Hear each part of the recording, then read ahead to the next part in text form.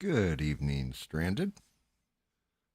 I would love to tell you Sheree is right behind you, and maybe she is, but she sent me a message and she's not sure if she's going to make it on stream. She might make it later. Don't know what's going on. I told her if she needs anything, let me know right away.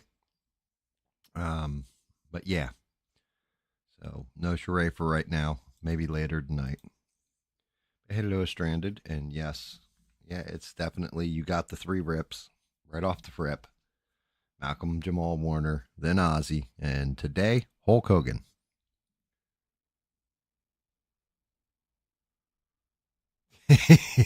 Jesus Christ, David. And the Dutch.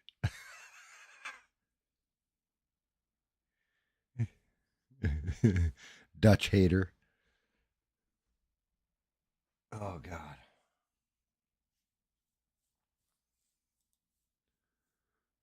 Been a while since I was able to paint. Finally able to. Is my mic low or does it need to come up a little? Let me see. Is this better? Or should I reduce it down a little?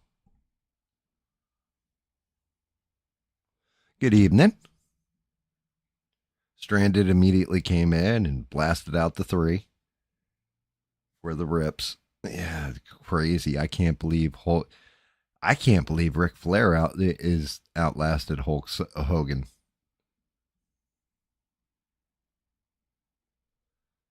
Yeah, I don't think Sheree's going to make it. Like I said, maybe she'll come later, but if not, that's fine. Full support to Sheree. Hey, she works hard. She's been there for every damn stream, and she needs a night off or something. She needs a night off or something. That's fine.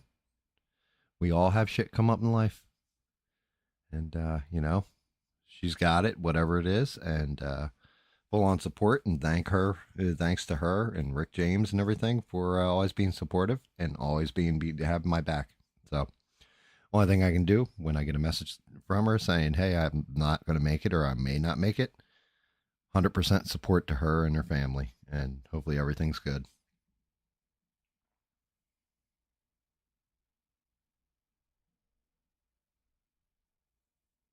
So yeah, I mean the Hulkster. Oh, let me let me drop the let me cut us over to what I'll be working on tonight. We'll be working on this little guy, the Teddy Scare. And let's see if we can't get him. Yeah, yeah. I like that 4K camera kicking in. But we're definitely going to be putting this little guy together. I may have to sand down the head a little bit on the joint. He's a cute little guy, right? He's got some eyeballs under that chin we're going to have to get to. So we'll do a little demon eyes there. Not sure what we're going to do in the mouth. Definitely have to do the tongue, pretty nasty looking. So Hulk Hogan, it's been a rumor for shit a couple weeks now, and I know you guys aren't real tuned into wrestling news and all this stuff. I think Eugene might be the only one who kind of follows wrestling. Bubba does, I know that. My buddy Bubba, shout out to him.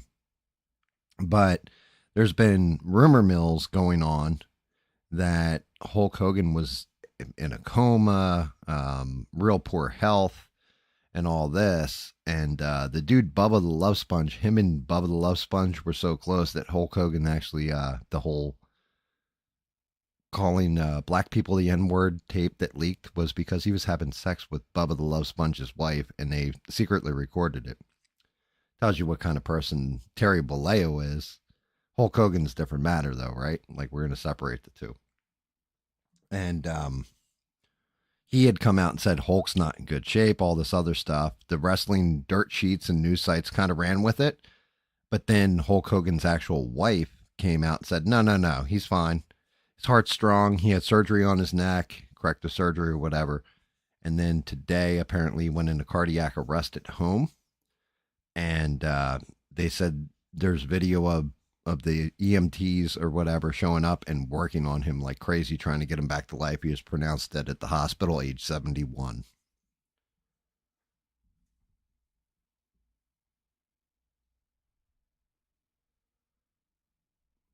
How are you, Devin? What's going on, Steve? Good to see you guys. Yeah, it's it is what it is. I mean, look, if we're gonna call it honest, like it is, you do steroids for a good chunk of your life, it's gonna beat your heart up. You're gonna increase the muscle size around the heart, and then when you stop doing steroids, well, that muscle size is gonna kind of shrink. So you have health problems afterwards, everything else.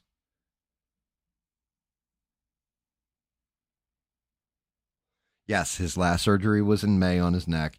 He had, I think it was something like 27 spinal surgeries from the slam impact and all that. Wrestlers were real hard on their bodies back in the day. Nowadays they're hard on their bodies, but they only work, like in ring work and stuff like that. Usually once a month. I mean, once a month, once a week. Once twice a week. But there was a time, like the time that Hulk Hogan was popular and everything else, they worked every day of the week and twice on Sunday. So they wrestled 8 times a week, basically, and rarely got time off. They'd get like little breaks here or there, but especially when you're the top guy like Hulk Hogan was, they work you to death. They really do. You're traveling. You're basically like a carny, like that's why it's kayfabe and all that carny language. Because you were like a carnival worker, you were expected to pack up and go to the next town, pack up, go to the next town, and driving 200, 300, 500 miles in the night. So no, it wasn't the shot. That's funny, but no, it wasn't the clot shot. No, he just old, beat himself up with steroids over time, and yeah, just worked himself to death, basically. I mean, look at everything he had going on. He had like Real American Beer, I think, was one of his latest projects. Then they were going to do. He and Eric Bischoff, I believe, were going to launch something with like amateur wrestling or something like that, and kind of put announcers to it, something like this. I can't remember. He's doing some kind of new sports venture.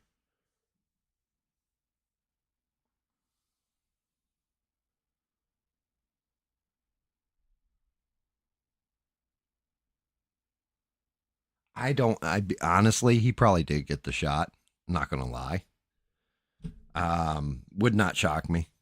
You're in the entertainment industry like that, and you've got to go to different places. Remember, Canada wouldn't even let you in the country unless you got the shot, for example. So if they did a show up there or whatever, and you didn't have the shot, they wouldn't even let you across the border at one point. But yeah, it's rest in peace, Hulk Hogan. He defined, if it wasn't for Hulk Hogan, well, now WWE, but back then WWF, when Vince McMahon compiled all the territories, Hulk Hogan was the guy that took it forward. He and Roddy Piper, I'm going to say, because you need a bad guy. If you don't have a great bad guy, well, what good is the good guy? Like you're defining each other in the ring and everything else. So without Hulk Hogan, Roddy Piper, a lot of the old classics, Macho Man, his family actually owned their own, the Papos, they owned their own territory back in the day. And Vince McMahon scooped up Leaping Lanny Poffo, and Randy Macho Man Savage is really Randy Poffo.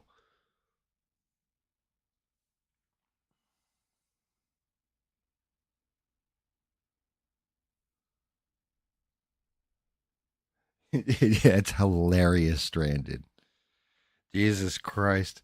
Talk about a wake up call. Um, Before I even get to painting, since I got enough of you guys in here, let's show you guys the two prototypes. So prototype number one. Before I knock over the mic and everything else, I might have to zoom out the camera. Pull the camera up. All right, hold on. Let me adjust cam.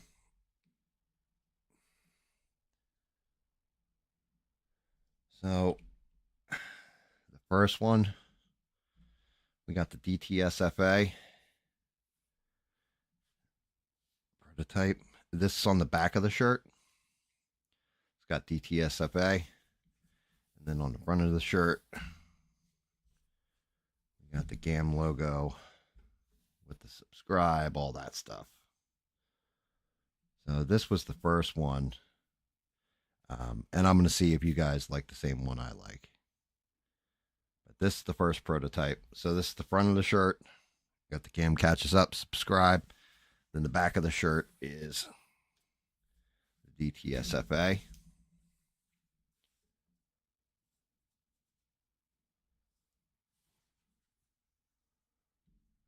And let's take a look at the second prototype. Second prototype. The front of the shirt, it's right on the left-hand side. We got GAM catches up, painting prints, talking smack, grinding games. Join the merry crew of misfits. On the back, the D.T.S.F.A. and then the GAM logo right below it. I actually like this design myself personally more. I'm thinking of moving the GAM catches up logo up to where the D.T.S.F.A. is and doing D.T.S.F.A. underneath. Sail the high seas. Yeah, I mean, it's definitely a possibility. These are proof or proof of concept shirts, basically, like what they would look like. The wife even include the play button on this one.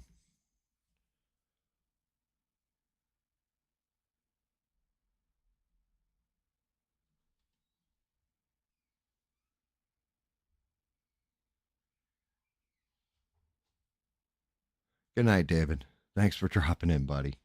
Thanks for smashing the like button and running. But yeah, I'm actually digging this layout, this design with the little bit up front, D.T.S.F.A., the GAM logo.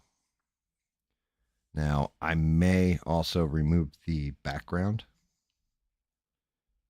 so that it's just the logo without the lightning behind it. What do you guys think?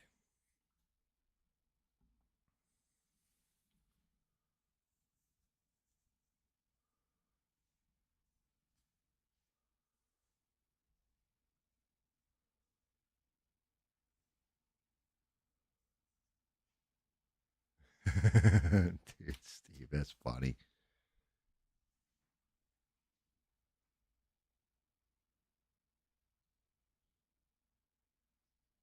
Yeah, I agree. I mean, definitely, it's got to be. The logo isn't as big as it looks. It's big enough where, um, and see that's the problem. Like the wife even said, like you need to try on the shirt, take pictures with you, like chest down from wearing the shirt or what have you. So this way you can show how big the logo is, everything else, because it's not overpowering. It's dead nut center. It's probably I don't know 10 inches long. Yeah, the D.T.S.F.A. under the logo, right? Like hooking, like almost like. Do I even have my pen handy? Let me grab my pen.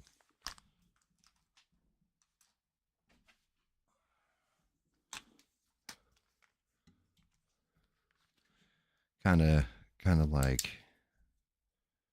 Let's see. And then the D.T.S.F.A. like that, like hooking under.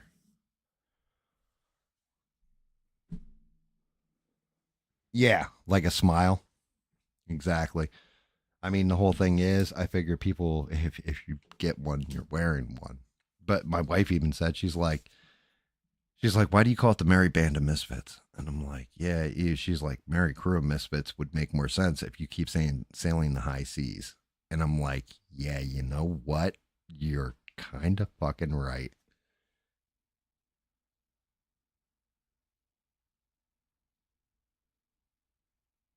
The D.T.S.F.A.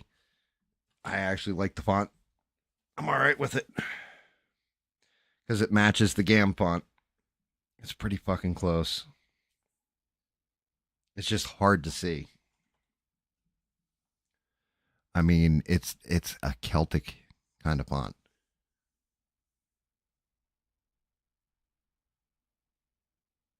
Like, so the first one would be then straight across. I don't think is it.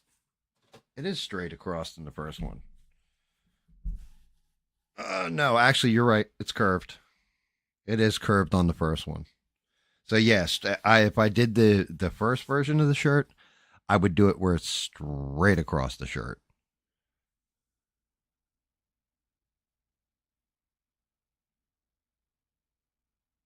Gamma wave and then D.T.S.F.A.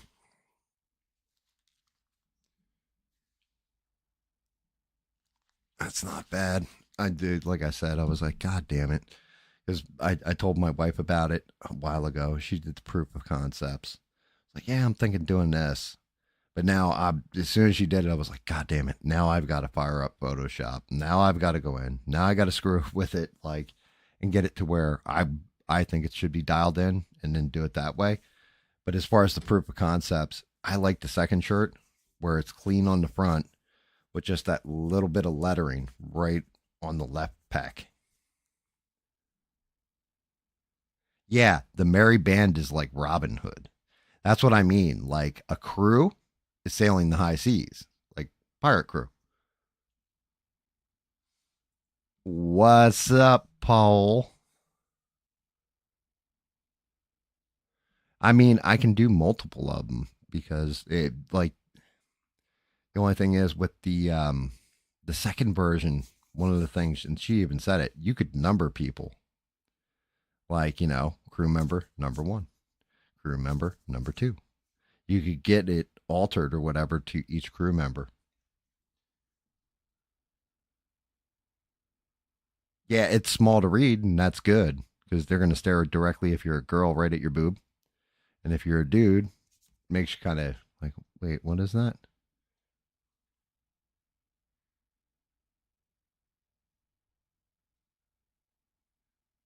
Rogue turned into makeup. Oh shit. I mean, oh, should we get into the three deaths or should we do the Fantastic Four first? Because, dear Lord, I took notes.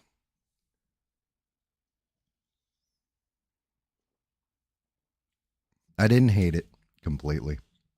I It's got issues. Definitely got issues. But it was the best Marvel movie and thing they've kind of done in a little while, too, in my opinion.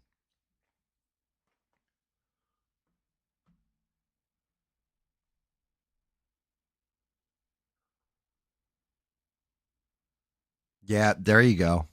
That's not a bad idea.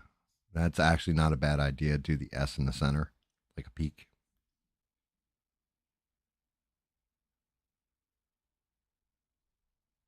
You're going to go see it next Friday. Okay.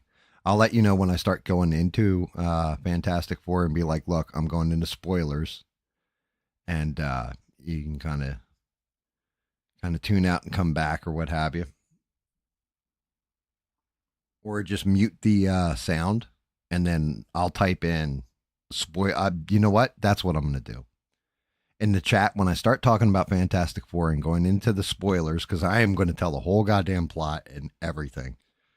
I will type spoilers in the chat, double check and make sure everybody in here like three or four times who does want to be spoiled, everybody can mute the thing. You can still watch or whatever. And then I'll type end of spoilers or something in the chat like this to let you know it's done.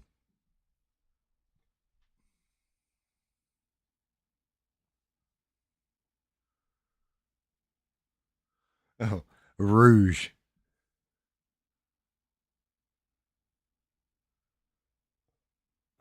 Rouge. Moulin Rouge.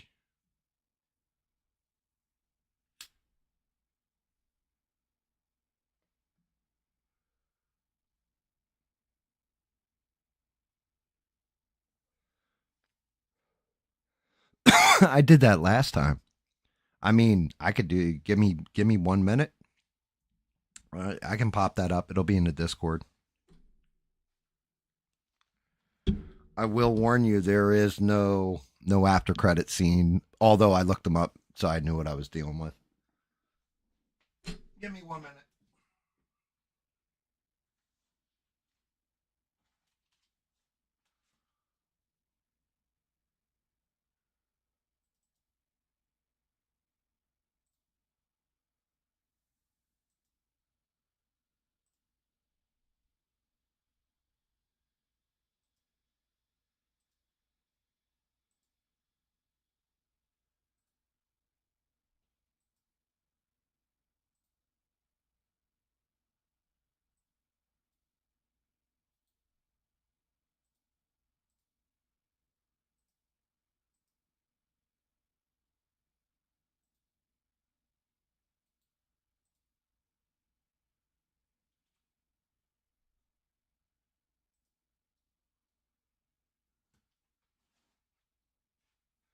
Alrighty.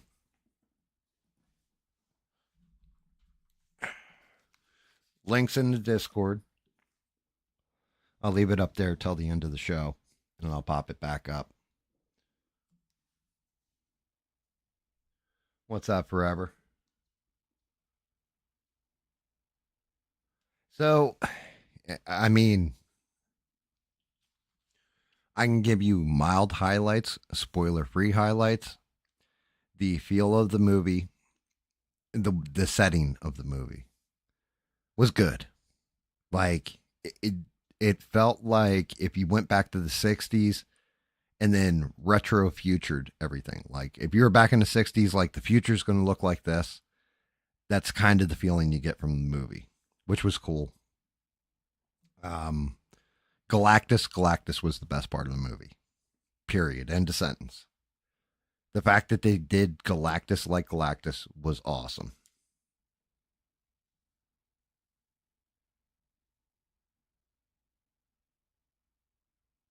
Yes, I so Superman the after credit scene.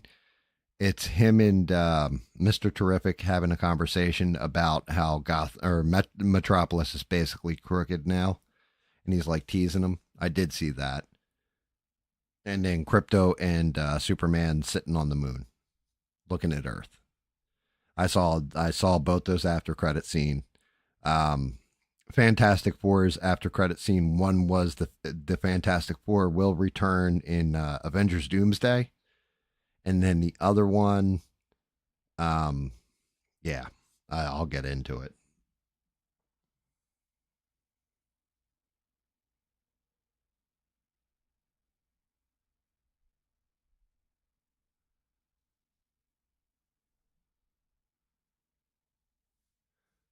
The district attorney general or the is that what DAG is?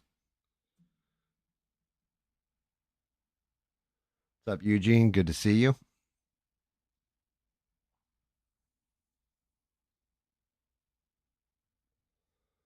So, um, yeah, yeah, the Epstein thing. I'm I'm I'm just like, what the hell's everybody expecting? We kind of know where it's going to go. We kind of know what's going to happen now, and it's going to be a whole lot of nothing. I think they're going to. My personal opinion is they're going to meet with Maxwell, whoever Trump sends, whether it's Bondi or his own personal attorney or whatever. They're going to go meet with Ghislaine Maxwell They're going to say, look, testify, leave Trump completely out of it. We got you covered. And you'll get a pardon. And, name people like Bill Clinton and this one, that one, the other one. Leave this one alone, that one alone, the other one alone. Guaranteed.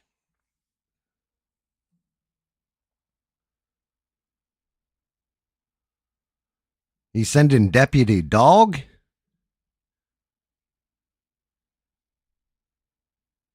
Yeah, everybody give Devin her popcorn.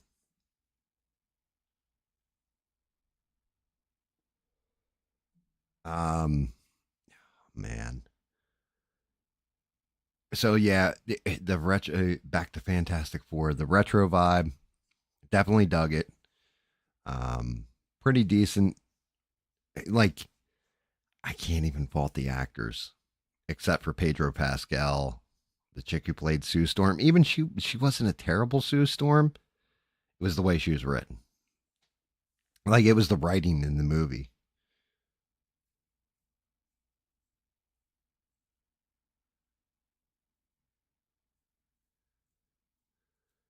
All right. Let's kill off Fantastic Four real quick because it doesn't even come out really. I don't think it launches till like midnight tonight. Right.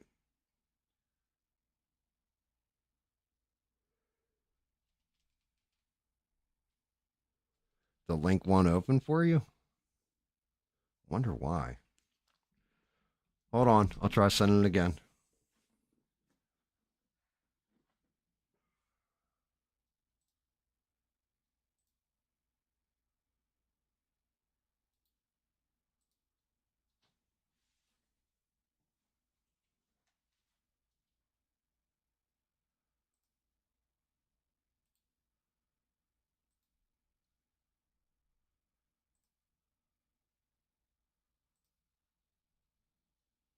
I'm going into the actual movie. Let me send the link, see if it goes right through.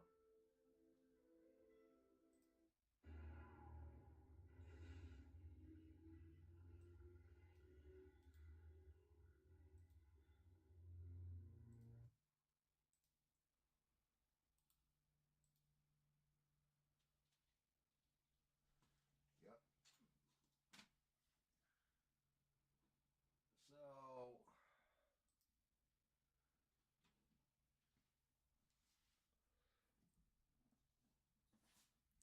So yeah, the link fired right up for me. Like I literally went right to where the movie is, and then you've got to click play, pick your player, and play a couple times. Just be careful. Make sure you've got an ad blocker. Yeah, I'll get into it. Stranded. Matter of fact, hold on. Said I was going to do this. Son of a bitch.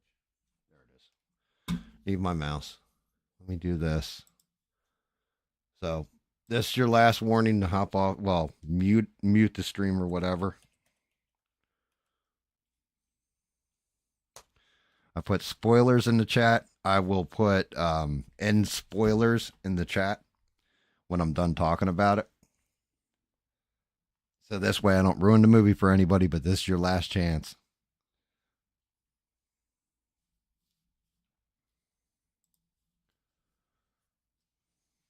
And we are going to start that in 3, 2,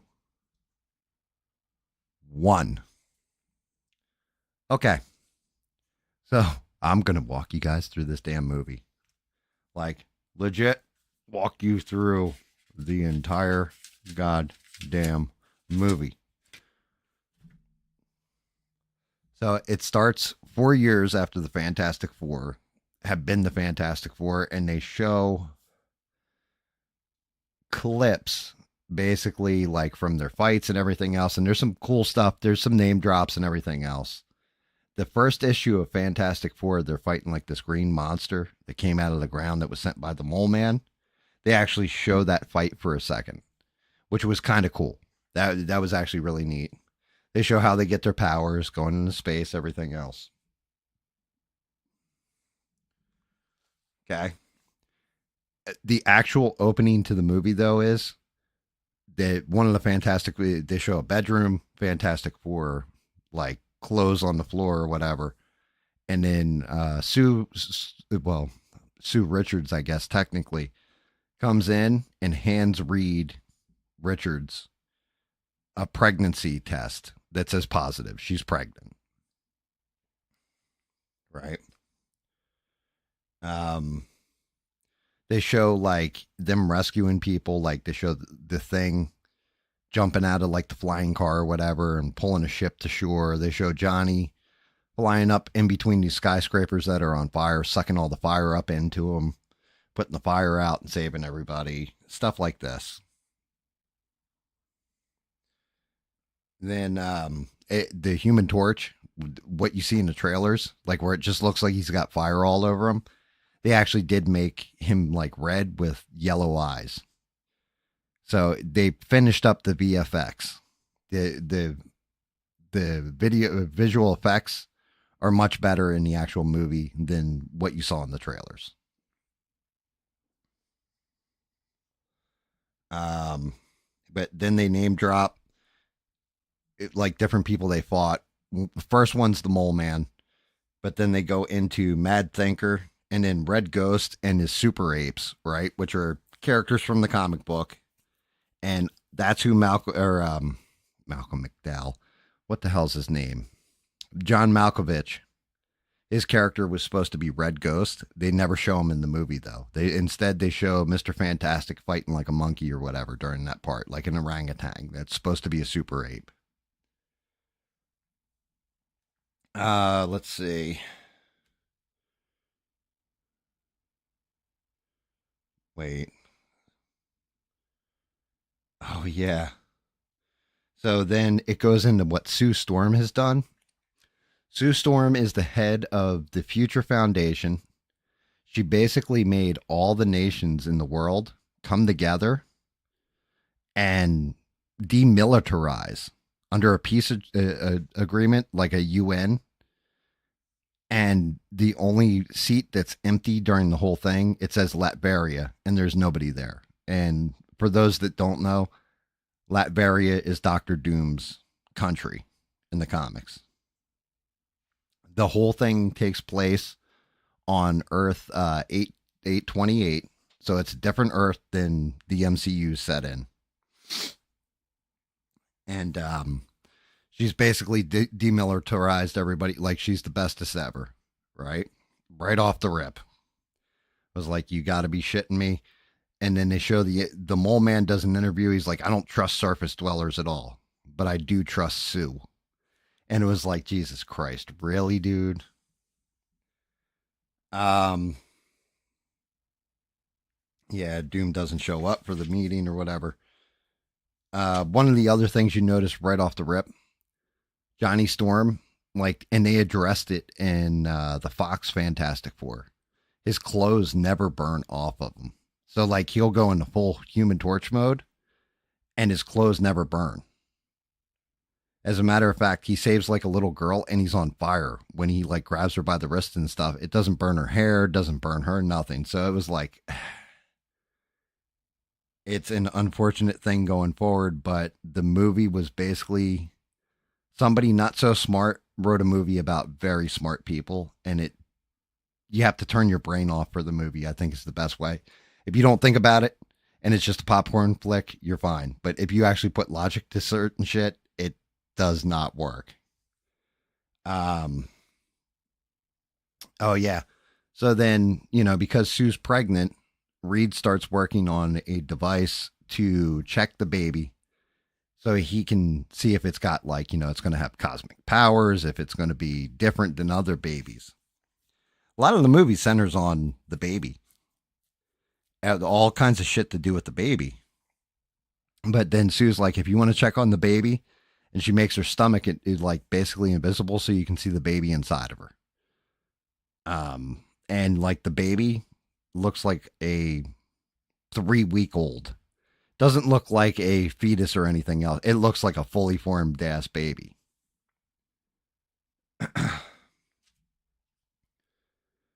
Let's see. They name drop Puppet Master, the Wizard, Diablo, because supposedly they never show him, But Reed's like, I'm working on this thing that lets me monitor organized crime in the city. And those are named as like the three heads of the biggest organizations. And for anybody in the know that knows the comic books, those are three villains that the Fantastic Four fights on a regular basis. Then, out of nowhere, while he's telling them, I'm working on this or whatever, meteors start raining down, and the Silver Surfer shows up, says that, I'm the Herald of Galactus, all that kind of stuff, and your planet has been chosen to be eaten by Galactus. So, yeah. Um, Reed is he's like always like kissing Sue's ass basically in the movie. Like, I mean, he's like very attentive to her, but he's also the butt of the joke a lot of the times. And he basically it makes a big point of she's going to be the first pregnant woman in space and all this kind of shit. But they all gear up, get ready to go to outer space, and their ship, it's actually called the Excelsior. So like Stan Lee, that was his big thing. Excelsior. They called the ship the Excelsior. Goes up, they go up in the ship and dock with this like ring. It's almost like Star Wars, where the Jedi ships, they would dock with the ring so that they could go to hyperspace or what have you. They do that kind of shit. And it's like a faster than light. They call it an FTL ring. They dock with it, and then they take off because they're following the Silver Surfer's signature. They end up coming to this world that's like, I think 13 times bigger than Earth.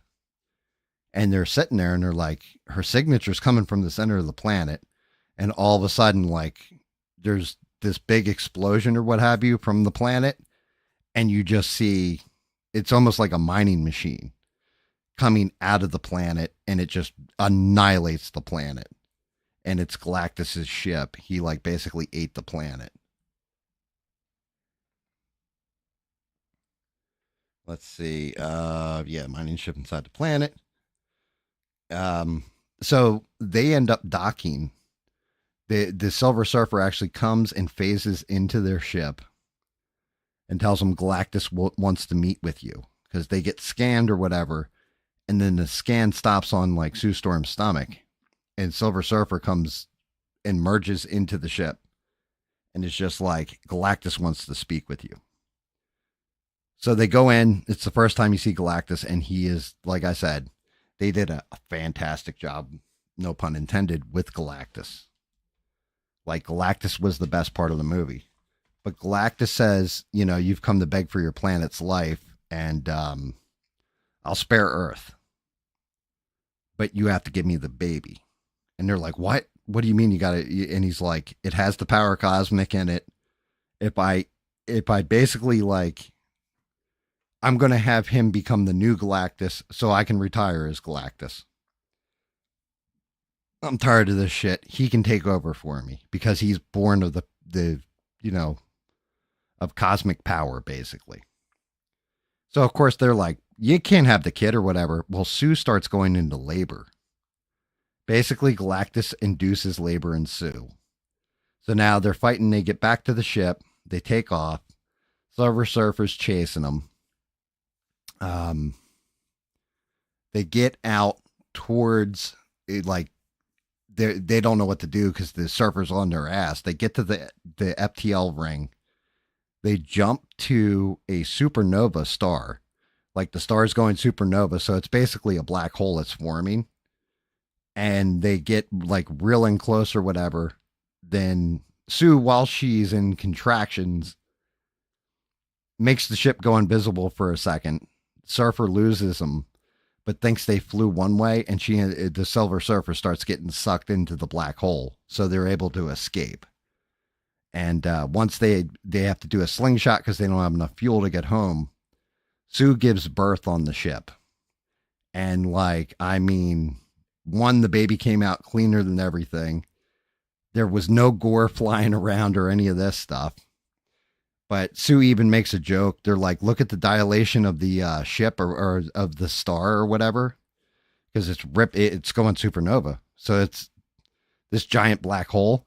And she's like, oh, it's nothing compared to my dilation or something like this. Like she makes this fucking weird ass joke. So from there, um,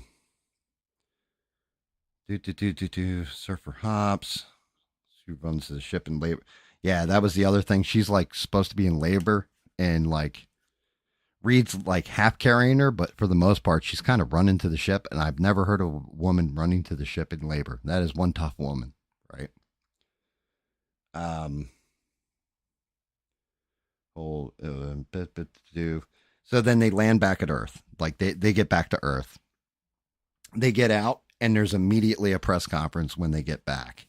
Like they literally walk off the ship, and Sue Storm is not even showing that she had like delivery or anything like this, which was redonkulous. But they do a presser, and Reed Richards tells everybody the truth. He's like, yeah, we tried to negotiate with Galactus. Galactus is going to destroy us or whatever. And he said he'd trade it off, but the price was too high. And the one reporter's like, what do you mean the price was too high? He goes, well, he wanted our unborn son. And of course, everybody's immediately like, wait, you didn't give him your goddamn kid? You could have saved everybody on this planet, including the entire planet. What the? Like everybody starts like kind of booing him. You know what I mean? Like sentiment is turning against the Fantastic Four that's beloved because they wouldn't give up their kid. And so Reed's like at least honest about it, but it's still jacked up.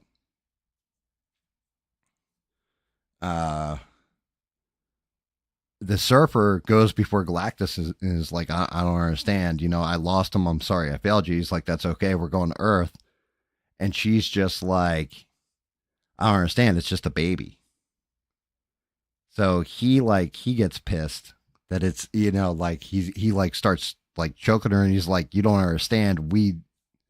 Like he's using like mental powers or whatever and choking the Surfer. And he's just like, look, I need that baby so I can stop eating planets because I'm tired of being fucking Galactus. And, you know, like, don't defy me.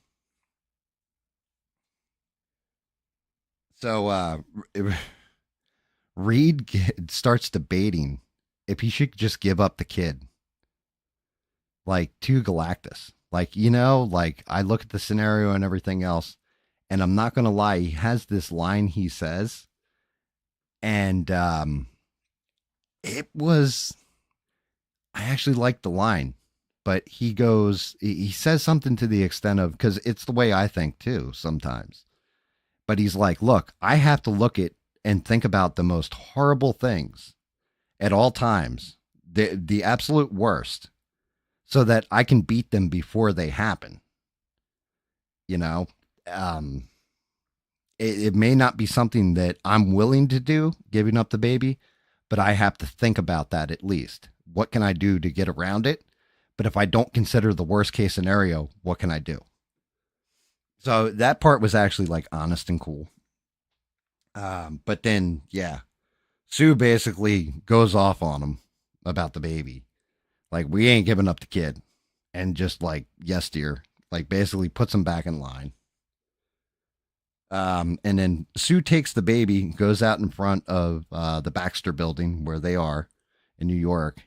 And there's a whole mob scene because they're all like kind of protesting Fantastic Four. She's on national TV, so international TV probably too. And she's holding up the baby and she's like going off like about her and Johnny losing their mother when they were kids and how mother's got to defend her child and all this kind of. She gives this real impassioned speech. And of course, public sentiment turns back towards the Fantastic Four and unites humanity because Reed's come up with a plan of, hey, I got this idea. This is how we're going to beat him. But it's going to take all of humanity, basically. So Reed's brilliant plan is early on in the movie, they show him teleport an egg, but it takes like a tremendous amount of power. So Reed Richards' brilliant idea is if we set up teleporters all around the world in different strategic spots, we can teleport the planet Earth to a different solar system and flat out it'll take maybe 1,000,000 years for Galactus to find us if we keep moving the Earth. And it's just like at that point my brain kind of hurt because I was thinking about it like, well, wait a minute, you're not talking about taking the moon with you. If you're suddenly going to move the Earth like that, wouldn't that screw up? Like, we're in certain conditions where the our Earth works. If you start jumping to different places, you're just going to wreck everything on Earth. So then the entire world gets together and starts building these teleporter devices, basically like points all over the planet. And this is where the thing starts growing a beard. The reason why is because he's using like, I don't know if it was like an angle grinder or what, but to shave off like rock stubble on his face. And he basically he's like reads like, yeah, we need to conserve power across the planet and all this other stuff. It's the only way we're going to have enough power to jump our Earth to a different solar system. So he stops shaving. Like he's like in the middle of shaving, all the power goes out, and he's just like, the hell with it, and lets his beard grow. So that's why Thing has a beard later on in the movie. Um, do. Yeah. So then they're about to fire up the teleporter nodes and move the Earth. The whole time you're seeing Galactus's ship get closer. So it gets to Jupiter. Then the news reports like he's at Mars now. He's getting closer to Earth. And then they're doing a countdown. They get to like 5 on the countdown. And all of a sudden one of the teleporter nodes blows up. Then another, and they show it's the Silver Surfer flew in and starts blowing up the nodes. So they can't teleport the Earth. And the Johnny, the surfer, had said something to him earlier on in the movie in her native language. Well, he found these old recordings that they were picking up on like subspace signal or some shit. And he compiled all, and Johnny, who is, a jock, hothead, just kind of he's a macho jock, right? Not much brains there. Translates her language and figures out like, oh, they're calling your name and all this other stuff. And it's coming from this planet or this planet where they're praising you. And then there's, every other planet that Galactus has destroyed, they're all cursing your name. So, this is what I figured out. And he puts together that basically the Silver Surfer sacrificed herself to Galactus so he didn't destroy her world. And then she chooses the world that he's going to destroy. And he confronts her with this, and it gives her basically so much anxiety that she ends up flying off and just has a nervous breakdown basically and flies off.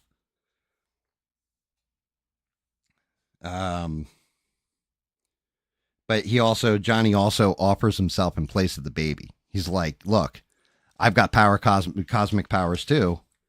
Tell Galactus, leave the baby alone and take me instead. And she's like, nah, he wants the baby. Sorry, you don't have enough cosmic power. The baby does. But that's after he already gives her like the anxietal breakdown or whatever. And she ends up flying off. So now Reed's got a new plan. His new plan is if we can get Galactus to leave his ship, come down to grab baby Franklin, and we'll put him right in the middle of Times Square because that's where the teleporter is in New York. We'll have him separate from his ship. We can open the portal, suck Galactus through the portal, push him through the portal, and it'll transport him somewhere out in space, like far away. He'll be without his ship, and he won't be able to get back for a long-ass time. So they set like basically the baby up and put it in a baby carrier or whatever and set it in the middle of the teleporter, what have you. Sue calls the mole man, has the mole man move all the citizens of New York underground into his underground like lairs or whatever to protect them. And then the guy who plays the mole man, I don't know if you guys have ever seen Cobra Kai, but he's that doof that the wannabe Cobra Kai dude. Like he's like a fat guy. He just like he played the same character in this. He was kind of goofy. But anyway, they move all the citizenry because they don't want, the people of New York wiped out. So they move them underground to protect them. Galactus comes down. He scans, he sees the baby. He goes walking towards the teleporter. And then the thing distracts him. Sue Storm uses her like powers and bends like one of the force bubbles into like a lens. Johnny Storm the Human Torch fires fire through it, and it basically acts like almost like a laser, and they laser his eyes real quick and blind him. And then switch out the bassinets, bassinets, the baby carriers, take baby Franklin flying back to the Baxter building, and then there's an empty carrier there now, figuring he won't, check it when he goes to grab it, because he's huge. He's ginormous. So Galactus, as he's stepping forward a little bit more, he scans again and finds the baby in the Baxter building, doesn't walk into the teleporter, and he's like, clever bugs or whatever. And now he's headed towards the Baxter building. But Galactus, 100%, looks like Galactus. Like, it was cool the way they did Galactus. CGI could have been better, in my opinion. It wasn't perfect, but it was definitely way, way better than anything else that we've ever seen. As far as Galactus is concerned, he wasn't like, human sized. He wasn't a magical cloud like they had in Rise of the Silver Surfer or whatever. It was cool. So the Thing is the first one to try and stop him. Well, no. Let me think about this. Johnny Storm starts hitting with fireballs. Doesn't do anything to him. He's still just walking. The Thing picks up an oil truck, throws it at him, and like a tanker, oil tanker. It splatters on him. He's like, Johnny, light him up, and Johnny sets him on fire. And then the Thing grabs a crane, swings it at him. Galactus grabs a hold of the crane and just whips his hand around and throws the Thing all the way into outer space almost. Like he's just breaking the atmosphere in outer space, and Human Torch saves him. They come flying back in. Reed tries to jump in on him, starts cracking open these things on his back and like draining his energy off or whatever. And then Galactus grabs him and like grabs his feet in one hand and his arms in the other and just stretches him out like a rubber band, like he's about to tear him in half. And out of nowhere, here comes the Thing with Johnny Storm flying him, yelling clobber in time. They smash him in the face, and they both get wiped out. Reed falls on the ground, wiped out. Sue Storm comes flying in. She's like chasing Galactus in that car, the flying car. Galactus, and basically crashes into a building. But she hops out. Galactus grabs the baby. Like he actually reaches right through the Baxter building, grabs the baby. And he starts walking off. He's like, but now it's time for me to satisfy my hunger or something like this. And he's walking back basically to his landing pod from his ship. And then Sue Storm pops out and is just like, yep, time to go, girl boss. And she uses her power and she like grabs his arm basically with her power. Then she starts grabbing him and she's pushing Galactus on no bullshit, like 4 blocks at a time. Just stepping forward and using her power and all this. And Reed kind of comes to, sees it. Thing, Johnny Storm, they all come to and see it. And he's like, you can't, you're pushing too hard. Like basically she's going to, kill herself using her power to this extent. And she's pushing him towards the portal. And she has to tell Reed, like, go rescue the baby. Because it's up in Galactus's hand. I keep calling him fucking Thanos too. And next thing you know, like, that's where you get that scene of Thing, because Galactus, as he's being pushed, he grabs a hold of a building with one hand to stop himself from being pushed. And that's where you see the Thing run through the pillars in the trailer. He does it so that the building comes crashing down, so that Galactus doesn't have anything to hold on to. Johnny Storm goes over, activates the portal. Galactus starts getting sucked into it. Reed jumps up, grabs the baby. Sue passes out. She's overexerted herself and passes out. And like Galactus is sucked through the portal, and they're like, "Oh, look, it worked!" Or Johnny Storm's like flying away, and he's like, "Look, it worked, Reed," because they're talking through like wrist walkie talkies or what have you. And then all of a sudden, Galactus's hand comes back out, and he starts pulling himself out of the portal. So Johnny's looking at everything, and he's got a countdown timer because the portal's going to shut down in like 10 seconds. So he's like, "Reed, tell my nephew that his Uncle Johnny loves him," and goes flying as fast as he can towards Galactus to go smash him back through the portal. He's about half a second away from Galactus, and here comes the Silver Surfer. Like, I don't know if you guys ever saw The Last Jedi, but Rose Tico, there's a scene where Finn is about to sacrifice himself to save everybody, and then the chick Rose Tico comes flying in, smashes into him, knocks him out of the way. It was basically that. The Silver Surfer comes flying in out of nowhere, smashes the Human Torch out of the way with her surfboard, hits Galactus square in the chest with it, knocks him back through the portal. She goes through the portal too, and the portal shuts down. So then Sue's now dead.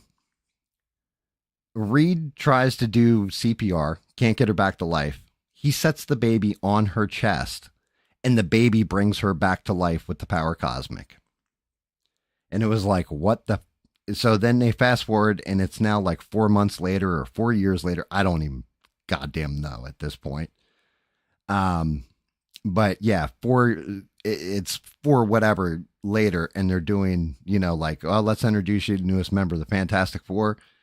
And all of a sudden, all their alarm or all their wristwatches go off for alert. They run out, and they have to affix a baby seat in the Fantastic Four car. And it takes the three guys, like, no shit, the last 3 to 5 minutes of the movie to figure out how to get the car seat in. And they finally get it in, and that's how the movie ends.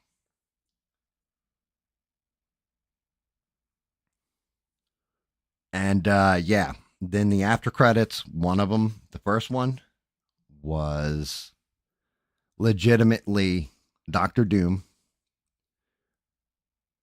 Basically, the first one was Fantastic Four will return in Doom War. The second one was Franklin in his crib or whatever. Sue goes into the other room to grab his favorite book to read to him, his favorite nighttime story. And it was Charles Darwin's book. And she basically goes and picks it up. She starts walking back, and all of a sudden she gets like chills up her spine or whatever. And she just like activates her force fields on her hand, goes walking in, and you see the back of Doctor Doom with the cape and everything else standing there looking at Franklin, and he's got his mask in his left hand, and he's like kneeling, and he doesn't turn around or anything. You just see him from the back. And that's the second after credit scene. Like I said, the retro vibe to the movie was decent. Um, just the plans that Reed Richards came up with and the way they cucked them out sucked. The actors did a good job in it. Yeah, give them credit for what it was with what they had to work with. They acted like Johnny Storm. They acted like the Thing.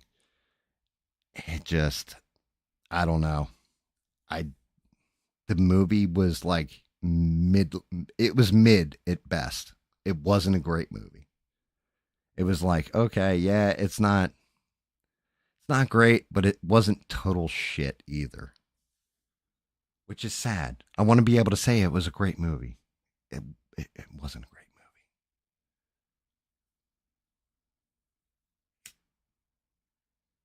movie. But yeah, that's basically, like, I give it a 5 out of 10. It was right in the middle. Yeah, I guess I can turn off the spoiler alert, huh? But yeah, guys, that was the movie.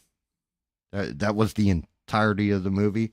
It was Girl Boss because Sue Storm basically If you had knocked the thing out of there, the only thing she didn't do was activate the portal herself. That's the only thing the men really did in that scene was just activate the portal. But she basically threw Galactus through it, and then the Silver Surfer came flying in and knocked him back through it. So it was the two girls basically took down Thanos when you really break that shit down. So it was exactly what I heard. Um, it it just it wasn't completely woke, but the woke parts of it definitely jacked stuff up. It doesn't save the Marvel universe.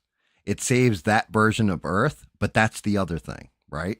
So now there's got to be something else that happens where they end up in the main Marvel universe because the after credit scene in Thunderbolts, you see the Fantastic Four ship, and it's like we picked up something entering through subspace, and then it's the Fantastic Four ship. That's the Thunderbolts after credit scene. So something has to happen that destroys that entire universe. But it doesn't save the Marvel universe. It just delays everything, basically. Because eventually Galactus is going to come back. He's got to figure out where he parked.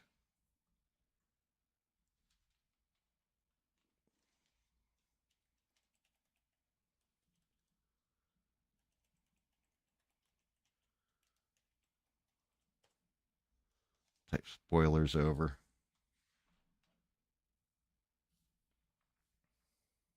It just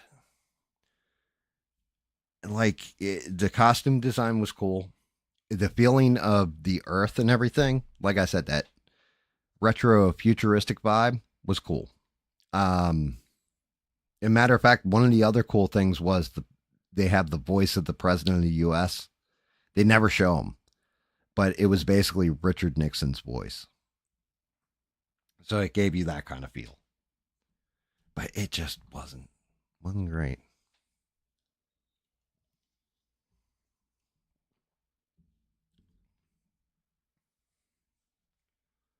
It was it was goddamn. And as I'm watching the final battle in the movie, Bubba calls me and is just like, Hulk Hogan died. I'm like, what?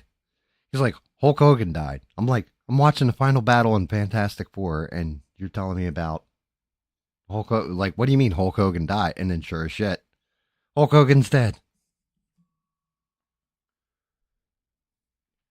Like, out of the three deaths, it's sad that we lost Ozzy. It's sad that we lost Hulk Hogan. The only one that's truly tragic is Malcolm Jamal Warner dying because he was just swimming at 54 years old and died. The other two had long lives and everything else. Now, the other two are way more iconic, but Malcolm Jamal Warner was kind of a surprise death, you know?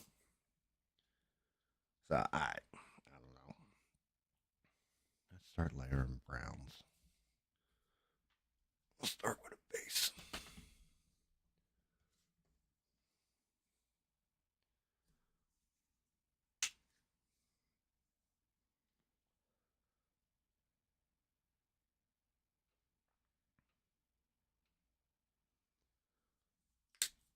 But yeah, if you go see Fantastic Four, just turn your brain off for it and you'll be all right. If you think about it too much, you're going to find all kinds of plot holes.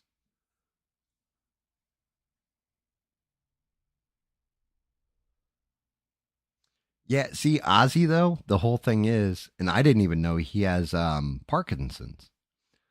He's had Parkinson's for a while now, so he kind of knew his time was coming. You know what I mean? He had a full life. He was what 76 when he died. Hulk Hogan 71. So they're not like super old, but they're definitely older. Ozzy Osbourne, of course. Come on now. You're going to tell me he didn't like beat the hell out of himself with drugs and alcohol over the years? He's the godfather of heavy metal, you know? And then Hulk Hogan, like I said, there's a point in time where steroids were very prevalent in wrestling because they weren't even illegal yet. And yeah, Hulk Hogan doesn't shock me because you're going to destroy your heart over time. But Malcolm Jamal Warner shocked the hell out of me.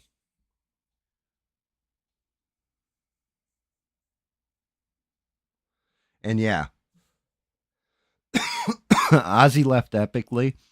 And even better was that he did the farewell show with the original members of Black Sabbath. That's amazing. He went out the same way he kind of came in.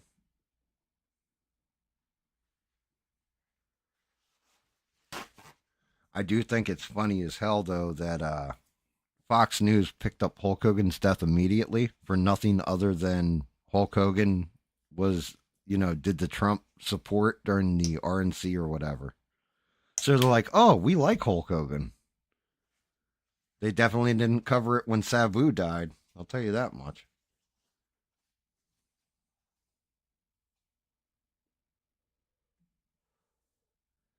Definitely did not cover it like that when Sabu bit the farm. Should I start on the back? Let me start on the head. I already got some down. Let's just see what colors we're getting here.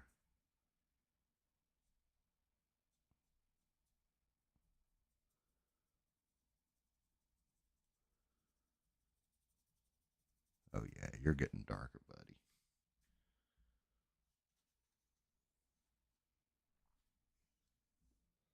I mean, Ozzy's amazing. I've never heard someone who right, and I can talk, and I was messing about in me helicopter, and then I was and then helicopter. But then when he sings, it's like pitch perfect. Every word you can understand, just clear as day. No mumbling. But when he's just normal talking, Ozzy was like impossible to understand. You were like, what the hell's he even saying?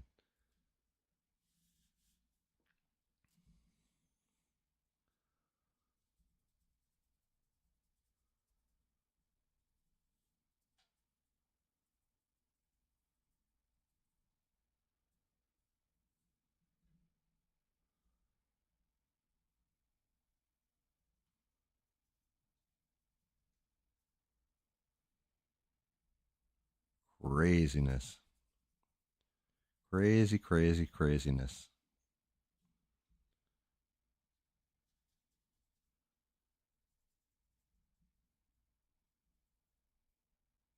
But yeah.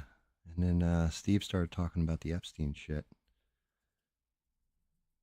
They are definitely going to go to Ghislaine Maxwell. Only thing is, I think Congress is out of session till September, so I don't know what they're intending to get in that regard.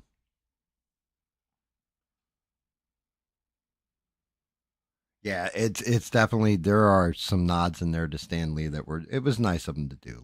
Like I said, when you call the ship the Excelsior, that was cool. Um,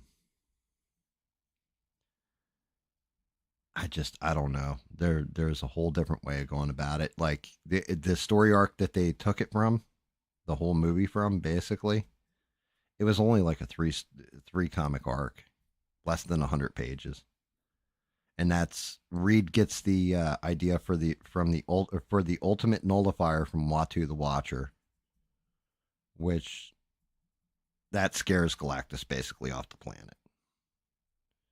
And it could have set up like they use the ultimate nullifier and then end up destroying the entire universe by accident, and that's how they go and end up in the main Marvel universe. Like they basically they're refugees from it, from their Earth that Reed wrecked.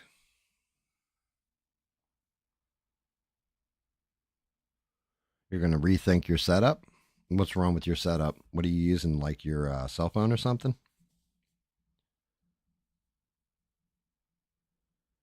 Because if you're just using the cell phone and a mic, like you don't need a fancy camera to be doing this. You really don't. I'm getting the heavy. God damn it! I gotta stop doing that. Scares me every time I like start grabbing for the camera.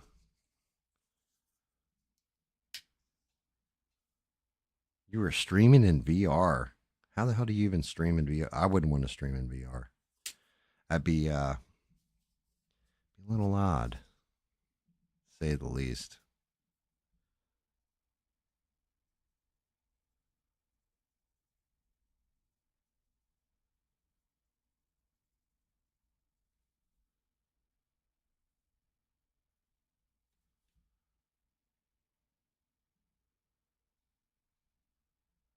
Yeah, I would think it would be kind of dizzy to watch.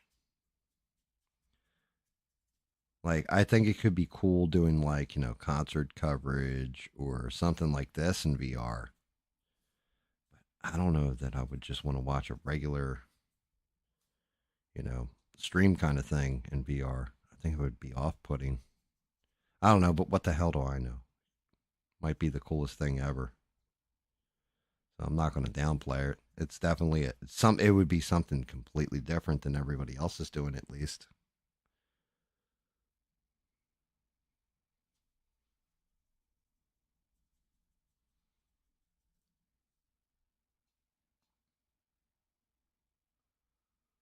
Yeah, even if you're sitting in place, then it's going to scan everything in the room, right? To get that 3D effect. I'm not sure how that shit works. I'll be honest with you.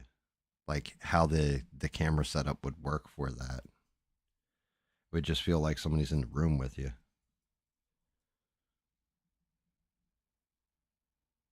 should definitely screw you up.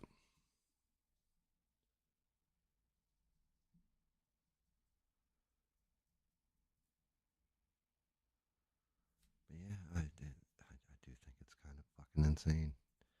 Had kept waiting for that third one. I was even saying the other day, like when Hulk Hogan died today, David messaged me too, and he was like, "Yep, there's your third. You were saying there's going to be a third, but it's always celebrities always die in threes for some reason. It's always three big deaths. It's the second wrestler to die this year too. First one being Sabu. What just happened to my brush? Did it really just push in? God damn it!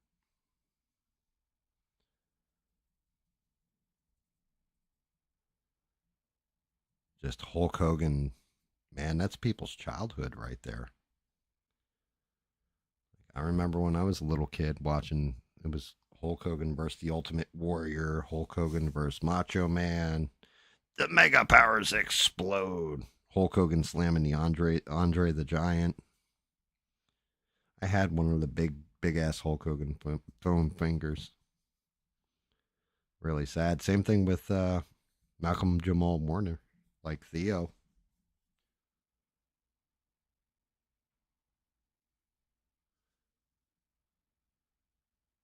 They got virtual cameras. That's kind of cool. I mean, I don't know. Like, are you using a virtual avatar when you're doing it too, or are you actually on camera? 'Cause if you're using like one of those, God, I don't even know what the hell. I guess it's just a virtual avatar. I've seen a lot of people use those things. I don't know. I could never do that. I know there's some people that make their videos and they do animated versions of themselves or what have you. I never got further than, oh, that's a pretty cool concept. I never looked into it. I thought it would be kind of weird to do a virtual me. You were just testing. Yeah, you're gonna have to tell me how that works out. Um, definitely interesting concept. Definitely an interesting concept. Yeah, shout out to Sheree, greatest mods on these interwebs. Mission Night, sis. Shout out to Stranded too, somewhere out there in that chat. And of course, shout out to you forever being here, Steve. Probably get a drop in from our roving reporter Rebel soon too. What's the latest haps on the crafts? If you guys are still in the chat with Twitter, anything good? or is it just a whole bunch of people going off about Hulk Hogan? Because some people are going to go off in a negative way when it comes to Hulk Hogan. Be like, I'm glad that racist is dead. I'm glad that, that Trump supporter's dead or whatever. Which is kind of screwed up. Yeah, I mean, Xbox through VR, I would be, I don't know. I don't know if I could do that. I don't know if I could handle that. My brain would dissolve out one of my ears, probably. It may not be good.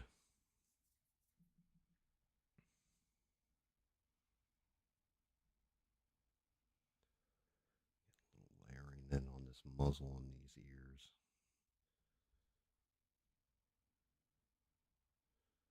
I know where to paint with the other brush or the other paint.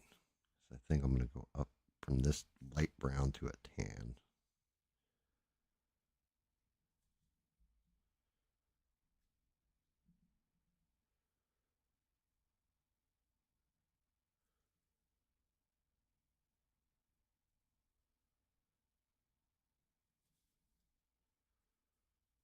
Cover them back over.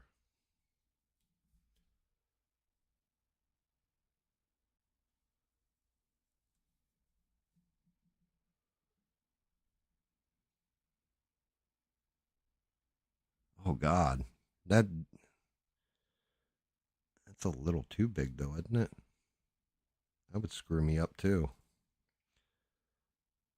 I find that even when I went up to 65 inch from 55 inch, a little too big. Just a little too big. Where the gun didn't look right in my guy's hand if I was playing Call of Duty. You could definitely see some of the smaller things into the bigger things. Definitely look cool.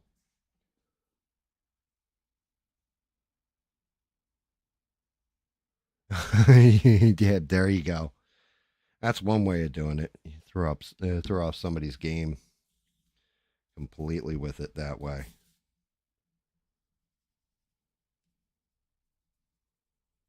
Get into a really rich brown. Paws are the same color as the mouth. This thing's going to be creepy when I get to the maw. Granted, I got to nail the outside first. Outside and the muzzle and everything first.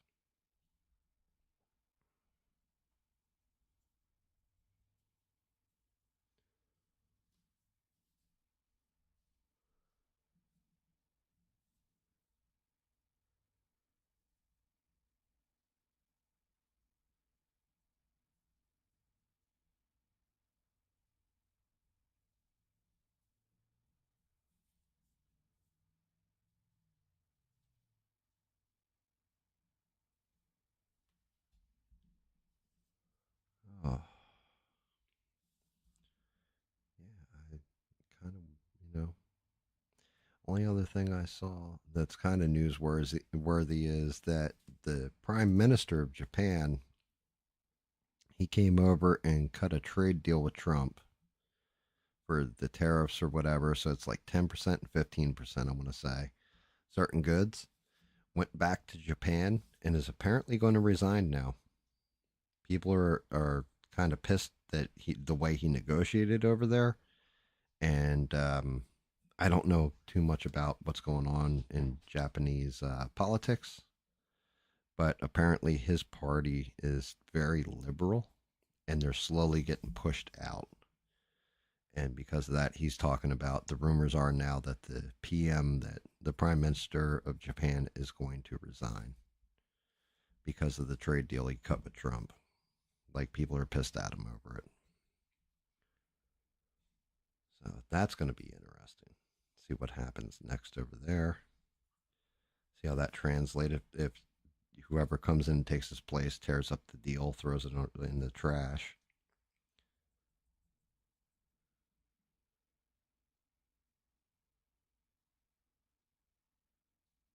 It's relatively easy. It's getting into the tongue. when we start getting into the tongue, the back of the mouth, the teeth in particular. So I figure we can work in, like, I'll start with, of course, you're going to start with white, you know what I mean? But then I want to do maybe some brown streaks in the teeth, go fading into a yellow, give them that kind of grody look.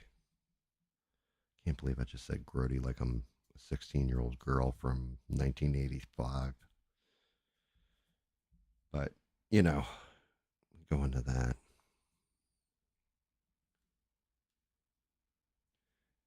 So in the tongue will be, it'll be a pink, but we're going to have to find a happy medium on it so it's not ridiculous looking. Like maybe get a little gradient in there. So that'll be a couple do-overs or whatever. But yeah, it should actually be kind of a fast paint job. Um, Tomorrow night it's going to be me and Smurf jamming again for Valheim, I think. Granted, I'm going to have to paint his fur like 2 or 3 times to get the right tone going on with it and everything else, so he actually gets into being a teddy bear.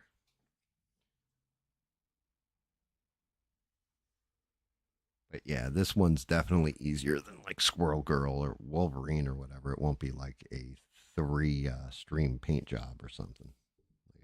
It's basically a one and done.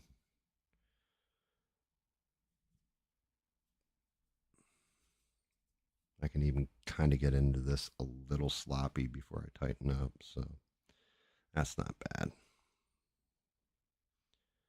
Not bad at all.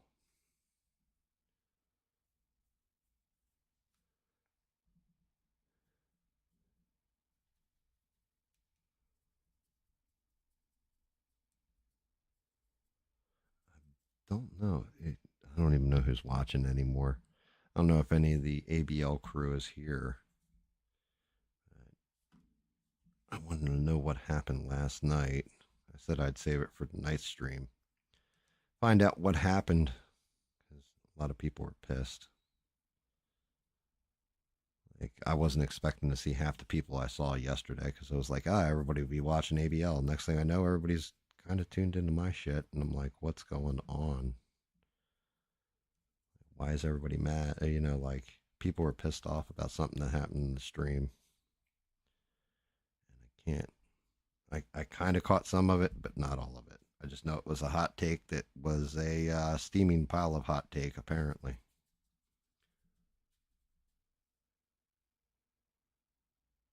You don't know what happened, though? Um, yeah.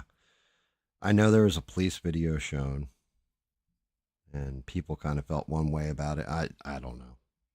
I can't get into it without other people like chiming in about it. Oh, I forgot. How the hell was F1? Was that actually decent? Like, is that worth watching?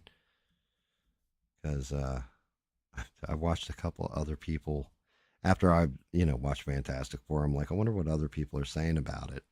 And apparently, one of the trending things is super fantastic. People debating if Superman's a better movie or Fantastic Four is a better movie. They're both out now or whatever. And the guy was like, yeah, if I had to choose between F1 and Superman, if I had to choose between Fantastic Four and Superman, I'd go watch F1 because it was the better movie out of those two. So I didn't know because I know you had seen it, Stranded. Is it actually a good movie or was it just entertaining?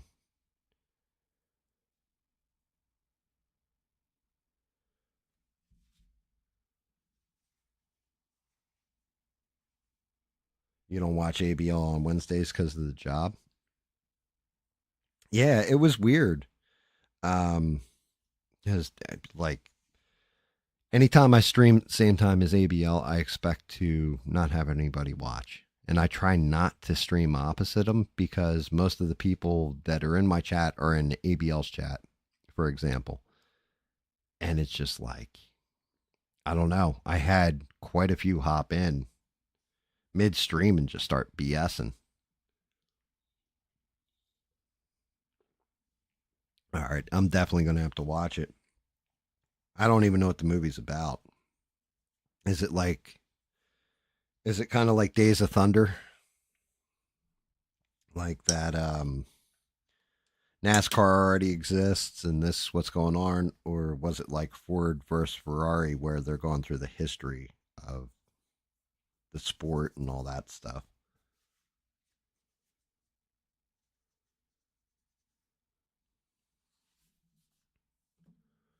All right, let's start bringing him to life.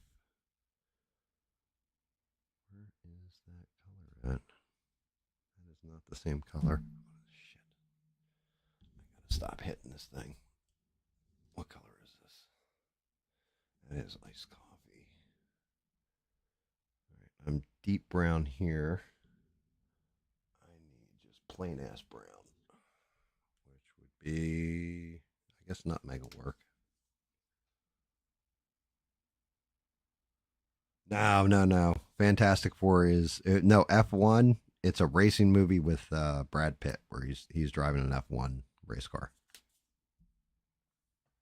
And people have said like it's really good. Apparently, everybody's like, yeah, it's actually real good. Which I'm always late to the party with shit like that. What's up, Eugene? Eugene, were you in AVLs? You had hopped back over to me last night. What was the whole deal with that? Like, what exactly happened?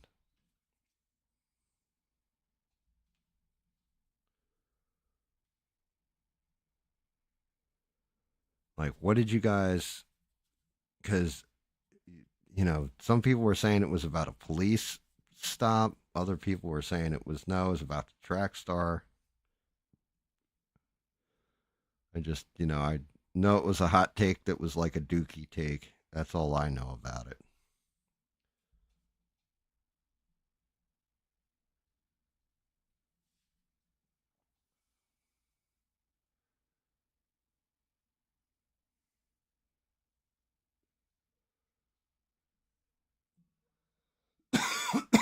But I was curious, like, what was the entire story there?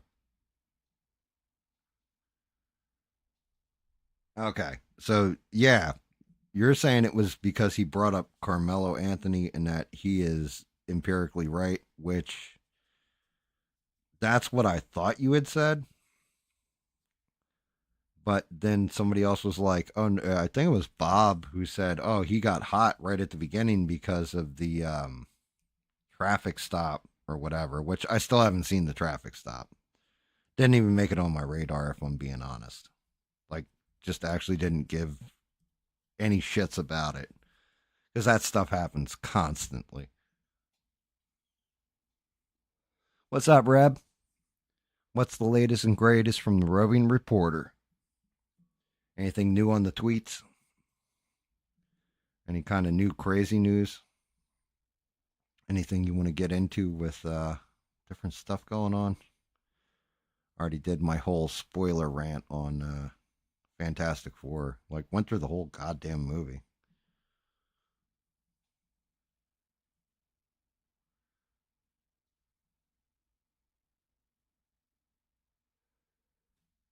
That actually sounds really cool, Stranded,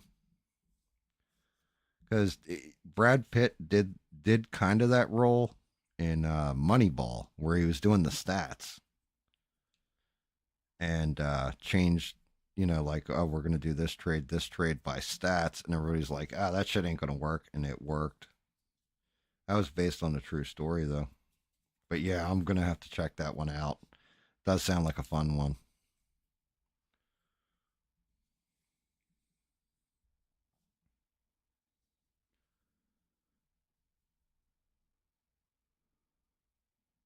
Yeah, Hulk Hogan. Yeah, Malcolm Jamal Warner, Ozzy Osbourne, and Hulk Hogan. So there's your three, and it should end there.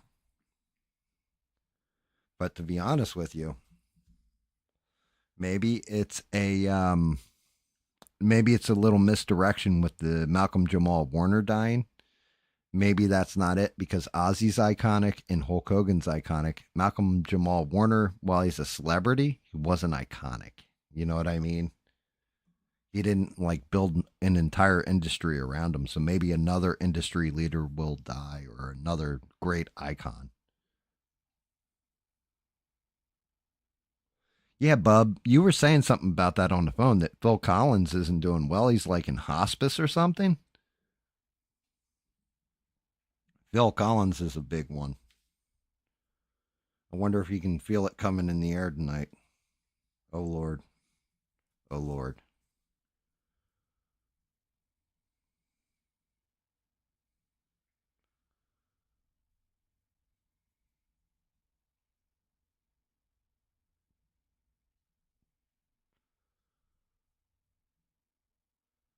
Yeah, that'll be crazy to say the least if Phil Collins kicks it too.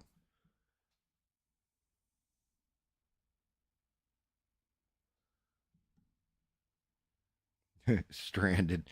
Yeah, out of the two movies, I think as far as the two movies go, I like Superman better than I like Fantastic Four.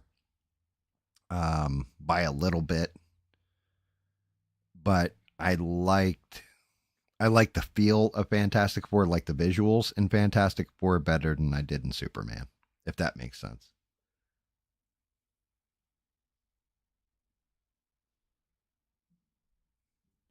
Like it was just there was parts in the story of Fantastic Four that hurt my head because you stop and think about it and go, yeah, no, no, I would have to be completely disconnected from reality to think that's a genius plan. Yeah, Bruce Willis, I know has been jacked up for a while now. That'll be sad. I still remember watching him on Moonlighting,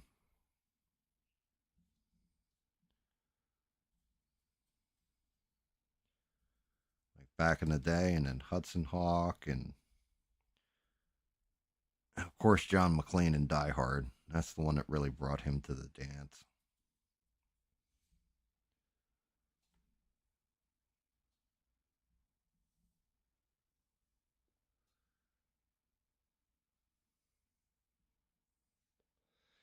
It's not terrible that our heroes are getting old and dying, Bub. I think the terrible part is who are the heroes that have replaced them? That's the terrible part. Like you think about it, who do we have left?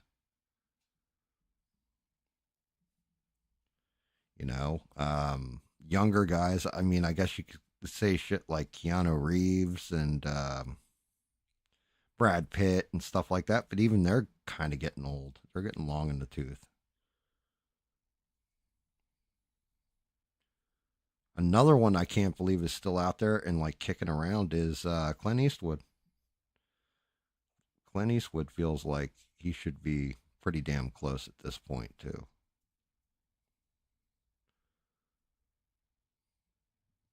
I can't see Schwarzenegger or Stallone kicking it anytime soon. They're going to be around for a minute.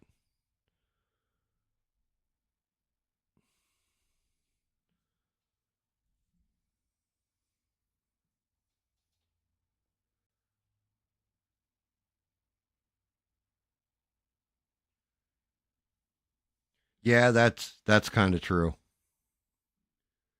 Yeah, like the thing is though, with Superman, that's one of those questions. Did Mister Terrific make Superman's glasses? Because oddly specific on how they knew all that. Now, granted, I mean he had technology at the Fortress of Solitude with the robots, but I don't know. I'm gonna go to it was Mister Terrific.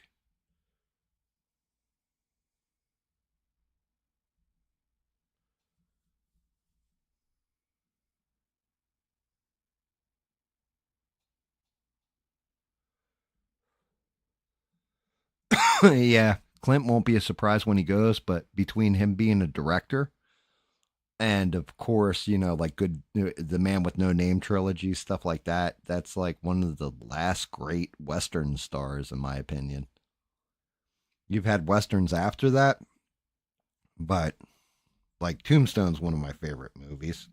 That's a western, but Clint Eastwood was known for his westerns at one point in time, the spaghetti western. So when he goes, it's going to be like almost death of a genre. Not going to lie.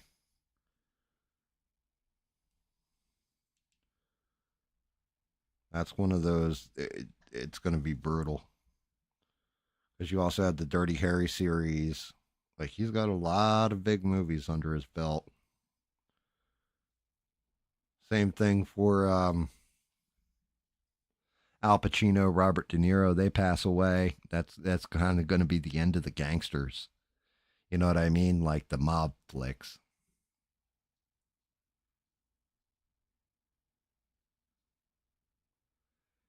Oh, really, Rebel? Oh, so you're following up now. You're going to figure out who. Guess what? Guess who called it? I don't know if I had said this on stream or not to you, Rebel, when I was discussing Lobo. I was like, they actually have an opportunity. I wouldn't be surprised if Lobo's the villain or gets introduced in Supergirl. Apparently, he is going to be introduced in Supergirl. Like when they, because that's the next DC movie that they're doing is Supergirl. And Jason Momoa is set to play him.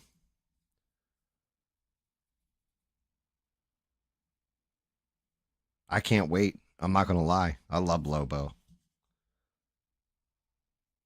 My wife had to remind me. She's like, you know who they based Lobo on, right? I was like, no. She's like the biker from Raising Arizona that hunts down the baby.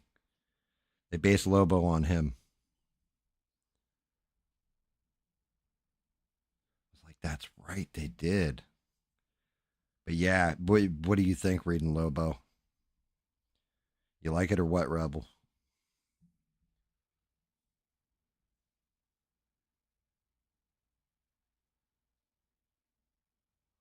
Um, so Guy Gardner is a dick in the comics. Green Lantern is that Green Lantern in particular, Guy Gardner, Stranded, is a dick in the comics, right? I didn't like that they portrayed Ma and Pa Kent like bumpkins. Um, but I the part that I actually despise in Superman is the fact that Jor-El sent Superman to Earth to conquer it, not ingratiate himself to the people and be a force for good in the world. Like they sent him there to basically like, you are now the new version of Muhammad where you're coming to Earth and you're conquering it and spreading the Kryptonian seed, so to speak, through a harem. Like it was like, what? Like, wait a minute, hold on. Squeal the brakes. No, Jarrell sent him his only son as hope to Earth to guide humanity to a better place in the future, not to take it over, reproduce, and bend it to his will and become a conqueror.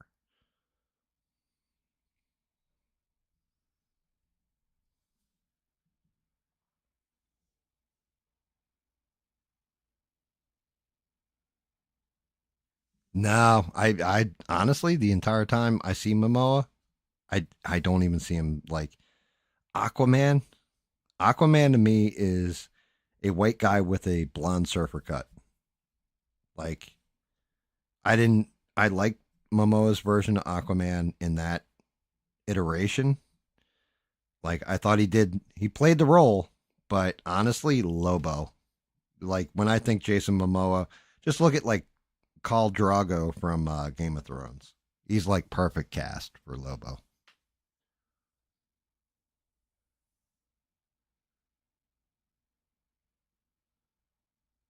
Oh, the San Diego Comic Con, yeah. San Diego usually has the best one, and then I think New York has the second best Comic Con, if I'm not mistaken. I've never been to Comic Con.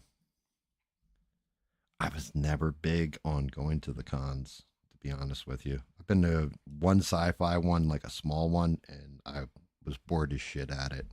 Everything was kind of overpriced. People weren't really dressed up at it either. It was like a smaller one. I think if everybody was all nerding out and cosplaying and all that, I probably would have had fun. But people were like,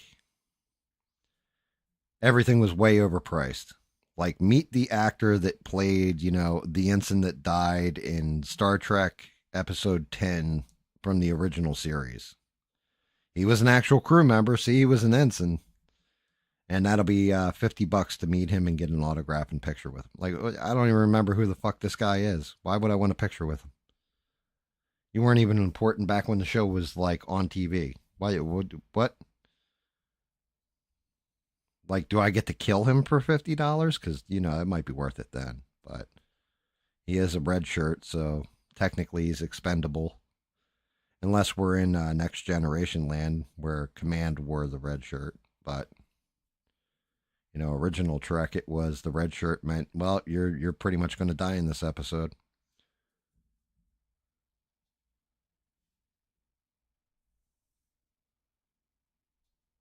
Yeah, well, it depends.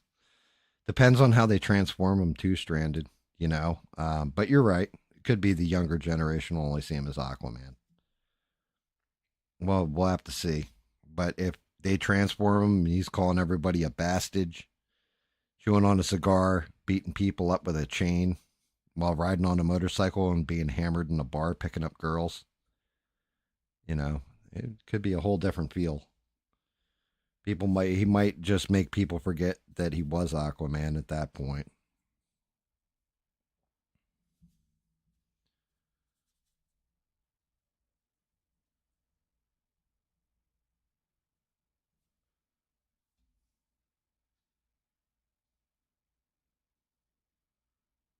And you got Todd McFarlane to sign a couple comics, or did you buy the comics already signed? Because Todd McFarlane, he was at every one of the Jesus, what did I go to? Like 8 of the store manager conventions for GameStop, and they used to sell the Todd McFarlane figures. And he would go and he would sign anything you brought to him. Like, he was really cool about it. Like, I mean, even old Marvel Spider-Man comics.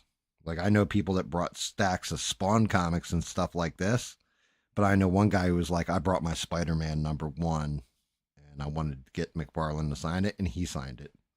He was actually he was really nice about it and liked the bullshit. They had all the prototypes for all the new action figures that we were going to be carrying in store, stuff like this. Matter of fact, I pre-ordered all my Twisted Fairy Tales. I'm like one of the only people. They did Twisted Fairy Tale figures, like Peter Pumpkin Eater, and he's got his wife all chopped up and stuffed in a pumpkin. Yeah, he's Alien Wolverine. That's a good way of putting it.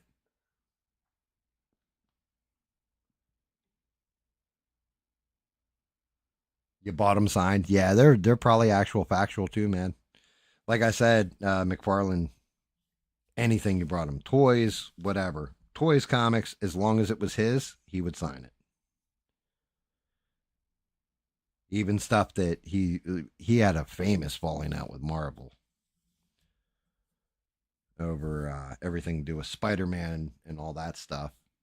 They wanted it done a certain way, and he was like, "Yeah, no, that's not the way I want to take Venom. I want to do him more like he's a Spawn character, to be honest with you."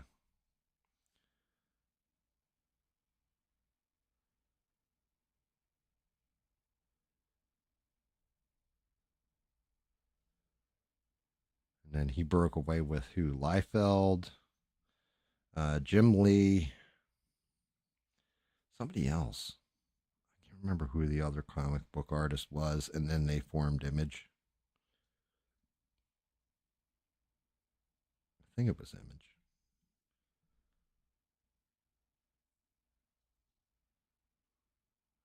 Yeah, see, Steve saying that the ABL thing wasn't about Carmelo Anthony. It was about the police stop.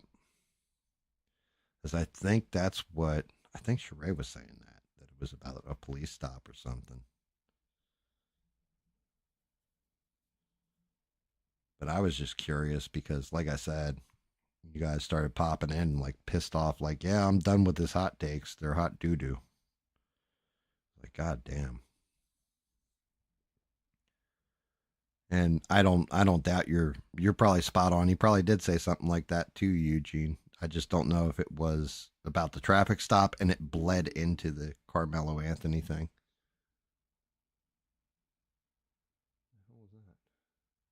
Oh, Carmelo was thrown into the mix too. Okay, there you go. That's gotta stop looking at, like, if you're gonna do law coverage and stuff like that, you can't look at through a lens of race. Basically, you got to look at it as the law's blind. If that was a white guy they pulled over, would they be doing the same thing? You know what I mean? Unless the guy's suing them for racism or suing the cop for racism and taking it to that place, then that's when you can go into the race part of it. Like, yeah, it was racially motivated. The cop was racially motivated when he pulled me over or whatever. But outside of that, it should all be okay. Did he do this, that, and the other thing? Like on every traffic stop, would it always be the same way, regardless of the color of the person? The law is supposed to be blind. It's supposed to just be the law. And as a sworn police officer, that's your job. Uphold the law. Hell, even RoboCop, that was his first job. Uphold the law.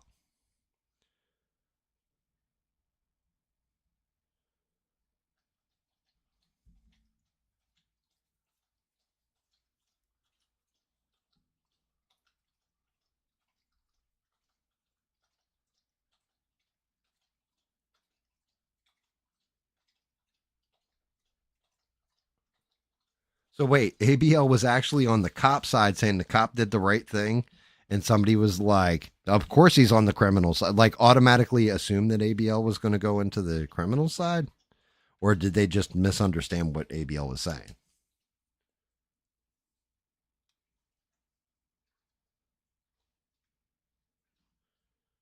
Like, was it just a simple misunderstanding? Because misunderstandings happen, you know. And then there are going to be people that assume that probably don't watch the show. The fact you can't even say who it is, Steve, tells me it's not somebody who watches that show all the time.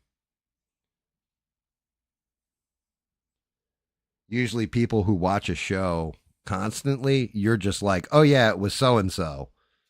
It was this person, and they were being a dick.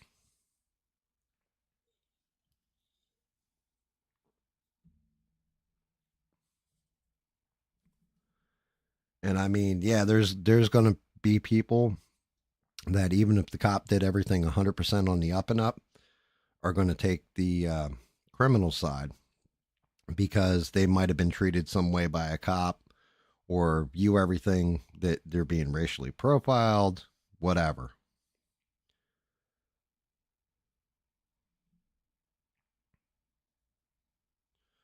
I just know if a police officer pulls you over, yes, sir, no, sir, here's all my shit, sir. You know, be compliant, even if it's to your own detriment. Solve it in court later. Um, don't be a dick.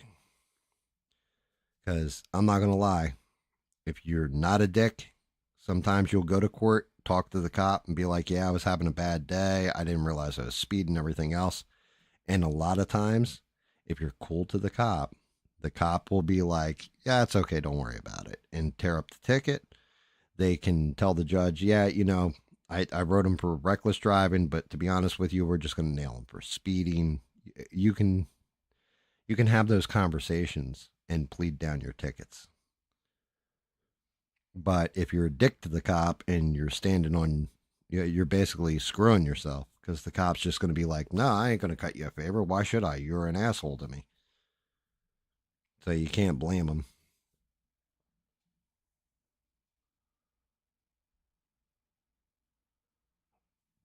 Yeah, I mean, I don't even know who Summer Ski is, but I take your word for it, Steve. And I'm sure, like, there are people that I know the last stream because I didn't even go back and watch this stream. I'm not going to lie. The last one that ABL did, Wednesday or what have you. But I did go back and watch one of them that I had missed. And I know he was getting super chats saying, like, I can't believe you're still siding with Carmelo and stuff like that. I'm like, God damn, dude. Did he even mention this on the show? Like, what is up with that? Like, people are seriously pissed off with that hot take, especially because he's tripled down.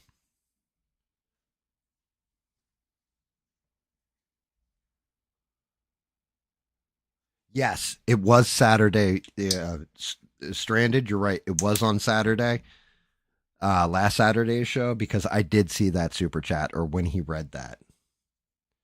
And then somebody had said something else, and he was like, yeah, I'm not even going to read all that.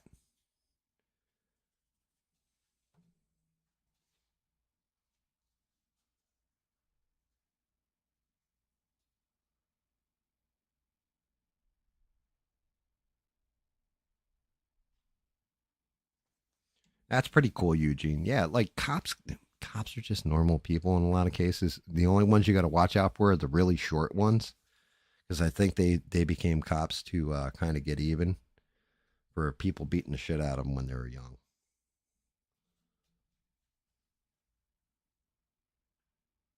Yeah, I mean, Steve, I'm right there with you. Like, there's a reason for a while there I was going back and watching his streams and stuff. I've stopped. I've just kind of gotten bored with him because he covers stuff that I kind of don't give a shit about, or I don't know. But then again, I don't. Maybe he plays to a crowd where I'm more centrist. You know what I mean? I'm more up the middle with shit, and ABL is more definitely like hardcore conservative. And I'm not all about that life. Like I see the flaws in both sides of the argument, and I try to call both of them out. Like to me, there are no heroes. You know, like you're basically. It's more. There was a point where one side had gone completely fucking bananas. Actually, they still kind of are. They've just toned down a little bit since getting shellacked. But I look at both sides like you're both fucking flawed. You're both not good people. And I just kind of leave it at that. But he definitely, that's his thing. That's what drives people to him is like, oh, he's super conservative, so he shares my beliefs and all this kind of shit. And I think when it's terrible because one side's completely a cult. Either you agree with me 100% or you're on the opposite side, right? And I think you are starting to see that now on the right side of the aisle too. Oh, you're not MAGA.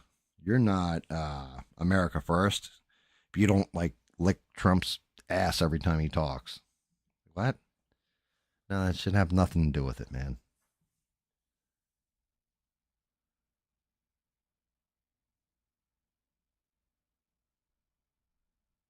Yeah, he's acting like RoboCop when he can't read the directive. Yeah, Congress really looks bad right now. Like Mike Johnson taking him the session. It's like we're going to bring in Ghislaine Maxwell and sort all this out. You know what? Let's suspend session until September. Yeah, you kind of look like assholes right now, guys.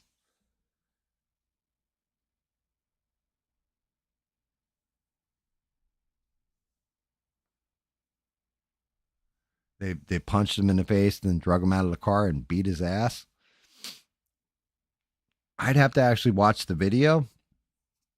Um, I mean, they could have used excessive force. Like my thing is because I know people are saying like he was reaching for a knife, something like this, or it could have been. It's hard to tell. Really, the cop would have to say that. But the big thing is this: if somebody is reaching for a knife in the car, then the I'm not gonna lie. First thing the cop should do is either have his hand go right to his gun, or have his gun pulled and like, like not shoot him, but just have his gun ready. Like he should have it at the ready at that point. If somebody's reaching for a knife, like, okay, Pucker, go ahead. I see you grip that knife and I'm just going to squeeze and it's over.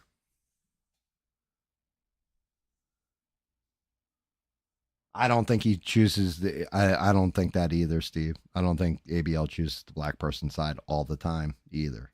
I think sometimes he does call the stuff out. I just think sometimes he's got really, really fucking bad takes on stuff. But it also goes back to he is definitely proven in a lot of cases that he has complete ignorance for how court proceedings happen or how it's going to play out in court in front of a jury. Like what a jury appears is going to say, or what like the statute is that would constitute this being, for example, the whole God, what's his name? Carmelo Anthony thing. Like how that's going to be perceived as murder if the prosecutor proves the case that he showed up at a track meet, all this, that, and the other thing. Oh, well, he's being bullied. Oh, so you show up where your bully's at and threaten them to put their hands on you so you can show them what's going to happen to you. Like, are you even hearing what that argument is at that point? Because it doesn't make you look like the saint in that scenario. It makes you look guilty as shit. So it's just like when you really break it down, and that's the main case where I say, yeah, you got that shit completely wrong. You just admit like, yeah, I got it wrong and apologize. You don't even have to apologize. You just say I got it wrong and move on from it, and everybody else will forget about it. But if you're just like, nah, man, I'm right and you're wrong, but it's like the entire chat telling you you're wrong. You can say, yeah, I'm standing on principles. It's my thoughts and all that. That's cool. But people are definitely going to feel some kind of way, especially if it does work out where everybody in the chat's right and you're completely fucking wrong. You're going to look like a complete asshole at that point.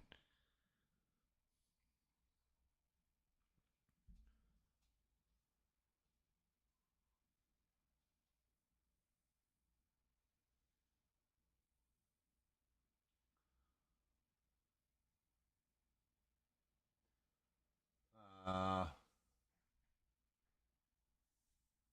Wait a minute. South Park. They actually put out a new episode of South. How come I didn't see that? That shit never came up for me. What happened with South Park? What was the show about?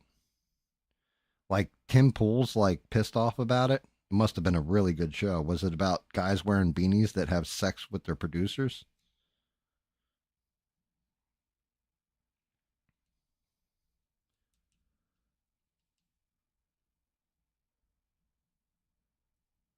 Like it's got to be a good episode if guys like Tim Pool are mad about it. Considering I'd be shocked if he actually watched South Park. He's supposedly too busy for life, but he has time for South Park.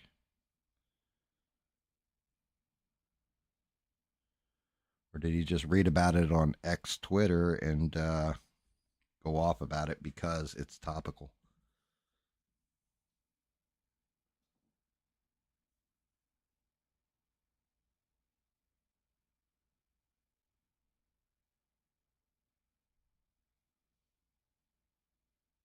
It was just a giant dig at. Well, they've been digging at Trump since 2016. Like since the 2016 election, South Park. What do you expect? One dude's a gay Mormon. Or, well, wait, one of them's gay and one of them's a Mormon. I think one of them's Jewish, right? One of them's a Mormon. One of them's gay. They've been ripping on Trump forever with through Mr. Garrison.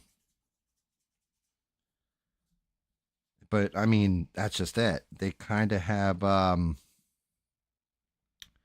they've been grandfathered in where they can make fun of everybody and kind of get away with it. Everybody just looks at it and laughs because it's funny.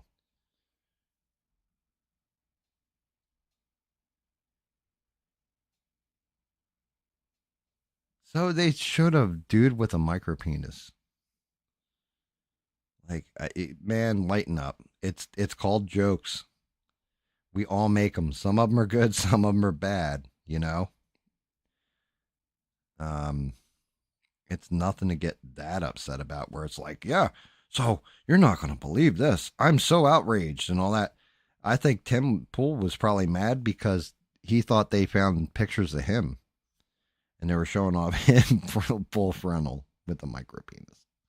Because I could completely believe that shit. Like 110%, I could believe it. Like, those were my personal pictures. You couldn't tell because I wasn't wearing my beanie in them. But it was me. I was the model for those photos. I'm so upset right now. I can't believe South Park would expose me like this.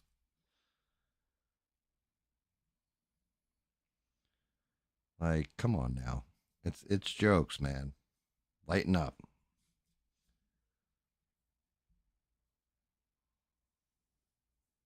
Yeah, see, Eugene said the same thing I did. I didn't even look. I wasn't even reading chat. I look over and Eugene said the same goddamn thing. It's probably because they used pictures they found of Tim for that model.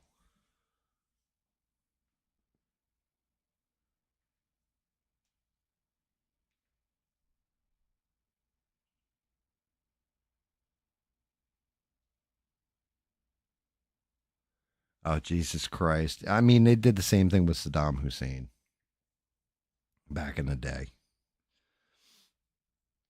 Like, it's jokes. Laugh. Like, you just gotta laugh. And then the cops lied about the dude reaching. That's, man, if that's true, that's really jacked up.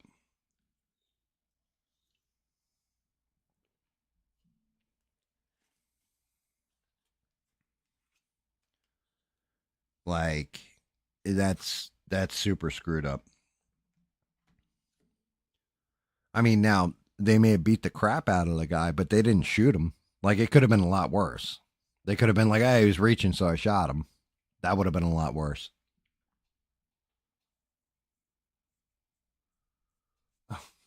So Trump was really Saddam in disguise. That's actually kind of fucking hysterical.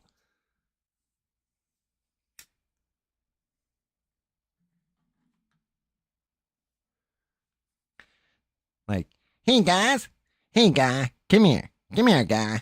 Like that voice.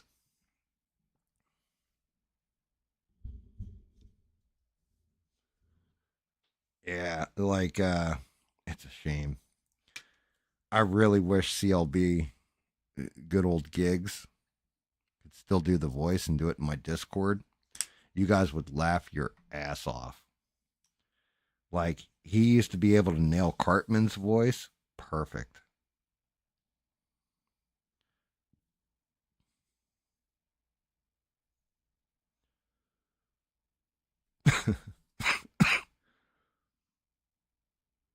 That is, I'm not gonna lie, that is actually funny.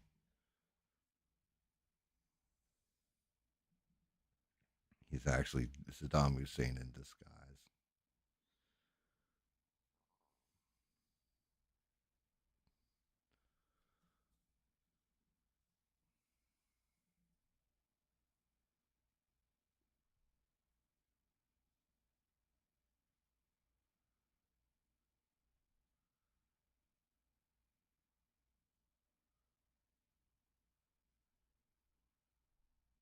Well, yeah, I mean that makes sense. Trump is suing everybody who disagrees with him for the most part, or threatening legal action.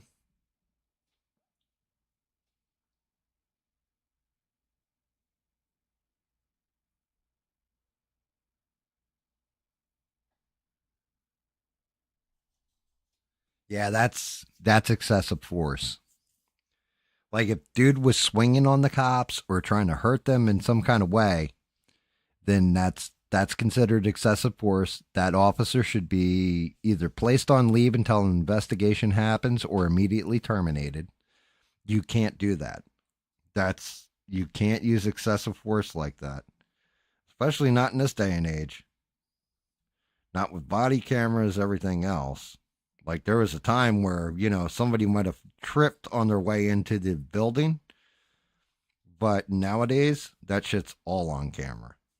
Like they have a body camera running the entire time that they have that traffic stop going, stuff like this. They have the dash camera, and that footage will be pulled and used in court. And people are super litigious when it comes to shit like that.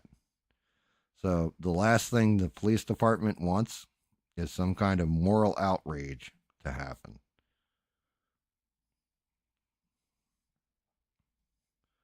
So using excessive force, that sounds excessive to me.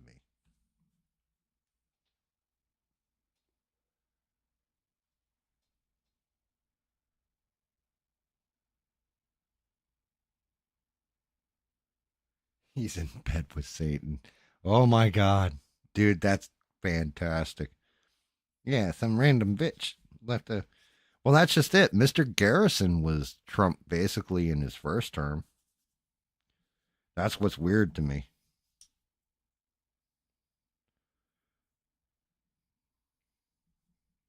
Is that they went that route with it because originally it was Mr. Garrison was the stand-in for Trump,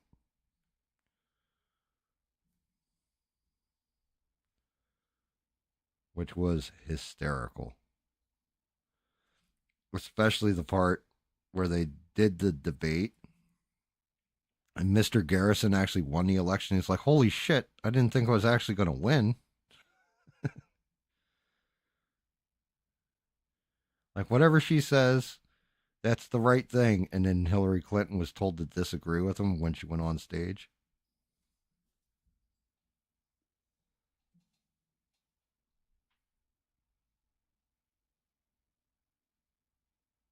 Yeah, I think that's right, mister. Good to see you, man.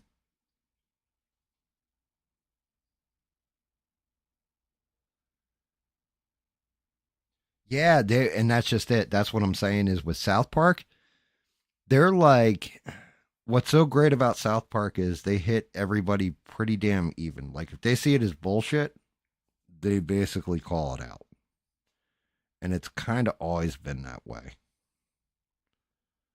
So I can't I can't even get mad at that. It's actually kind of funny. It's funny to me and roll with the joke. That's I think honestly that's why you're getting shit like Stephen Colbert getting canceled a year from now because you're being too serious. Like you've lost your sense of humor.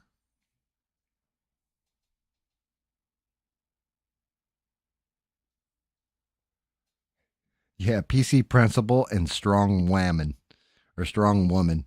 What's up, Leo? How are you?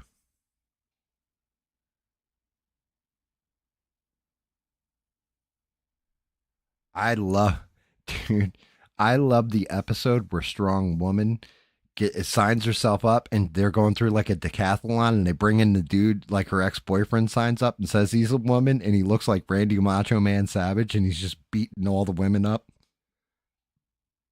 That's like one of my favorite episodes because it's just for the time it was spot on what was going on. It was like, oh my god.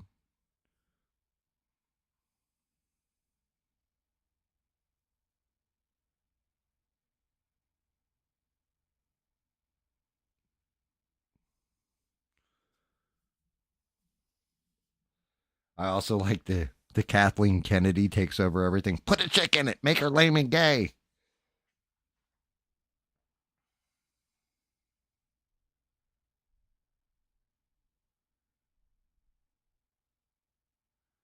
Yeah, see, like that's that bullshit. No sense of humor. Laugh. Like it's actually funny. Like you're taking yourselves way too seriously at that point. I mean, look, we got guys like Mister in this chat that's always just cutting jokes and they're funny most times. Every now and again he hits a sour note, but we let it slide because he's funny the other 95%, you know?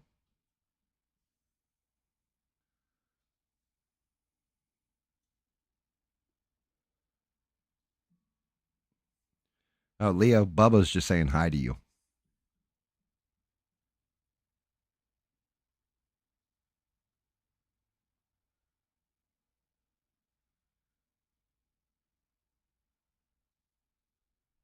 Yeah, you know what, Mister? You're right. I haven't watched The Simpsons in probably about 20 years. Yeah, it's got to be about 20 years since I watched. And I used to watch every one of the, like, I would try to see at least the Treehouse of Horror. And the last one I can remember was where the aliens were Bush and Gore. And then Ross Perot comes in and he's like, well, you always vote third party. And they both start laughing at him like, ha ha ha, you think you have a chance?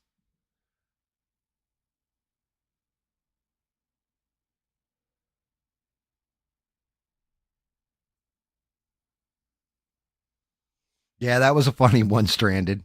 That was a funny episode, too.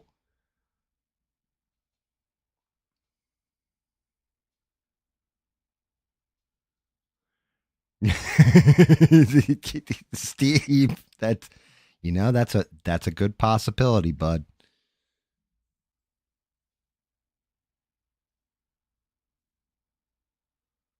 And yeah, it like well, the ones that so there's I've noticed this with Tim Pool's audience. There's two types of people that watch Tim Pool. The ones that think that he's actually like on top of things and cutting edge and brilliant, and then the other ones that just watch it to take the piss out of it because they realize it's a grift and he's full of shit. Like that's basically his audience. I don't think anybody actually watches him to get their news coverage. There was a point in time where I think a lot of people did, and then over time he's just kind of destroyed his own reputation slowly, like the golf cart train wreck in Austin Powers, like that slow. Like no, and you just going like 2 miles an hour at each other.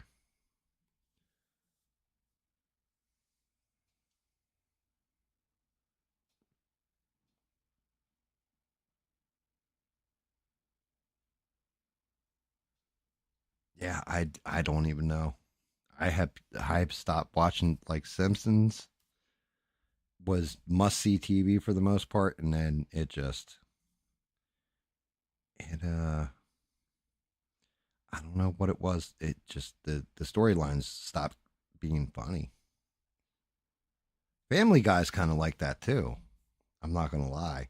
I used to watch Family Guy, and then they took it off the air. I was pissed. They brought it back. I was happy, and then I just stopped watching it. Like I got bored with it. Rick and Morty's kind of the same thing nowadays. Like they have some funny episodes here and there, but since they got rid of Justin Roiland, the show just it's not the same. It just doesn't. It used to have this touch of irony to it and really be kind of in the zeitgeist and in the culture, and it's kind of gone away. Which is, I used to love Rick and Morty,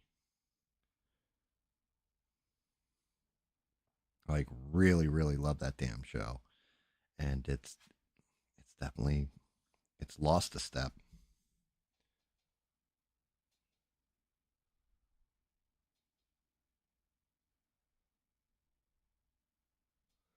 If Tim was genuine, um, I'm not even so worried about his whole beanie persona. If Tim was actually genuine, then he would be going to college campuses like Charlie Kirk and debating people. Now, granted, you can kind of say, well, you're beating up on college kids, right? That don't have any real world experience yet, stuff like that. Like, that's what Ben Shapiro did.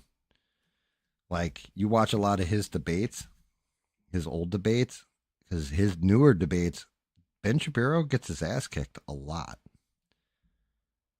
Like, they come prep for him. But back in the day when he first started, just that's what made Ben Shapiro so big was him going to college campuses and debating people.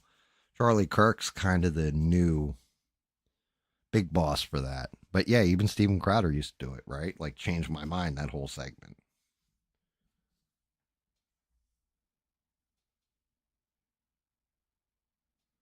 Yes, Sheree had something coming up. Come up. She let me know. I was like, yeah, let me know if I can do anything for you, and have a good night. You know, she's an amazing mod. She deserves the night off. Shout out to Sheree. Yeah, gave Sheree the night off. Well, there's no really. I give Sheree the night off. She can take off whenever she wants. It's I don't pay her yet, so she can do whatever. She can come and go. Even if I was paying her, she can come and go as she pleases. It's fine.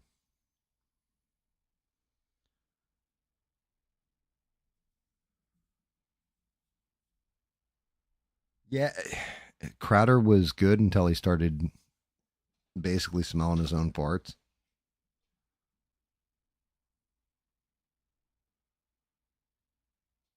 Yeah, yeah, like when Simpsons killed off a poo, didn't they?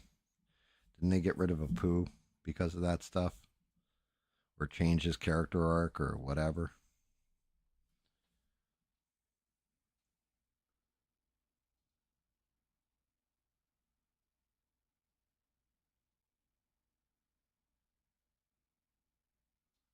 Yeah, well, Ben's so the whole thing with Ben Shapiro, this is one of those things that always blows my mind. Anybody going back in a time machine and just watching old shows of Ben Shapiro when they started nominating people for the Republicans, he was 1,000% behind DeSantis. He was like, yeah, we need somebody better than Trump. DeSantis is our guy and all this kind of crap. The moment DeSantis got knocked out of that race, he started sucking up to Trump like it was nobody's business. And it was like, dude, like, what the hell? Then he was bagging on Trump, bagging on Witkoff, right up until Trump sent those bombers into Iran. And then all of a sudden, Ben Shapiro was like, oh, yeah, Donald Trump's doing an amazing job. Let me defend everything he does.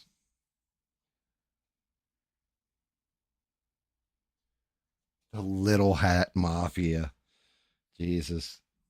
The Kanye West people. Levin is Mark Levin, same thing. Like he had some pretty good takes on stuff, but I don't know what it is. I don't ask. I don't know. I couldn't tell you what the deal is with it, where something with that little tiny nation drives so many people insane. And, I'm going to say, if I had to fathom a guess, allegedly it would be the money that is coming out of there and going into people's pockets. But I don't know that as a fact, so it's just alleged. Unless I know it for like, yep, we got 110% fact, and this is exactly what it is, then I could, say it definitively. But until then, I'm just under the impression that that's probably what it is.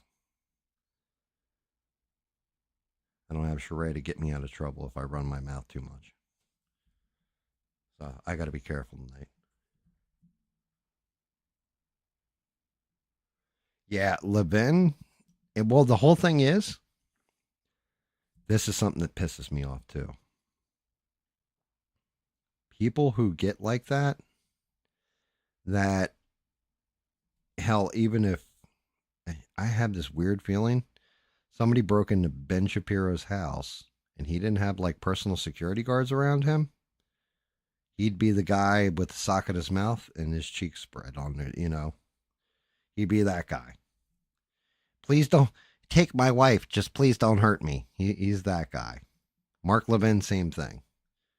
But yet they want to send all these young kids to go fight in war and die for something that they believe in, that the kid may not believe in. But they 100% believe in it, so therefore it's okay to send people to certain demise. It's disgusting to me.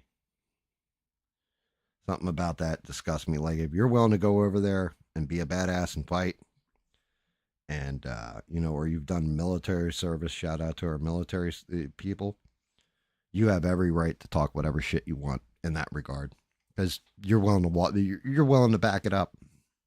But if you're like me, where I won't go fight a war unless it's somebody invading my home or something like that, then I'm not willing to sacrifice anybody for my beliefs. That's not right.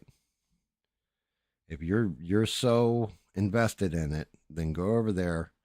Don't just serve in their military, go serve on the front line, because that's what you're asking people to do for you. Yeah, kinda. Yeah, she's kind of my APAC handler. More, she makes sure that I don't get my ass sued by saying something about somebody that isn't true in a joking fashion, even that could be taken and used against me in a court of law. She's like, she's part moderator, part attorney at this point. Or if I say something, don't realize how it came out when I say it, she's like, puts the disclaimers out there like, GAM does not endorse you being a hustler. GAM does not endorse you, like, taking this advice and building a ghost gun or whatever the context is. Like, oh shit, did I tell people to build ghost guns? I didn't even realize. Shit, I was just talking.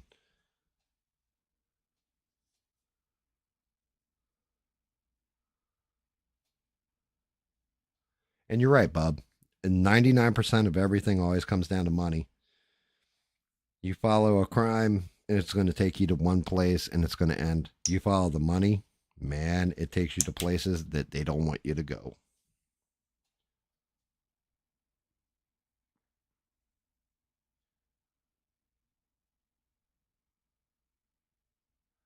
Um, I don't think Charlie Kirk is Little Hat Mafia. I think Charlie Kirk, he's too staunch a Christian. You know what I mean? And with Ruben, wasn't Ruben one of the Young Turks? Is that am I thinking of the right dude? Wasn't he on like Young Turks and then left and became like a hardcore Trumper?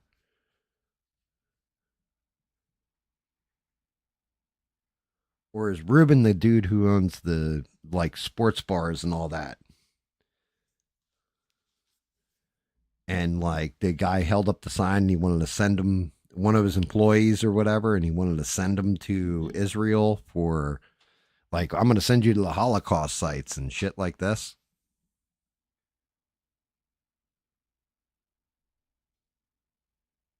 Dave Rubin was one of the Young Turks. Yeah. Yeah. I mean, people like that, when you change that drastically. So, like, take Jimmy Dore was one of the Young Turks, right? He was on the Young Turks network. He had a falling out with Shank, and he went off on his own, but he still kept the same values and principles. He just went out on his own. Basically told Shank, like, you can go screw yourself. You're not progressive enough, whatever. And went out and stayed progressive. I can respect that. But somebody that completely flips everything to the other end of the spectrum like that on pretty much a short time, unless you got a really goddamn good reason, yeah, I don't know. Stuff like that, it just it hits me different. Like I don't know if I buy your stick, because there's so much money involved in something like that. Like, oh, he's a hardcore leftist that went to the right. I don't know. I don't know that I buy it.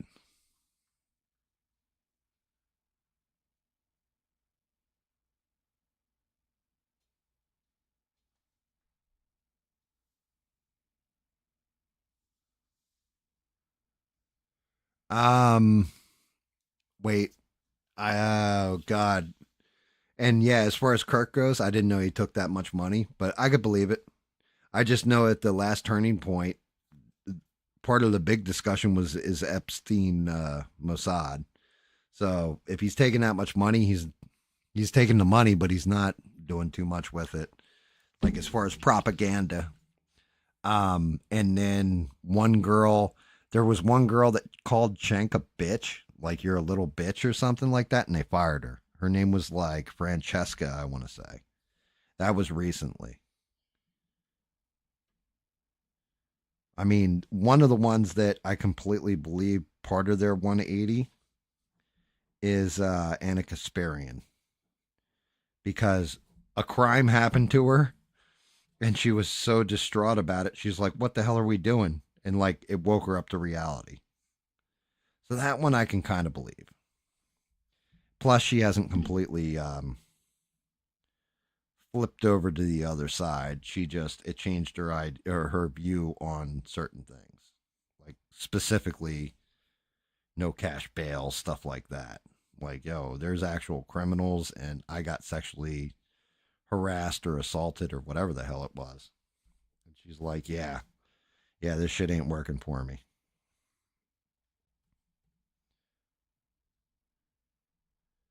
So like some of them, but yeah, Francesca, she was just like a bitch. And honestly, she's disappeared pretty much off the face of the planet from what I've seen since the Young Turks got rid of her too.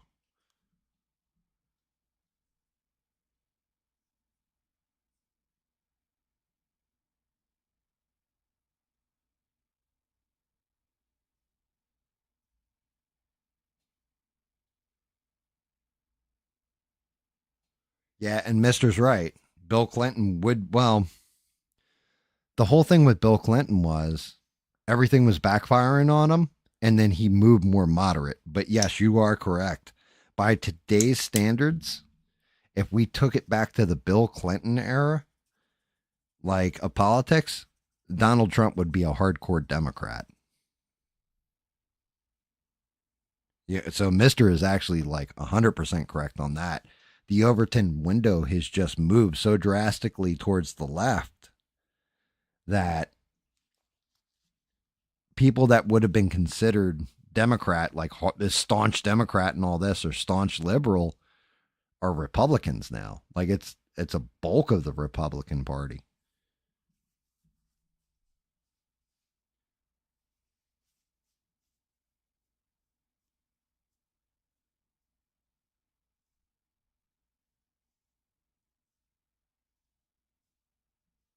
Yeah, I saw that too, Steve. A lot of people, a lot of people got that call, not to talk about Epstein anymore or whatever. I just wanted to stay like I still talk about Epstein here and there, but I'm not hyper focused on it. Not because I got some kind of phone call, just because I'm sick of hearing about it. Like, there's not much more I can talk about with it unless new information is coming out that is going to add to the conversation. It's like really a wait and see at this point. Yeah. Oh, yeah. And he is looking quite rough. Yeah. I mean, I get it. When you keep talking about something, it gets boring. But the whole thing is, I I don't like going super hard on Israel because I don't blame the citizenry in a lot of cases. I blame the government. But some of the shit they're doing, like, you've got to pay attention to. I mean, when you go and you start a full blown, like, no bullshit ground war with Iran, and then you're going to flip over to a point where the United States has to come in and bomb sites. And then that ends, and the next thing you do is go hit Lebanon. And then, you kind of get admonished for hitting Lebanon. So then you go and hit Syria. And you go, oh, well, they attacked the Druze, blah, blah, blah, blah, blah. Like, at that point, it's kind of like, yo, why are you continuously starting shit? And then when you actually dig in and find out that it's because if there's no war on, people are going to hyper focus on getting Bibi out of power because he's corrupt and been taking bribes. Well, you got to look directly at the government and see what's really going on. But at the same point in time, there's real people dying on the other end of those bombs, and it's not cool.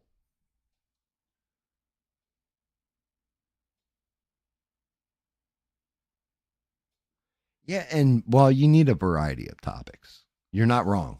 You can't just, drill on the same topic. But to be honest with you, what else is going on? I mean, yeah, I guess you can talk about, like I said, the prime minister of Japan resigning or supposedly going to resign. You could be talking about how the big, beautiful bill, like how it got fucking turned into a monstrous shit show. Stuff like this. You could be talking about wins, though, like how the tariffs had brought in like $500 billion or something already. So you could be talking about wins too. Doesn't all have to be losses.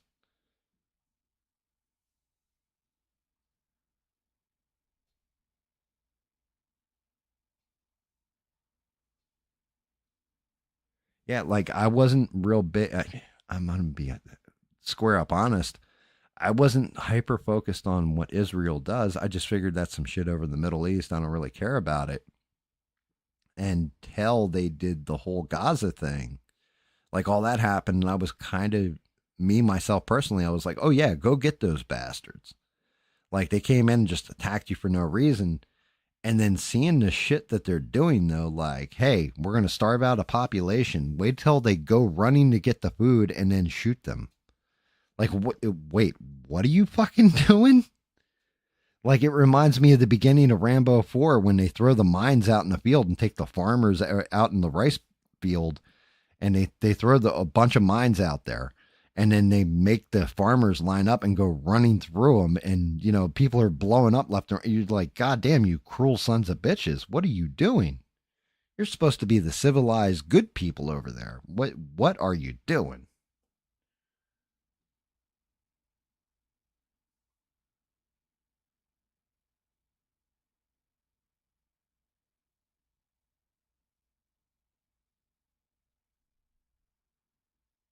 Yeah, I think they let the Gaza shit happen too. That's if not, that is a such a massive intelligence failure. It's it's unheard of. And yeah, I heard the same thing, Steve, that they basically like it was a propaganda interview or whatever. Um, I tried watching it. I watched like maybe 15 minutes and turned that shit off. I was like, yeah, and BB even admitted, yeah, well, of course I'm going to do propaganda for Israel. Well, you know what? He's right. He should be all about that. I mean, he's their leader for fuck's sake. Imagine going like, nah, you know what? Let's talk about how amazing Thailand is or something. Like you can't do that. You're supposed to be hyping up what's yours. Like you're supposed to be a patriot to your country if you're leading it.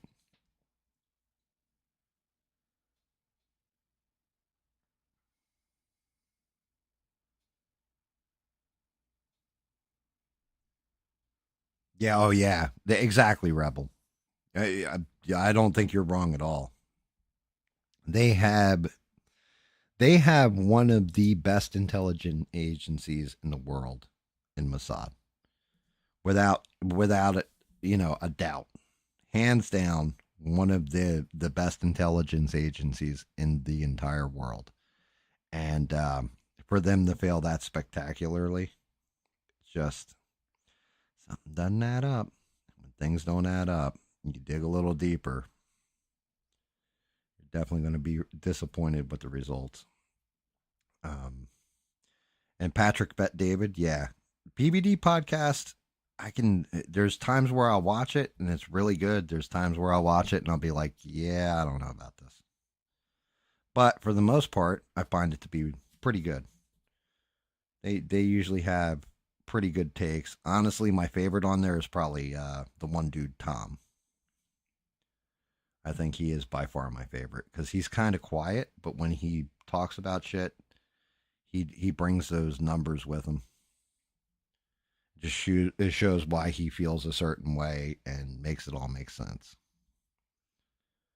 I think Benny gets a little too animated sometimes, and I think the one dude, what's his name, Adam. I think he's kind of a douche. He strikes me as the typical guy that would wear bikini underwear and all that.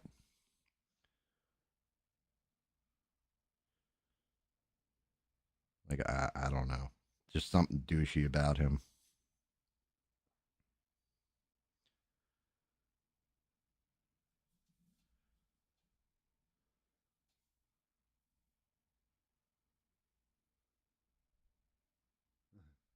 Yeah, Mister. Well, Confucius also says baseball wrong. Man with four balls can't walk.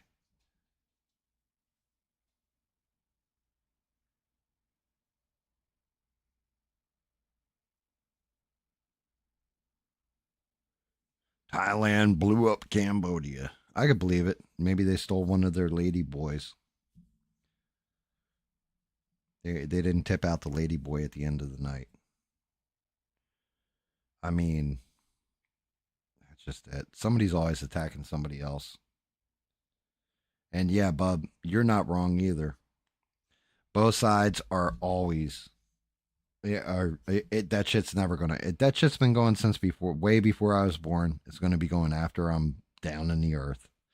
As long as both sides exist, there's always going to be an issue. There's always going to be a fight, and it's always going to be ugly. And people are going to die. And ain't shit I can do that is going to change any of it. Nothing I can say, nothing I can do. The only thing I can do, though, is call out when both of them are being assholes or one side's being evil. Or both sides are being evil. I can call that out. I can get away with that one, I think. And that's only because I live in America where I'm allowed to speak my goddamn mind.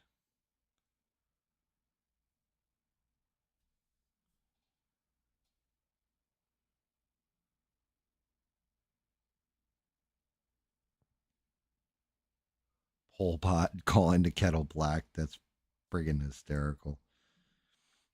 Yeah, I just know I'm just hoping we stay out of all the bullshit. I wonder, though, I do wonder if Israel would be as bold if the United States cut off funding to them. Do you think they would go elsewhere for the funding, or do you think they would just stop being douchebags? Like the government, I'm talking about, not the people. Do you think they'd stop bombing everybody and shit like this? If we were just like, yeah, you know what? We're done. You're not getting another missile, no funding. You guys want to keep acting like this, then you're on your own.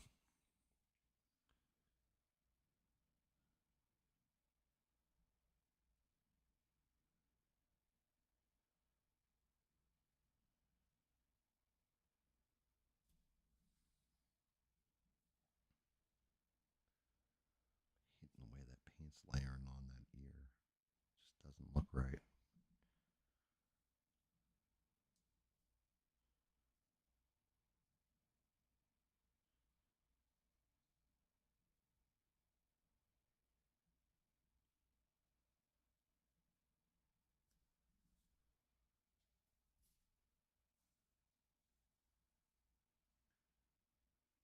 Yeah, that was another one that came up. I didn't watch the video though, but yeah, Candace Owens saying that I think Macron's husband or wife or whatever the fuck that thing is suing her for defamation. Like, come on now. Like, although I'm not gonna lie at all, this may be a good thing because if Candace Owens does it right, she would make the he she. I don't even know if it's a guy or a girl. To be honest with you, if she makes her like, you know, produce photos proving different or makes it, honestly, I would settle that case real simple. If you take a simple genetics test that tells me if you have XY chromosomes or XX chromosomes, then yeah, I'll apologize publicly, everything else. But, you know, if the pushback's anything like, oh, well, I shouldn't have to do that, I'm 100% what? No, no, no. You can put this shit to bed real easy. Go get a genetics test done from a neutral person. Don't even label your name on it. You do a fake label on the name, and then we will publicly acknowledge the results together. You can put the whole shit to bed. XYZ.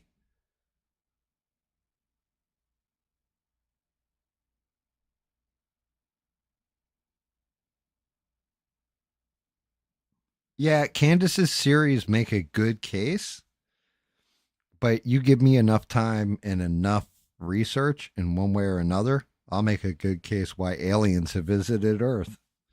Like, you can make a good case out of anything and make people feel a certain kind of way. Um, like, yeah, there is a good case. Maybe it is a dude. The whole thing is, if I were the other side, I would come with definitive proof if she's completely wrong, not some lawsuit. I would come with definitive proof out into the open because I'm not lying. I've been a man my whole life, the whole 9 yards. Or if she's been a woman her whole life, that's simple. Simple genetics test.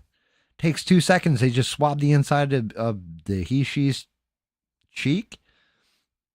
Do it on live television right there with a neutral, hell, get four different people that are genetics experts.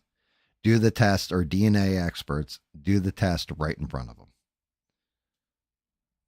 You can debunk that one immediately, but instead, like, you're doing lawsuits, all this other crap, and losing in court over it. So, what the hell? Like, instead, you're going to, I mean, that would be a lot simpler than going to the president of the United States and saying, hey, can you say something to Candace Owens because she's picking on my wife? Supposedly, wife. Like, something's just not right there.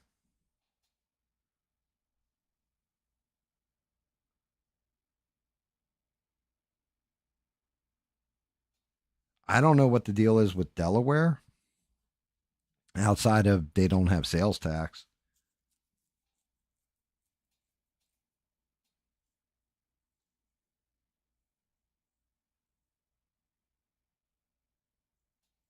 Is that true, mister? Because I always thought that was why people put their businesses in Texas, too.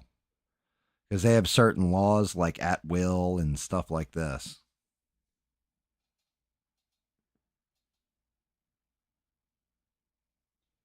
Yeah, I agree, Eugene. Like, you should care more about America and our leadership. The problem is that you also need sideshows. You need extra little distractions that you can sink your teeth into. So, funny enough, I think the reason why Candace Owens started digging into it is because she left the Daily Wire. But I think it's a behavior that she learned from the Daily Wire. So, one of the things in each of the people that signed up for the Daily Wire has to either make a movie, a special, or something like this because it drives more revenue into the company. And they have to do it like once a year or do produce three things. That's why Matt Walsh does his movies. That's why Ben Shapiro will do the case for pardoning George Floyd or some shit like this. And Candace Owens was doing the investigation on Black Lives Matter, and then this Macron said, but since she left, I think she saw it as a viable business model to get views on YouTube. So she does it for her own show and makes her own money off of it.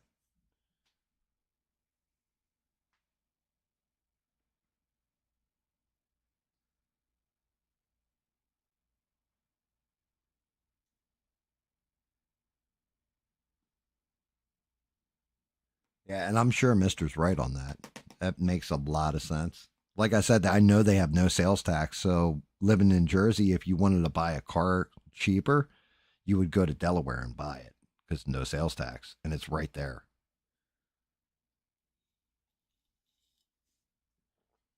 And not going to lie, it's a little armpit of a state. Sorry, if anybody's from Delaware, but it really is. Um, yeah, I don't know. I can't really care about France's shit because we've got our own problems here. So Eugene is right. Like there's enough stuff here to keep us distracted.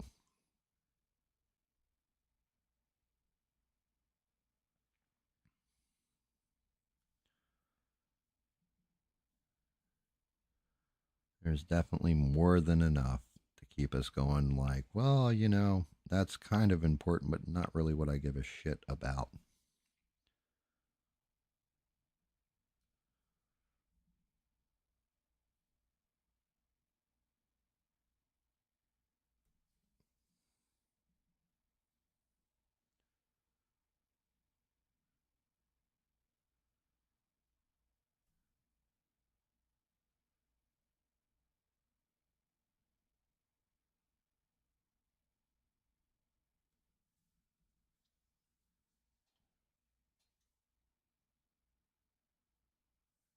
Yeah, I mean, Candace does support some interesting characters. Kanye, Tate Bros. I bet I'm really not a fan of the Tates at all. I know I got a lot of heat because ABL friggin' it said something about kids look up to him or whatever, and I'm just like, kids shouldn't be looking up. Give them something to look up to. And then I realized like the alternative was Uncle ABL, and I was like, well, yeah, if I had to look up to that, I would definitely probably go with the Tate brothers myself. This is terrible.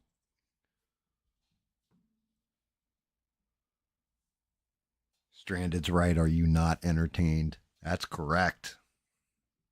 At least we're not like locking two fighters in a cage and making them beat the hell out of each other, and then to get thumbs up or thumbs down from the crowd. Oh wait, yeah, we are. It's called UFC. Shit.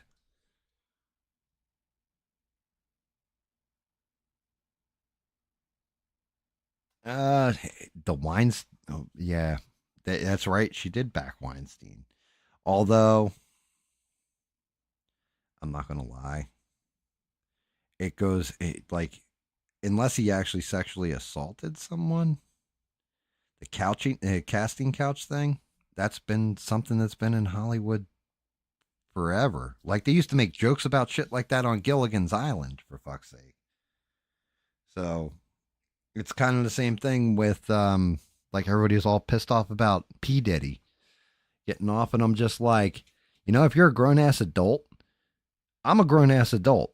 If P Diddy was like, yo, you want to come to my party and we're gonna put baby oil on you and have like three guys run a train on you, I'd be like, yeah, I ain't coming to your party, pal. These people voluntarily went to that party knowing what was going to happen. Like, what are we talking about here?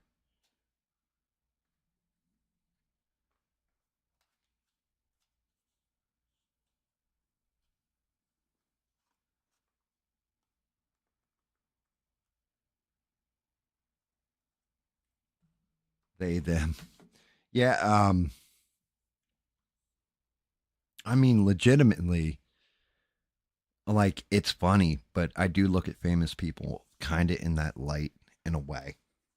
It reminds me of an old joke. Guy goes into a bar, multimillionaire. He's sitting next to this really pretty girl. And he says to the girl, hey, would you come back to my place and have sex with me for $1? And the girl says, Jesus Christ, no, I wouldn't, you scumbag, and everything else. He goes, all right, would you come back to my place and sleep with me for the night for $1 million? And she said, well, yeah, of course I would. And oh no, wait, I said it backwards. He starts out with the $1 million and then says the dollar. She goes, no, of course not. What kind of girl do you think I am? And he said, we've already determined that. Now we're just trying to affix a price to it. Like, people will sell themselves out for fame the same way, though. Like, it's kind of disgusting, guys.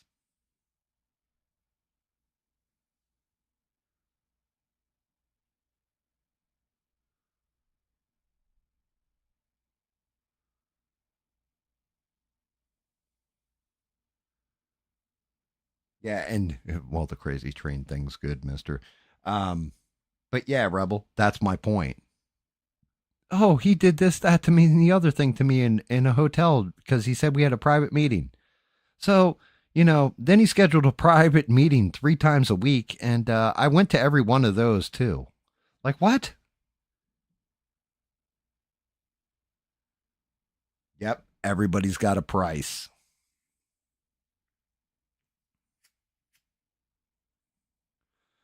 But I mean, that's that stuff. That's 110%. It's that bullshit. It's just bullshit. You're doing. You will sell yourself out for fame,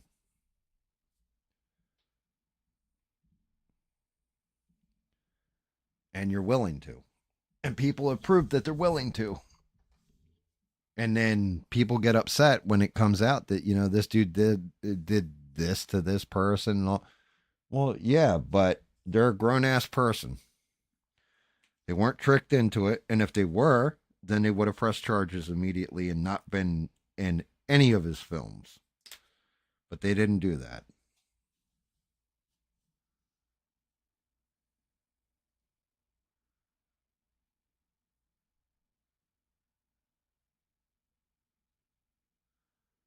Mister, I actually like those sayings. That's pretty good.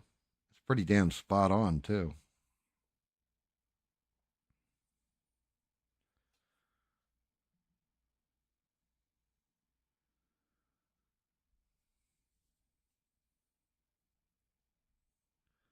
Doesn't matter if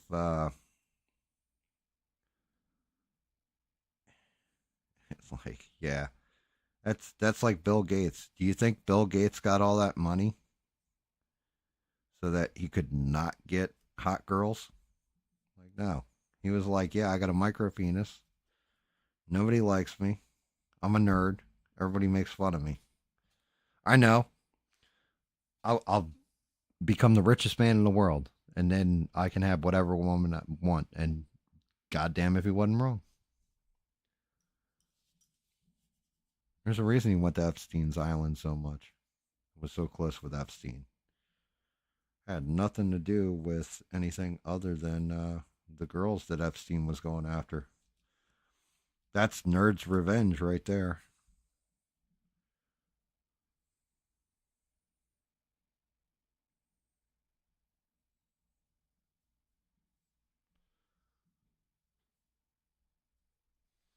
Well, it depends. One iteration, that's why he hates Superman because when Superman was Superboy, they were in Smallville, and if I remember correctly, Lex Luthor was working on a way to make Superboy immune to kryptonite, and the experiment blew up, and all his hair fell out, and he hated Superman, Superboy ever since. And that was one iteration.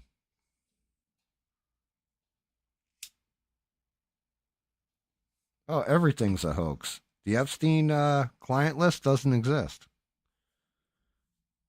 I mean, it's crazy. You're going to release a client list that doesn't even exist. It was all written by Clinton and the Obamas, remember? Pretty much what you came out and told us.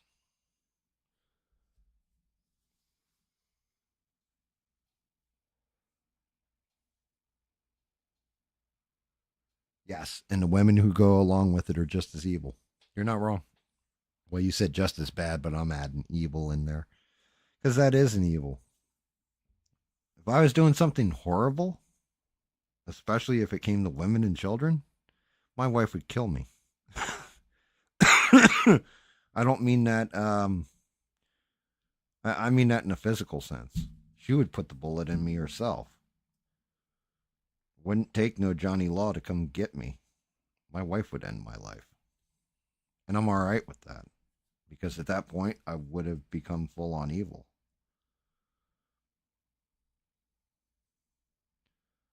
You know, that's how I know I married the right goddamn woman because she'd stand by me if I'm doing like business or something like this and it's failing, or I'm trying to be an entrepreneur and can't get through it, or be a writer and struggling or whatever. Stick right by my side. I'm doing something fucked up and evil like hurting little kids. My wife would put a bullet in my dome faster than you could blink, allegedly. Oh, Revel. It's for my daughter-in-law. It is what I like to call a teddy scare. It is a teddy bear with a monster mouth in it and a giant ass tongue. It's going to be creepy as shit when it's all done and refined and painted right. Just getting, I got the big part out of the way, which was the fur. I still got to tighten it up a bit, but that won't come till the end of it.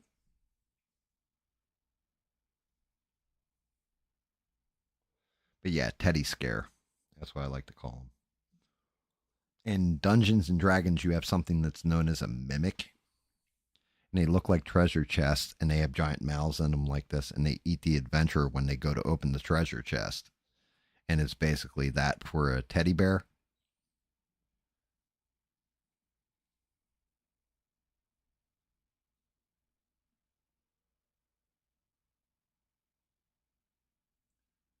True Gene. Nice. I like that. I like that, Mister True Gene.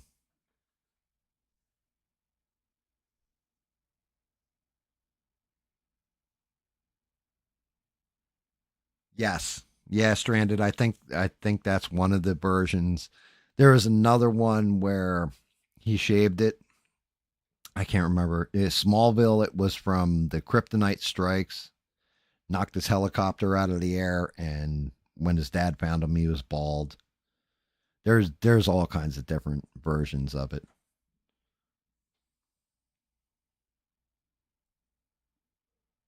Yeah, RFK is he is pretty small hat. Pretty pro small hat. I mean, you also got to look at I'm older, right? But I don't remember World War II. Um Definitely like know the Holocaust happened. It was fucking one of the worst things in human history, right? But there's certain people that might have more of an affinity to it and can remember or recall that time a lot better than we can, right? And so maybe that sways them in that way. That or else they're taking money. I don't know. But like I said, I could be just talking out of my ass with that one, but it seems like older people are real more sensitive to it than younger people.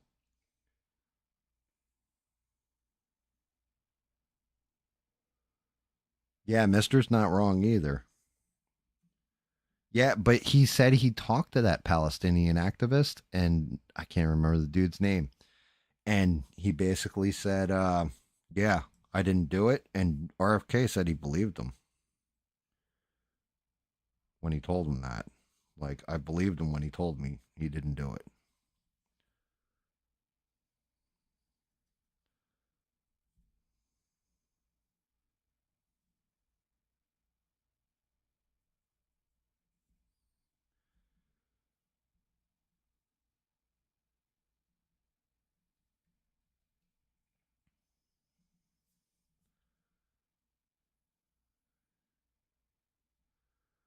I don't know.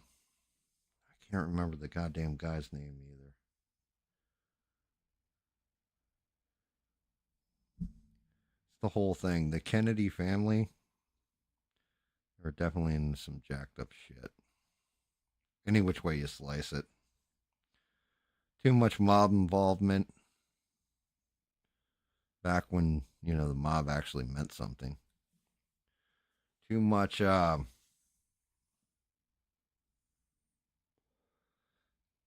like JFK was banging Marilyn Monroe for fuck's sake. He was definitely a tail chaser, or a tail chaser like Bill Clinton was.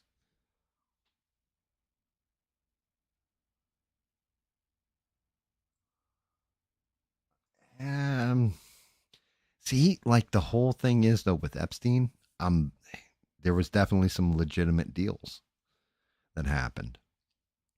There were legitimate people that flew on the plane and nothing ever happened outside of like, hey, I gave him a ride here, or whatever. And there's people he met with. I'm sure it was business, right? But it's the ones that went to the island. Those are the ones that we really got to look at because the island was filled with young women, underage in most cases.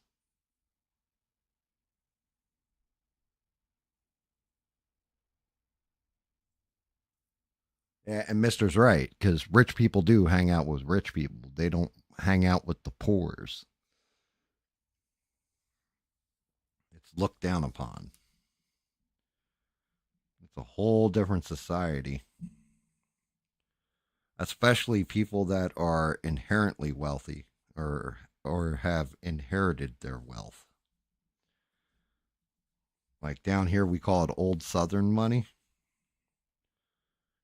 They've been rich for 4 or 5 generations or whatever because they just pass it to their kids. Like I work with a guy who had enough money where he didn't ever have to work because he got a certain amount of money from his grandmother in her will. And the only thing that she had stipulated was he had to hold a job and contribute to society to keep getting that money because she wanted him to have some kind of moral value.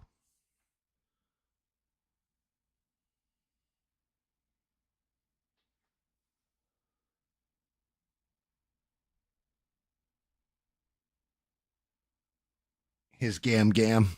No, his gram gram.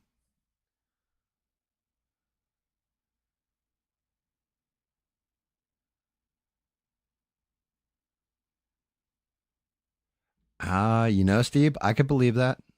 I could honestly believe it.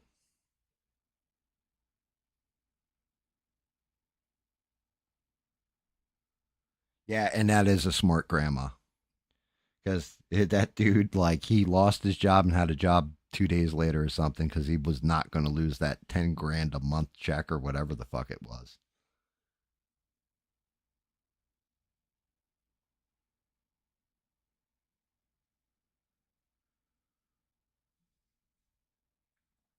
Yeah, I mean, why not? If you had stupid money like that, you'd probably have places all like, I don't like to travel, so I would just basically get like a whole bunch of acreage and just be like out away from everybody with perfect communications, all that kind of stuff like fiber optic internet and a cell tower somewhere on one of the acres, shit like this. But people want that status and they want to impress other people. Because, I mean, I guess when you really break it down, and this is probably why I'm not a rich person, but I'm guessing that rich people want you to notice that they're rich because it makes them feel important because they're missing something else in their life. So they don't want to feel like just common. I would want to be humble and fade into the background if I was that rich. That's just me personally, though.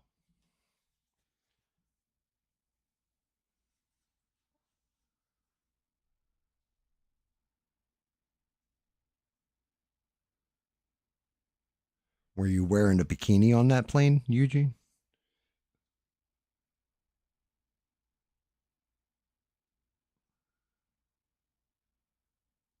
Yeah, I agree. I agree, mister. You you actually turned me on. Well, not you turned me on, but you put me on to that line of thinking with the whole scientist thing. Like that, I didn't know. And to be honest with you, that is a vital component to a lot of things when it comes to intelligence. Like when it comes to the intelligence apparatus and industry, man, that actually clears up a lot of things. Why certain things happen.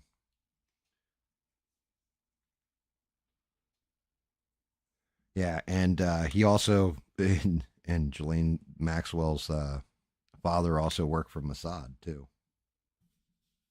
He was 110% Mossad. He was an Israeli intelligence.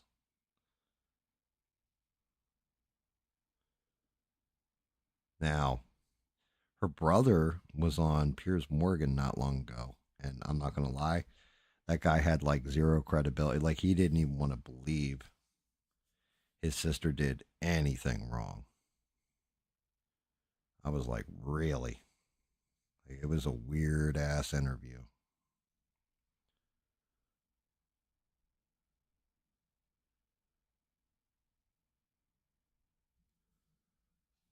It was definitely an odd one. Can't believe I just popped that much paint out for that. Oh.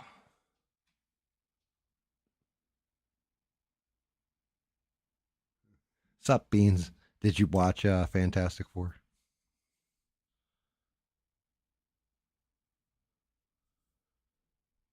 You were gone long enough to watch it.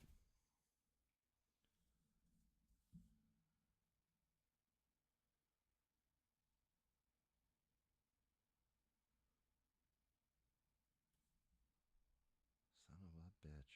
I just blew that out. Fuck. Can't believe I blew that out.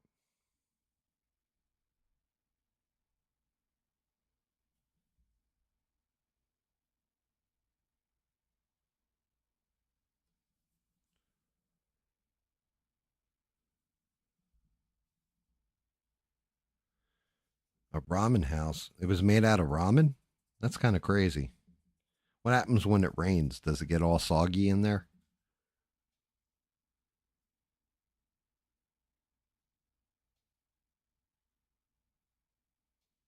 Really? You're kidding me. Her brothers brought Tetris in. I thought that was, and that was Russian developed too.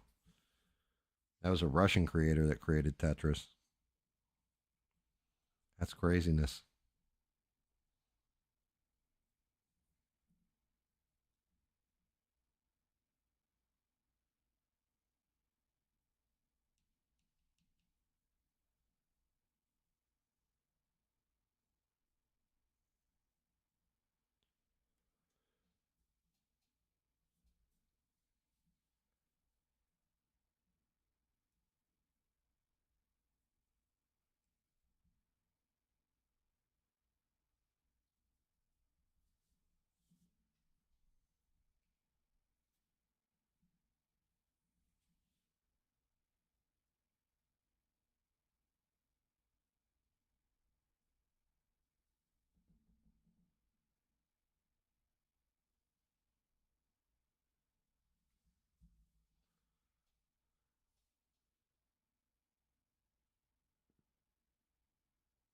I'll definitely have to look that up, Mister.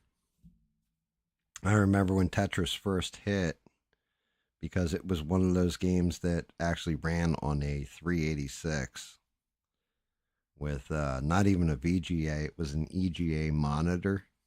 It had like a was it black, white, and cyan? It was only like three colors, three or four colors. So we used to all play it when we were in computer class. That's definitely interesting. I have to definitely look into that. I didn't know that it was her brothers though that had acquired it. I just know it was a Russian creator. Dee dee dee dee dee dee. God damn it! Now I got Tetris stuck in my head. It's the only game my wife can whoop my ass into. Is Tetris. I don't know how the hell she got so good at it. She really does stomp the shit out of me at it.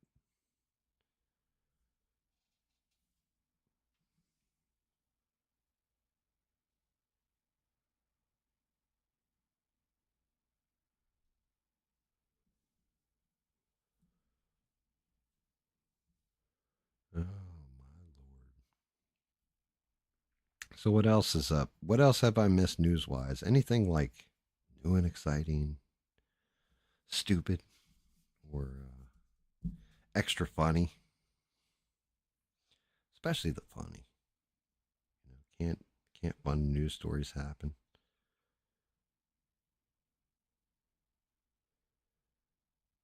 I kind of want to go off about some of the lies that Hulk Hogan's told over the years, but I can't bring myself to do it because he just passed away.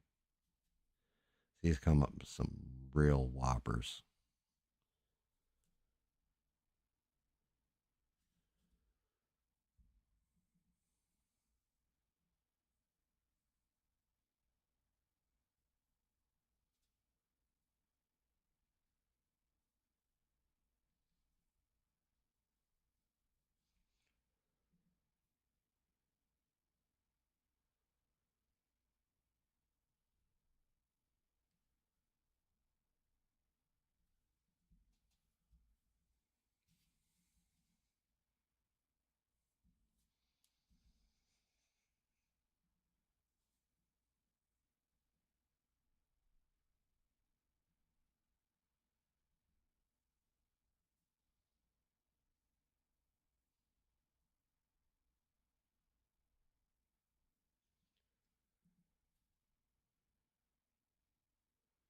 Painting a bear butt.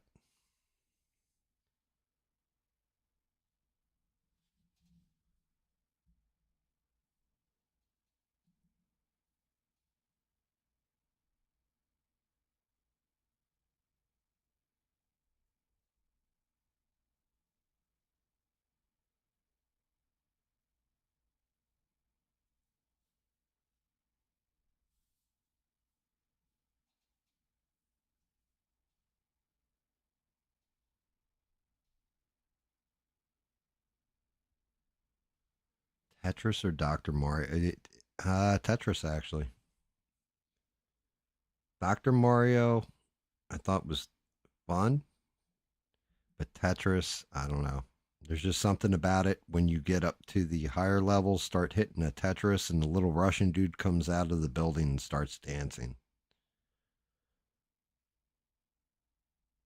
I've never made it to the Tetris kill screen either. Dr. Mario, you can kind of make it to an ending, because they have the different challenge levels. But Tetris, there's actually a break level where it ends, and I've never made it that far. Not even come close. But Tetris is definitely one of those games that I think every girl plays for some reason. I don't think I've ever met a girl and been like, "Hey, do you like Tetris?" And they're like, "Oh, the hell with Tetris. It's such a shitty game." I think every girl has played Tetris at one point in time or another. It's just like when you say to somebody, "You like parfait?" and they say, "Hell no, I don't like no parfait." Nobody ever does that.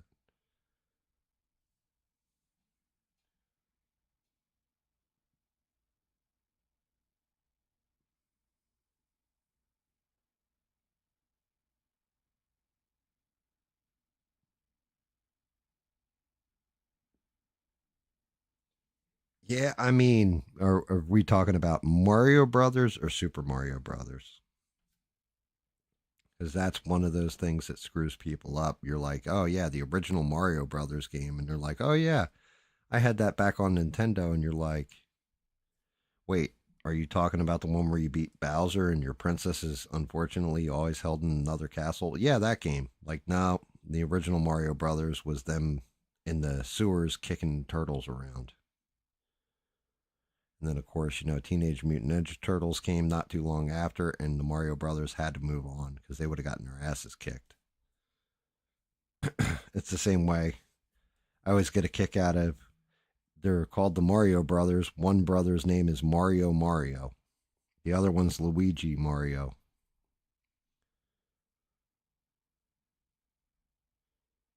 Everybody always screws up the fact that Mario is actually their last name too. Like Mario's last name is his last, or Mario's name is his last name as well.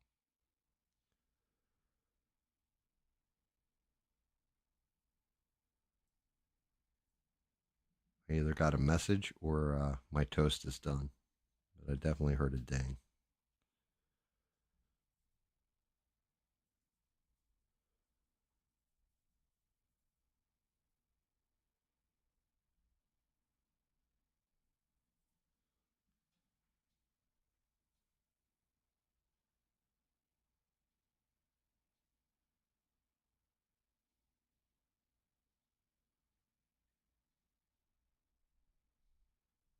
Dear Lord, the yeah, the AI voices on commercials.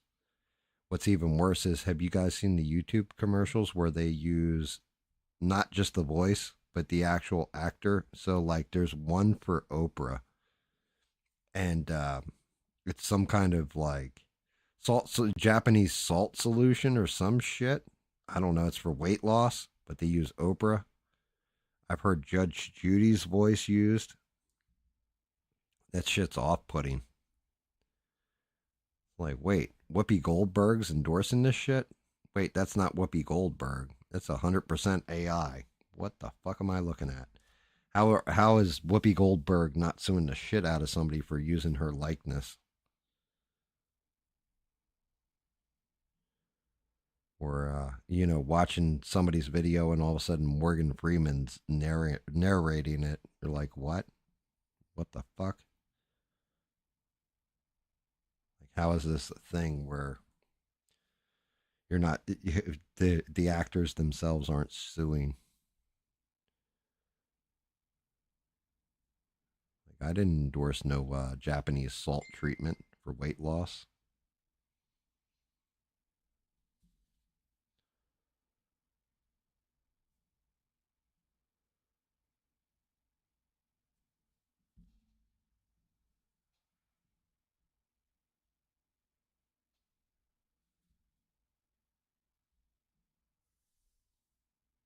Atari 50th anniversary flashback edition.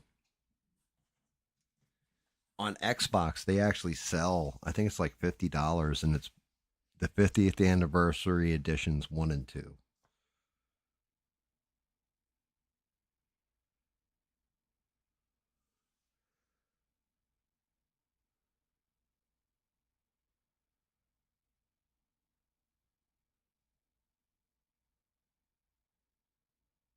Oh my God.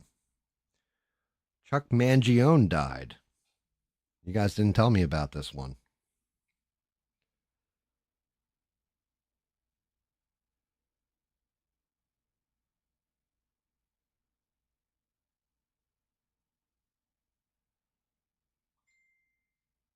My wife just messaged me. She's like, yeah, Chuck Mangione died. She's like, remember when we saw him in seventh grade? Because one of our teachers was friends with him because he was a fellow mummer.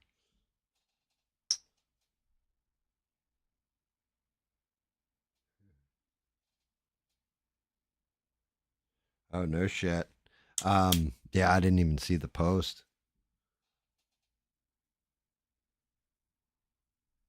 Why is GAM selling boner pills? Yeah, if I start selling boner gum, you guys will definitely know something went wrong. Like, I definitely need the money.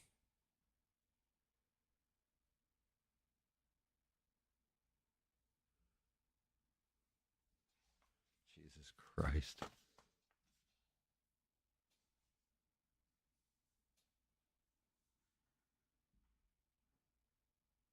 That would be amazing if he was Luigi Mangione's father.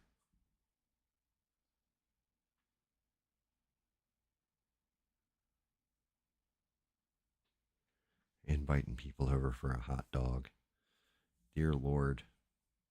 This conversation took a dark turn somewhere. Yeah, what the hell is the boner gum? Guys, what is the name of the boner gum? I like every wrestling podcast I ever listened to always has an ad for the boner gum. Well, actually, it's every podcast I ever listen to that has Conrad Thompson as the host. They always go into the Boner Gum promo, and I can't remember what the hell it is.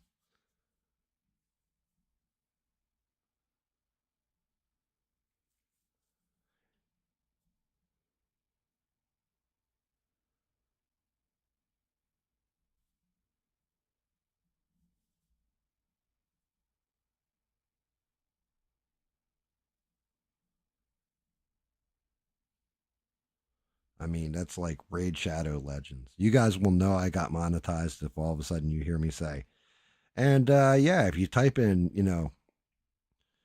show your tits to GAM at the title screen, you'll get a free character on Raid Shadow Legends. You'll know that I've sold out.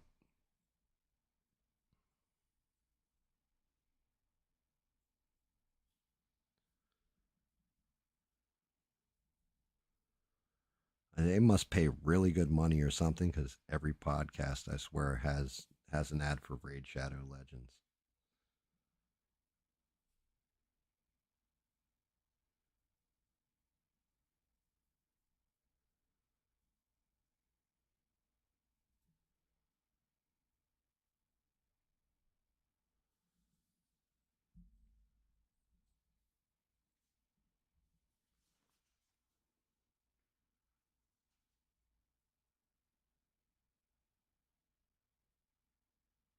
There you go. Rebel got it. It's called Blue Chew. That's what it's called. That's the boner gum. And like every wrestling podcast I listen to, they like Conrad Thompson. He always pitches his damn mortgage company, and then we got to talk about Blue Chew, Eric. He's talking to Eric Bischoff, or Bruce. We need to talk about the Blue Chew. Jr. We need to talk about the Blue Chew.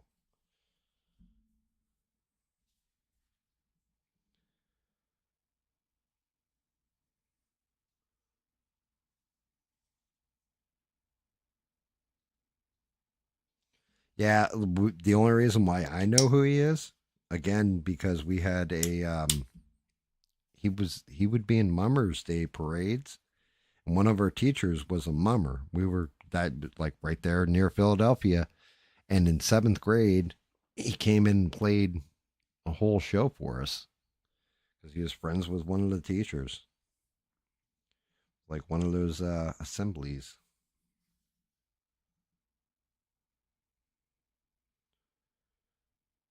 It's the same way you guys got exposed to oh god, what the hell's the guy's name? They like legitimately, I think even in his Wikipedia, they talk about him shoving a gerbil up his ass. Jerry Penacoli.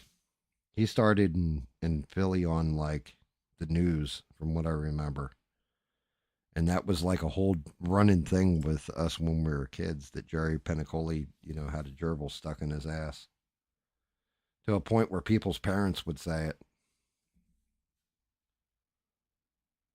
Like he put a gerbil up there, couldn't get it out, and had to be rushed to the hospital. Like it was like one of those urban legends.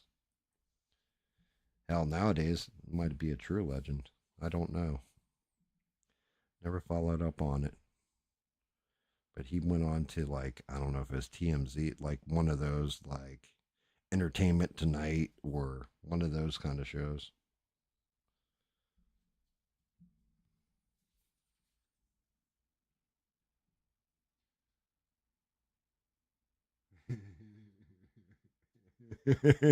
We switched Richard gears in this conversation. Yeah, yeah, kind of. All right. Well, I still got this red out. Let's hit this tongue with a dark red before I get it bubblegum pink. Make it crazy.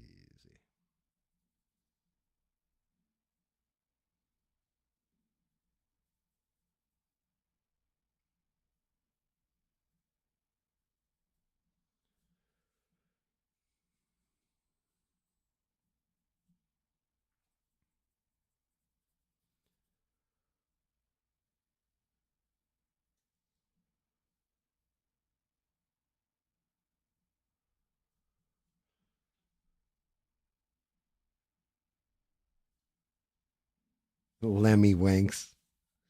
Holy shit. Lemmy winks, Lemmy winks. Continue on your journey. Like, oh my god. Oh my god. Oh my god. Lemmy winks. That was actually a hysterical episode. Well, a fucked up episode, but a hysterical episode of South Park's. Like, passes the spirit of all the other dead animals on his way.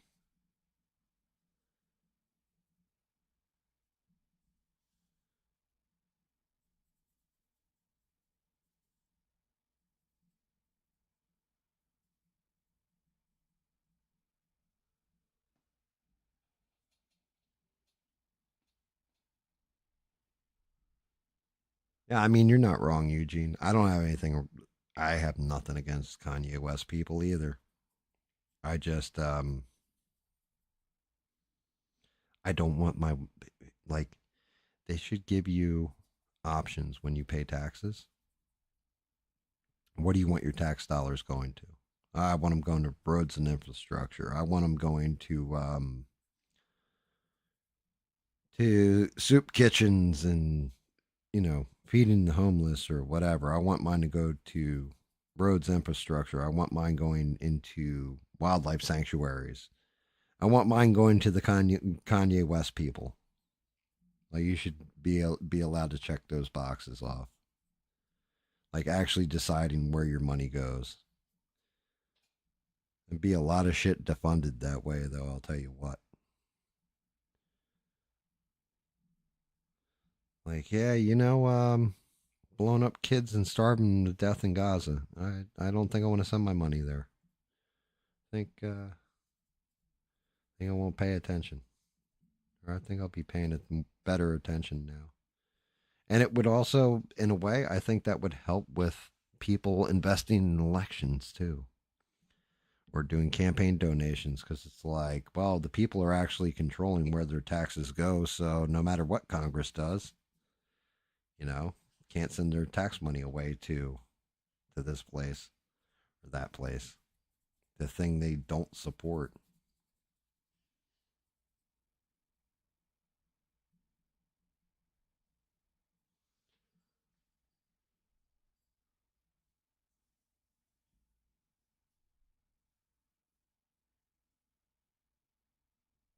Steve went all Rambo.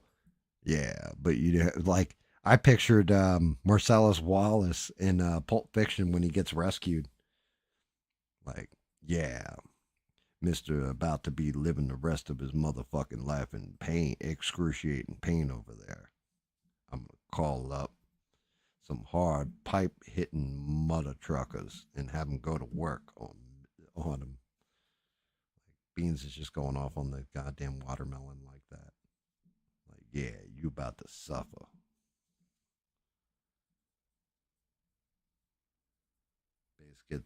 Bass comes out in the voice, everything else. Like, oh shit, she's serious about being a fruit ninja.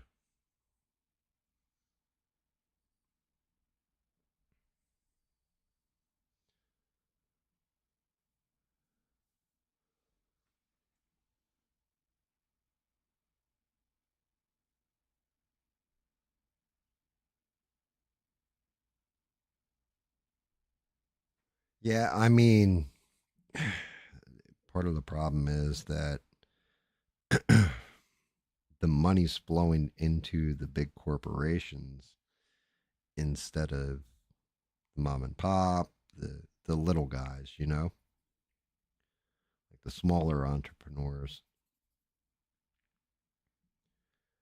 And no matter what we do, doesn't seem like we can really change it all that much, to be honest with you.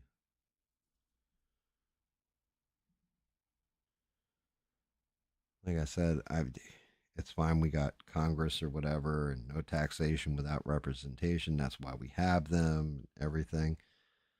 But I think nowadays, if they're going to take taxes out of everybody to begin with, you might as well have it where we actually just, when you send in your taxes, like, yes, I want my money to go here. That should be like a questionnaire that goes with your taxes.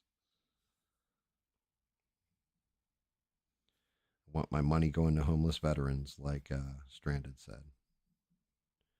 I would like mine to go to underprivileged neighborhoods for underwater lesbian basket weaving classes.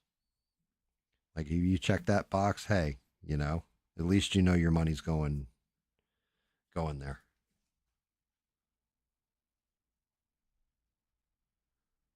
Yeah, and we do. We have so much money, but the problem is deficit spending. We basically maxed out one credit card, and every time we max it out, they just raise the credit limit, and we're maxing it out again. And then in some cases, like going over that credit limit until they stop doing that kind of dumb shit. We're kind of screwed.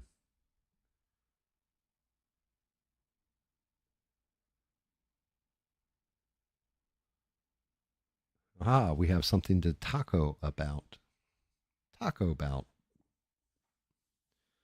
Love it. All right, give me a minute. I gotta take a leak.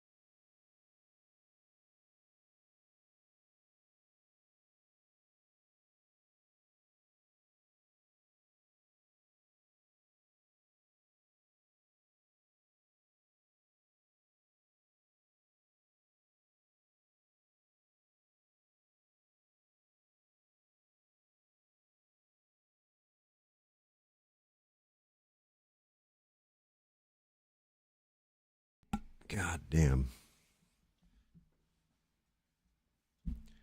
Time to kick some green octane into me.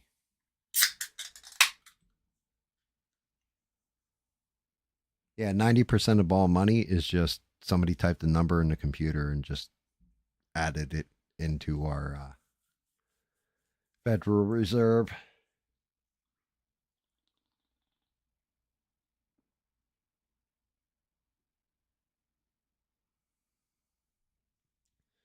Nobody should be homeless or starving in America. Well, I can't agree with that. If you're a crackhead that had it all in the palm of your hand and pissed it away, then you probably should be homeless and starving, because you chose drugs over responsibility. Just nature of the beast. However, somebody who's hardworking, honest, and earnest and having a hard go of it, yeah, they should never go hungry or be homeless.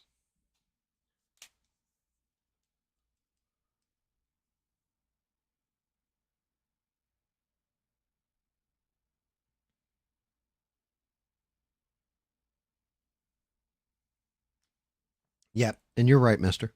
That is exactly how that works.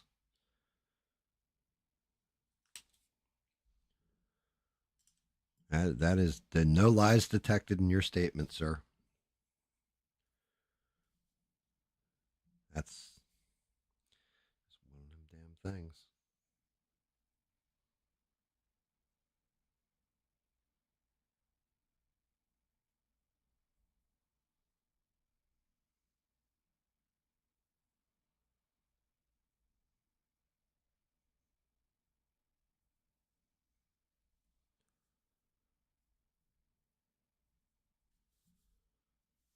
Definitely no lies detected, though.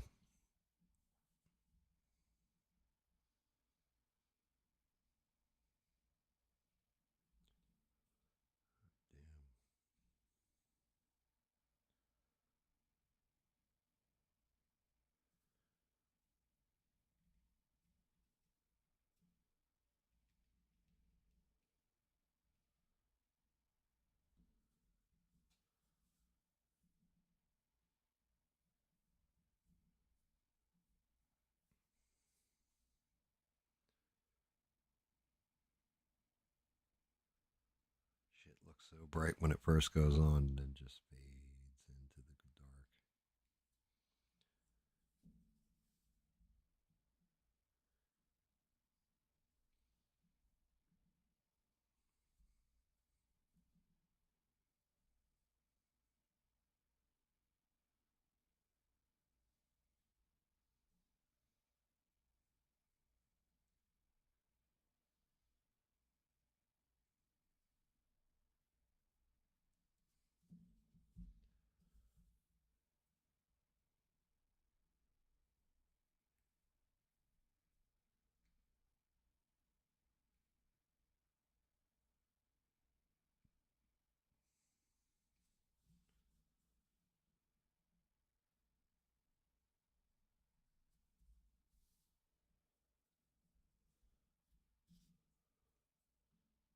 Make sure.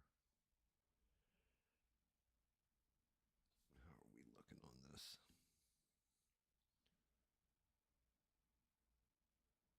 Yeah, we're starting to get there. I'm going to have to build up to the pinks.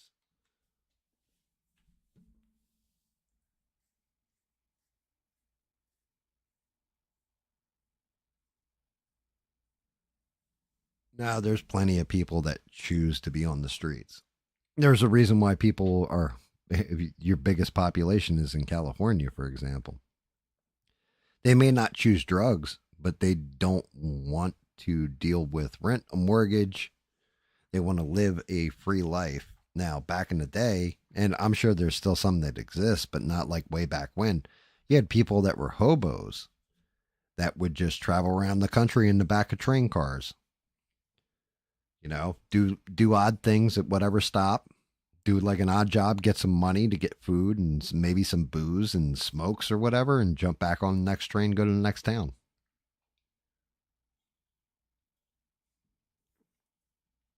There's always been a culture of that.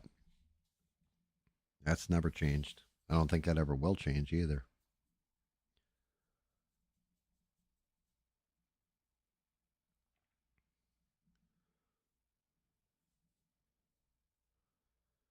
But yeah, some people really do choose to be homeless. Hell, nowadays, one of the fashionable things is like van life or tiny houses. Nothing wrong with that, I guess. That's the way you want to live. People live in RVs. Now, if you're forced, that's not the lifestyle you want or whatever, that's a different story. But some people actually do want that lifestyle. They enjoy that lifestyle, not being tied to anything, being a nomad or a gypsy, so to speak.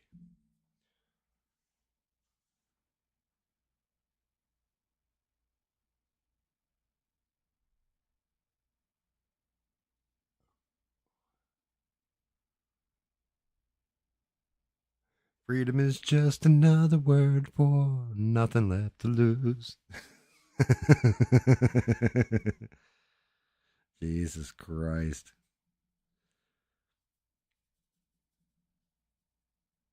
Yeah,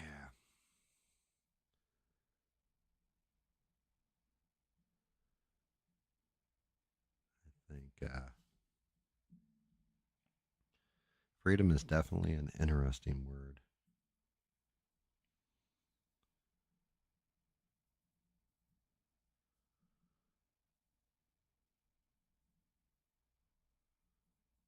Definitely an interesting word.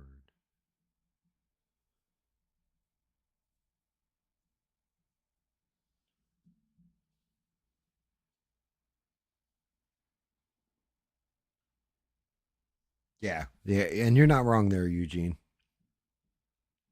Um, that's just it. the The only beautiful part about America is that there's always a way to change it. You just got to be clever enough to figure out that way of changing things.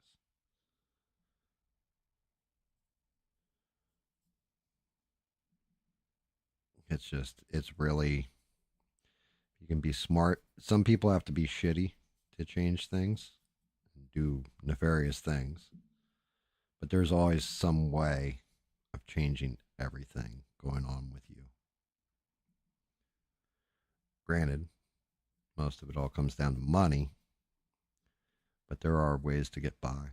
Like, one of my biggest problems was I was always broke because I was always paying off a credit card. Always paying off a credit card. I don't have credit cards.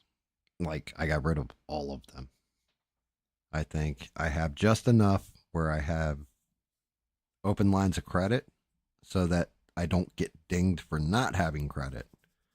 But wiping out all of my credit cards changed a giant chunk of my life. And all it took was one simple rule. If I don't have enough cash to pay for it, then it can wait. Unless it's something like I'm going to starve, you know? But that one simple rule changed everything because I used to just be like, oh, yeah, I kind of want that. I'll just throw it on a credit card. Had to change my whole way that I was doing things,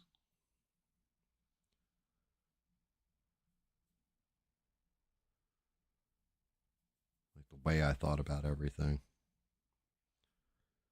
That's just it. You're like, yeah, that thing I bought for $100. Yeah, I'm gonna pay back $160 by the time I'm done making payments.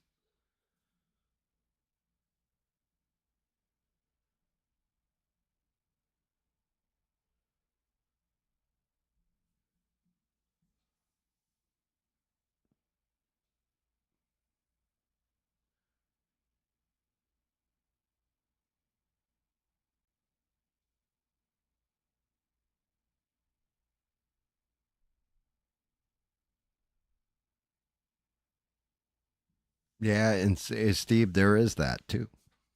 You got people that are, you got people that have given up, that which is always the most heartbreaking. Is like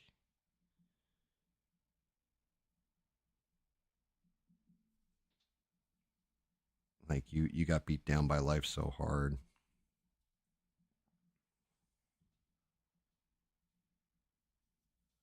Yeah, and you're that's a very true statement too. A lot of the things you own actually own you.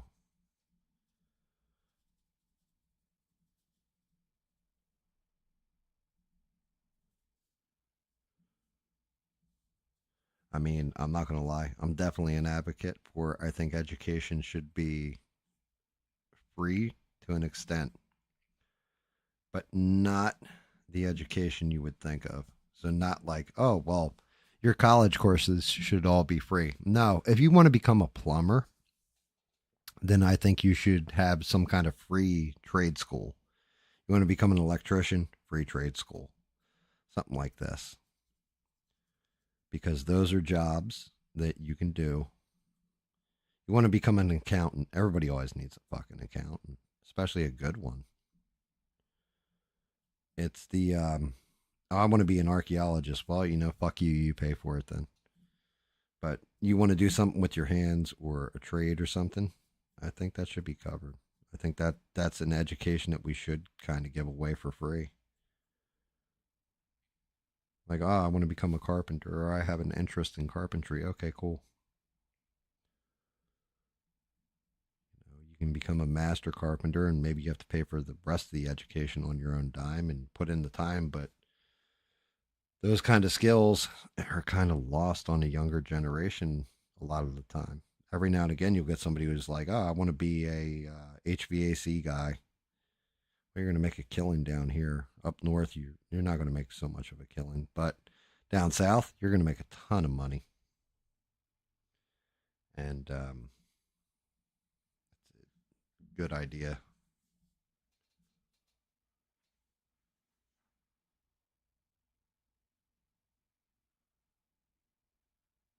Yeah, Steve, you're not wrong there. And then, like with the substance abuse in particular, they won't go to a shelter because going to a shelter, they're not allowed to have drugs there or they get kicked out of the shelter. So they would rather stay on the street and baked or fucked up than go and being, like have a house over their head. Well, I'll live in a cardboard box, but as long as I got my shit, and it's really mental at that point.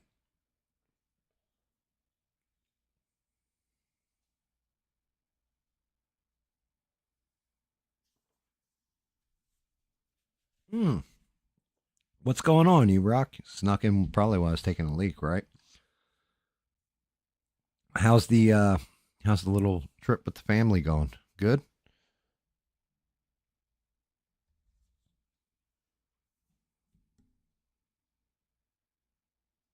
What do you do with them? It's real simple. We have so many forests out all around. You just take them camping and leave them there.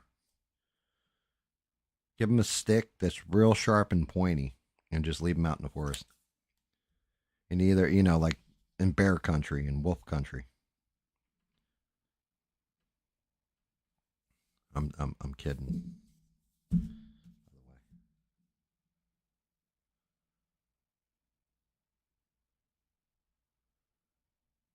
Hopefully this fade in works the way I hope it's going to. Yeah, it looks like it is. Can you guys see the fade in? Where's the camera lens?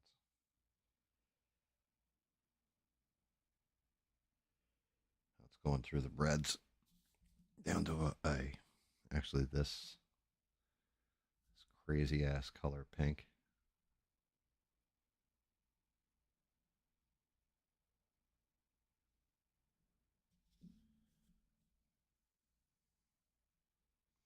I don't want to go too heavy on these sides, and I just did. Shit.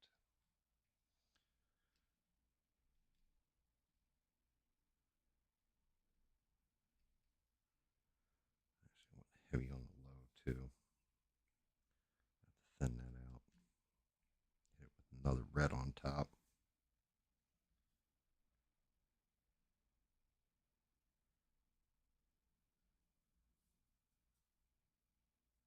Damn, really did go too heavy. Clean it up real quick.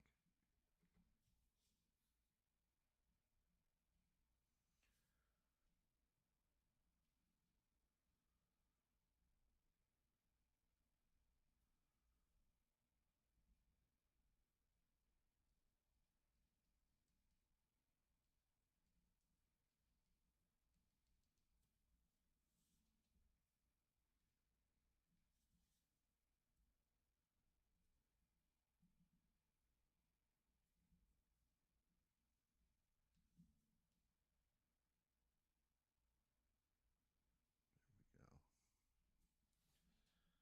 Hopefully I got that transition right. That's what she said.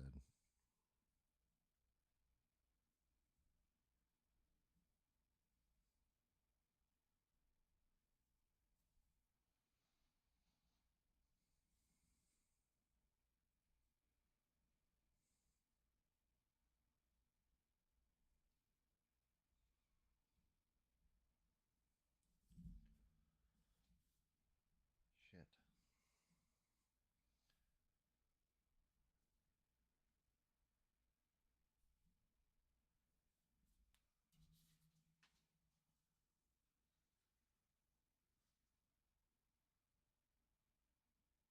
You've been cleaning up puke since 4 p.m. Dear Lord, man.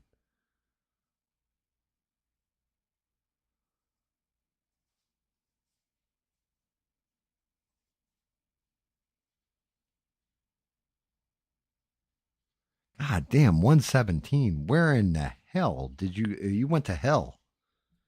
That doesn't sound like a vacation I'd want to be on. Not unless you're like in the Caribbean somewhere, like, sipping pina coladas directly from a coconut shell. Like, what the hell? Mm.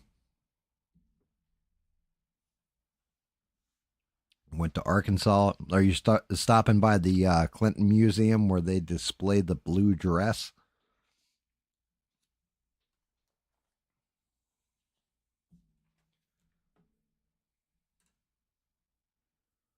Dear Lord.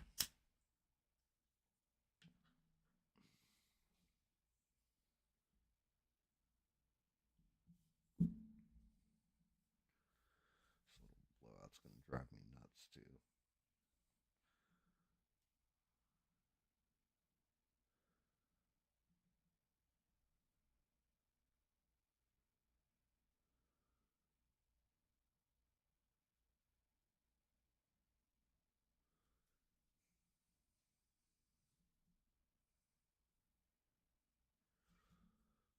Good Lord.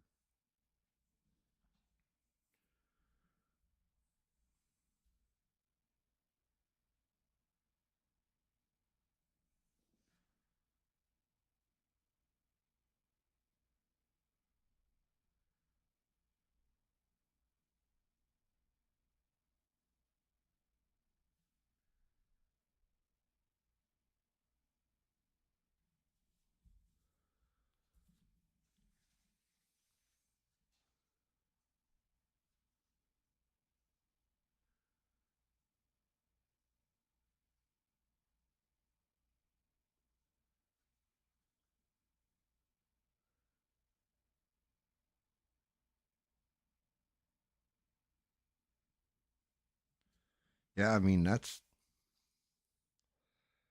good on those friends of yours, too, Steve. Like I said, I I've been fortunate enough. The only thing that I've gotten addicted to, like severe addicted to, are my cigarettes. I love them though. I love smoking. Everything else I can take or leave, but yeah, I can't imagine what it's like to be hooked on something that hard. That's just me. I don't know how I would react or what I would do. But good on those people for trying to fight that fucking demon. Can't be easy.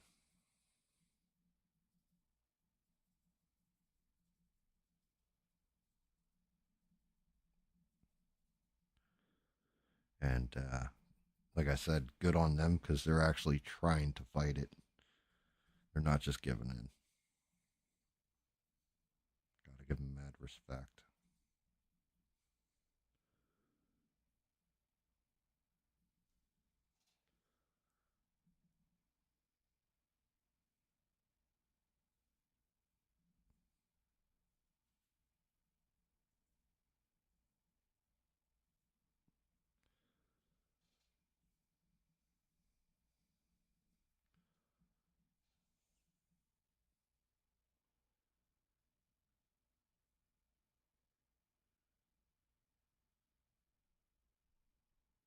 Oh, yeah, dude. Muscle lock sucks. I can definitely agree with you on that. Definitely feel you there. Come on. Just need.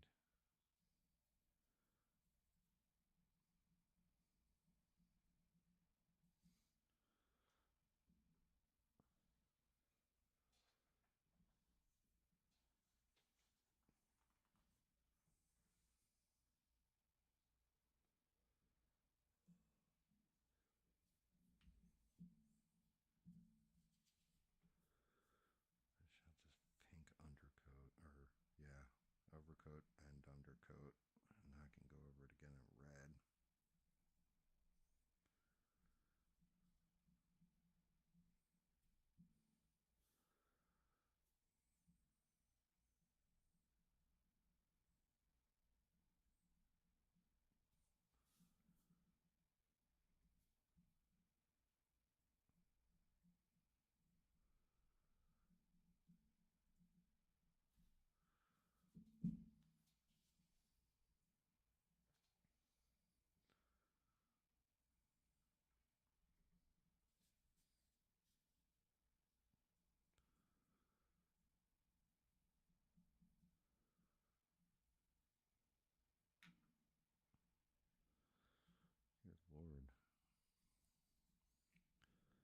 Like as bright as that red goes on.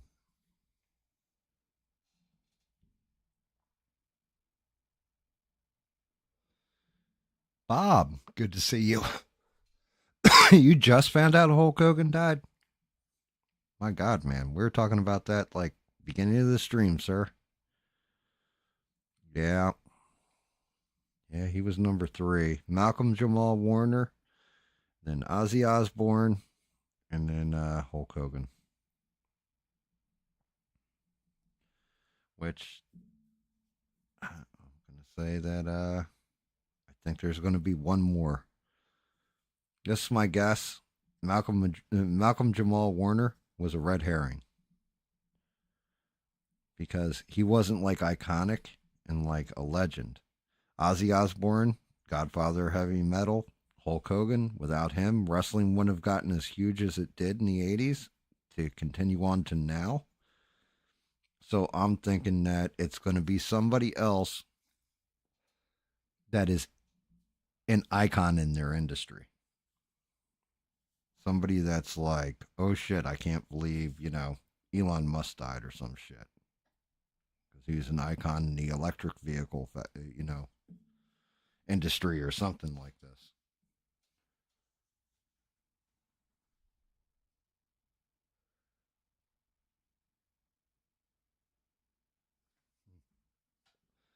Yeah, Eugene, I'm on the cusp of Georgia. I'm in South Carolina, but on the cusp of Georgia. And it is hot. It is wet. And it's definitely, if you don't have central air in your house, you're in trouble.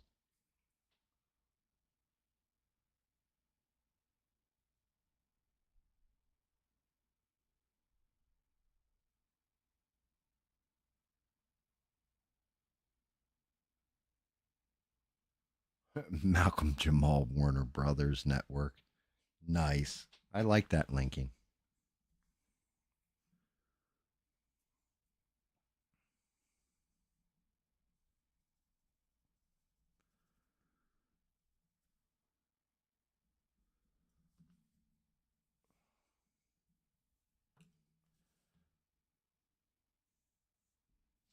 Bring him in. Pretty freaky tongue.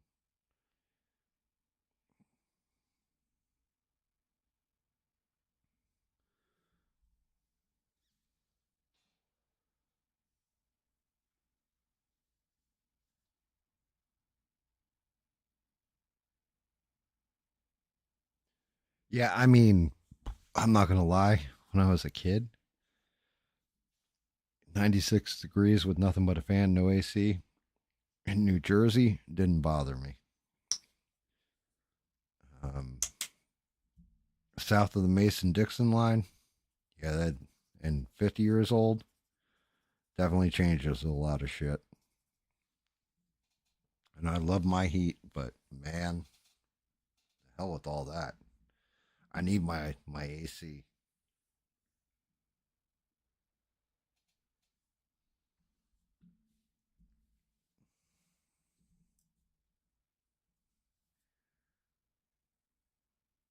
Trace lines on those eyes. Oh god damn it! I need a tiny brush for this one.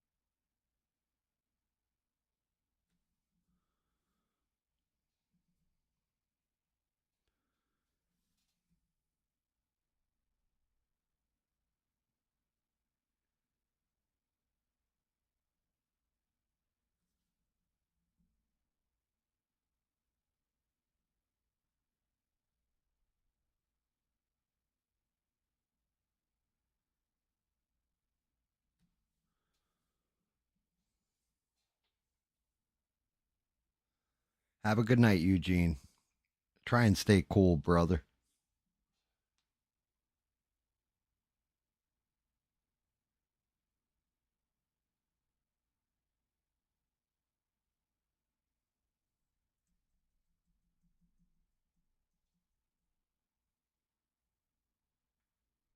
Well, yeah, that does sound like a suicide.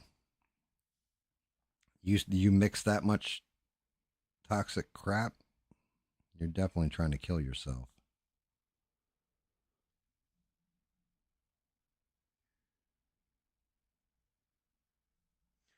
And somebody trying to poison you wouldn't hit you with that many combinations of different shit.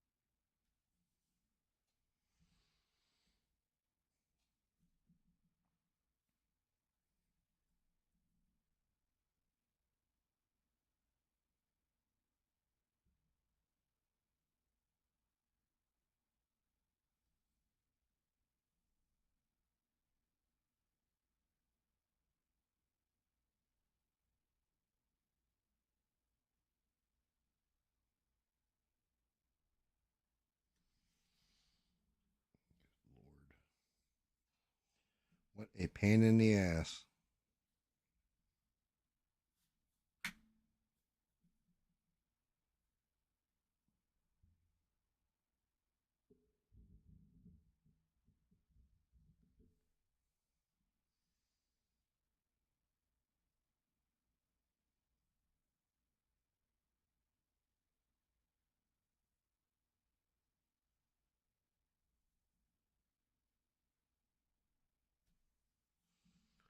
Trying to pull these goddamn little lines.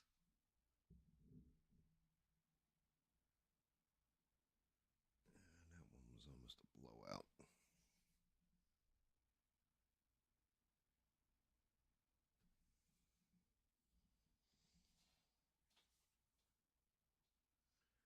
Tag, I'm in. Sleep well. Bob's like, I'm here now. Go ahead, Eugene. Get some rest. I gotta. I got six. I got five more to go through. So you're good, brother.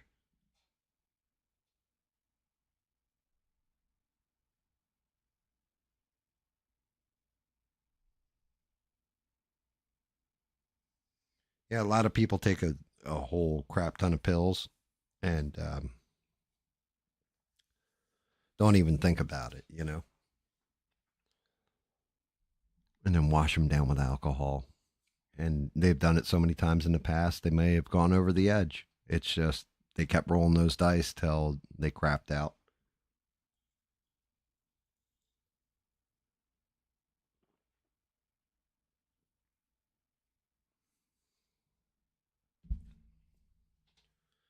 Craziness. Let's see. This tongue is cured. I think I'm going to get a little bit more, just the tip.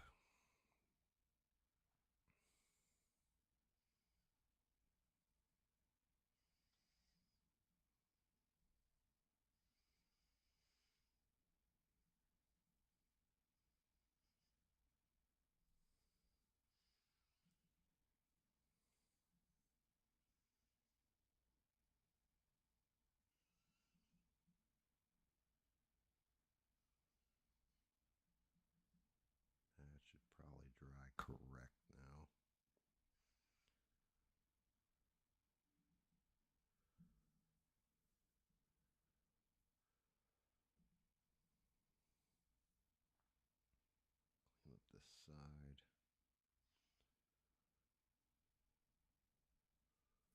Oh shit, I'm not even on camera while painting that, huh?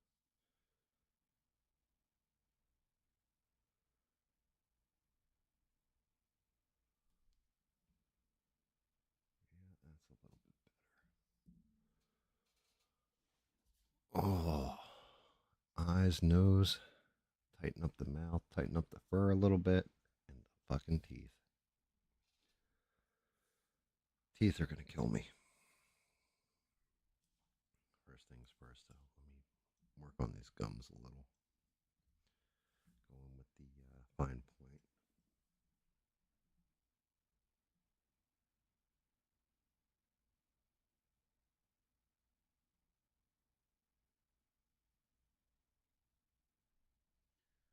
Sorry, guys. Got a little quiet there because I gotta zone in.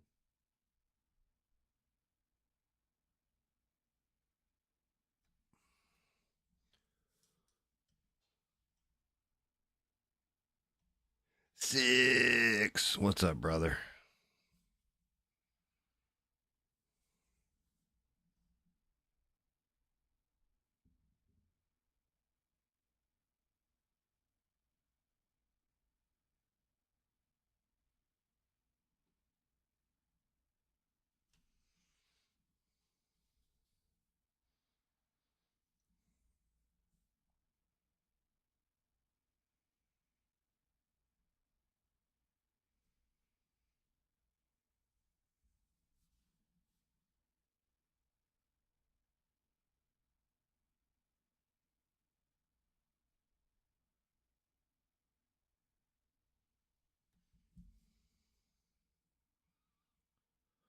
Definitely gonna want to come off these teeth with a little pink on top and then back into red, so we can fade it kind of like I just did with the tongue.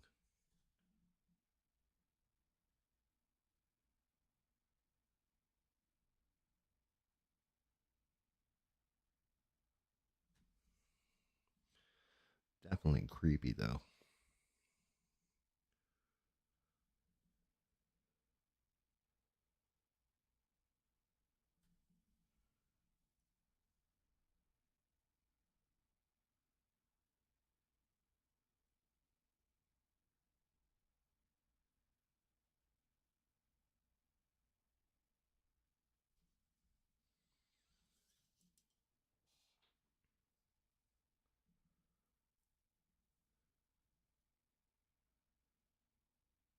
Hopefully, this gives anybody who collects teddy bears nightmare fuel. Let's see, how are we looking, guys?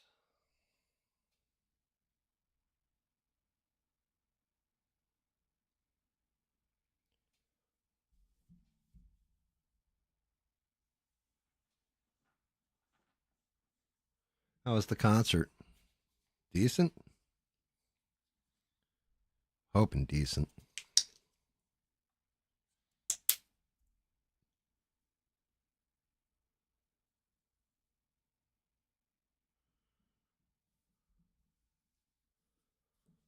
All right. Now for the triple out on the teeth.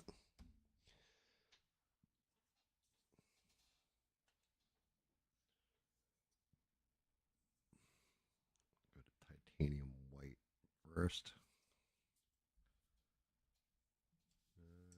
Step up my brush game a little bit. Let's see. Yeah, it should be good enough to coat.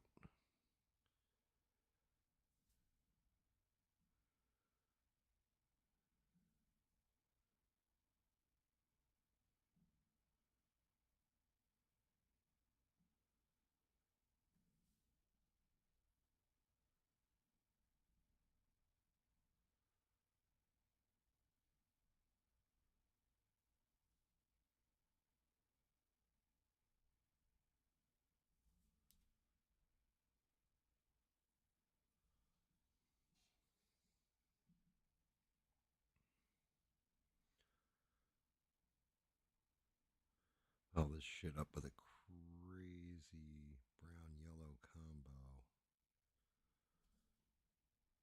Really make it freaky.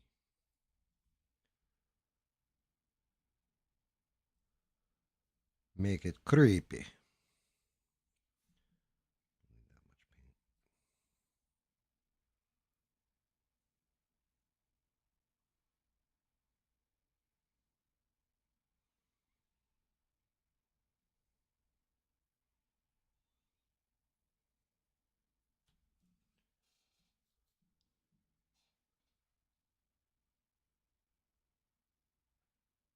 Oh yeah, I'm painting.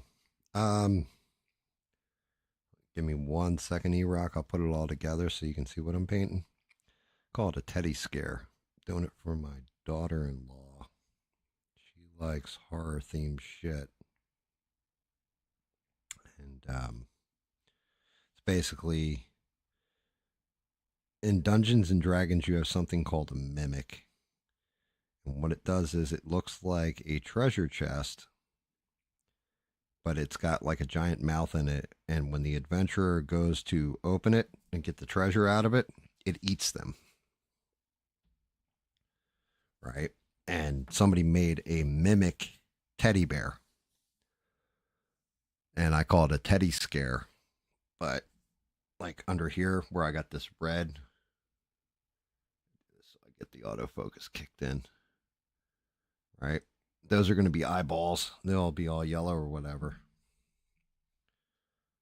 When it goes all together, just to give you an idea, looks like a normal little teddy bear, but then it's got like a whole monster mouth. The eyes underneath the head.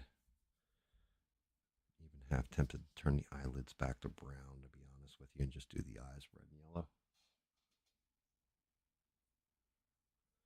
But yeah, it's a horror themed teddy bear basically. Thanks, Bob. Yeah, the white looks good, but I'm thinking more evil looking. So definitely go from a white. We'll get the white base paint in there, and then build it up with yellows and browns.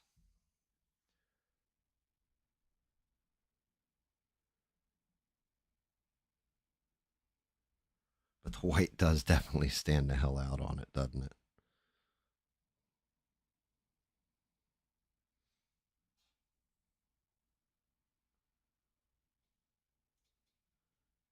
I mean, did you want a regular ass mimic, like a treasure chest one? Sure, I could find you one. Yeah, stuff like this. I mean, I would definitely paint another one. I'm having fun with this. It's not super difficult detailed like who's a what's it, like, like Squirrel Girl, or one of the bigger statues that I've done, the Thing, stuff like that. It's not super complicated. I was saying earlier, I've been doing streams where I'm painting the same thing 3 different streams, trying to just nail out everything with it. This one, I'm hoping I can just nail it. One stream, be done with it, to be honest with you. I don't think it needs to be super serial. Yeah, it's super serial.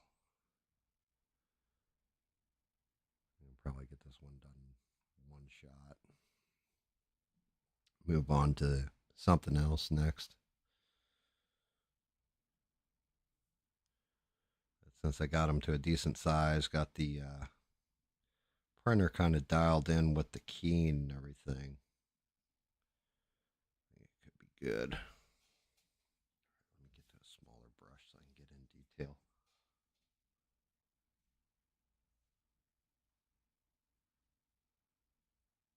Yeah, that's the other thing. E-Rock, I don't really sell my shit, but I do mail it off to people sometimes. Just saying.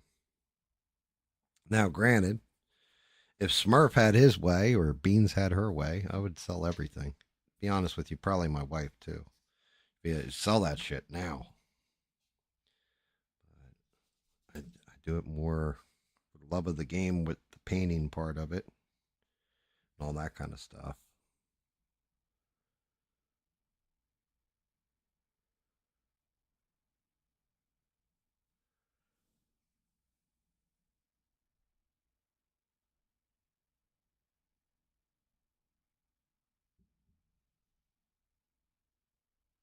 I do think that's one of Smurf's big things, to be honest with you. Even though he's not here, shout out to Smurf. As soon as I paint something, he's just like, "Cool, looks great. Now sell it.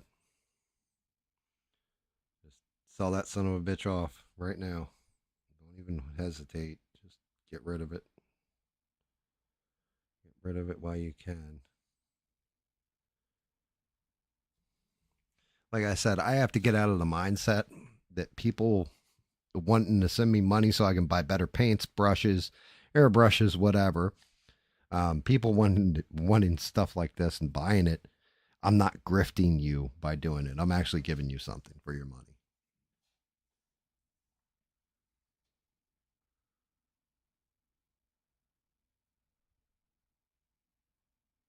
Dude, Jesus Christ, a few hundred for GAM stuff. That's crazy, brother. That's that's flattering, but crazy at the same time. You better not. Shit. I mean, I've got something. I think it's cleared customs by now. I'm hoping the wife put insurance, but I got something going over to England for David. It took probably 4 or 5 streams for me to finish. It was Hikamo Toga from My Hero Academia, and I must have gone over that thing like 5, 6, 7, 8 times, just making sure everything was tight. And David's like, "Oh, I'll pay you for it," and I'm like, "No, this is a special gift to you for being my brother." But it was definitely a challenge. That one was a fun one because it was challenging. Um,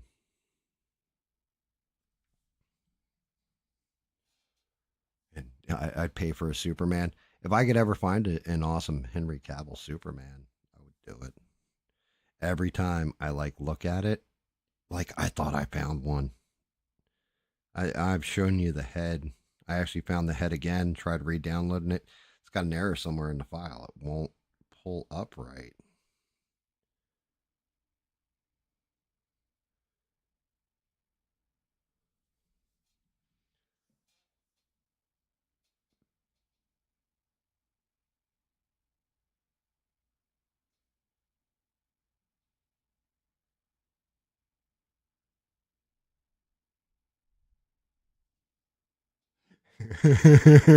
400 for the booty hole squirrel girl.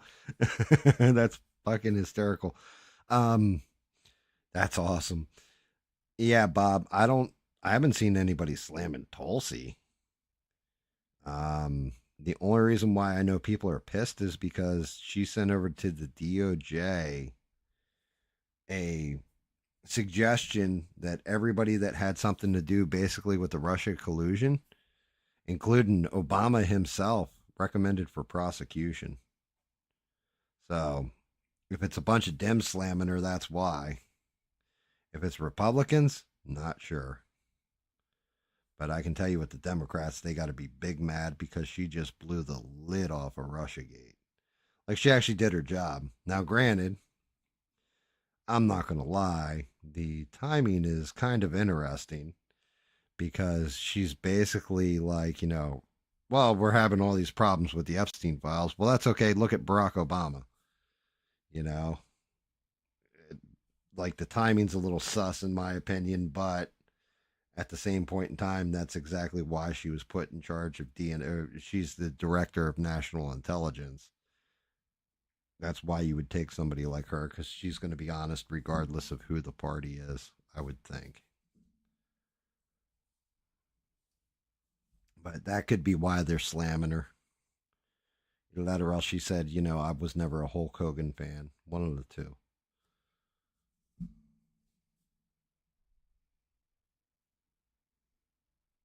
Which even President Trump was like Hulk Hogan was amazing. Like said we lost a friend. He was MAGA all the way. Like Trump even acknowledged Hogan's passing, which is amazing. But then again, Hulk Hogan also made Trump a lot of money back in the day because of WrestleMania being held in Trump properties.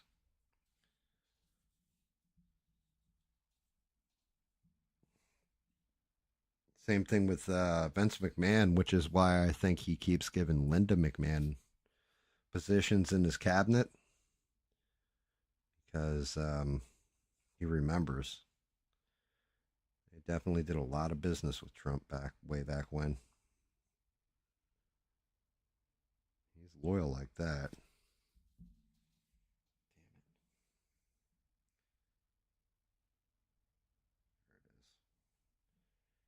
Had to find that tooth.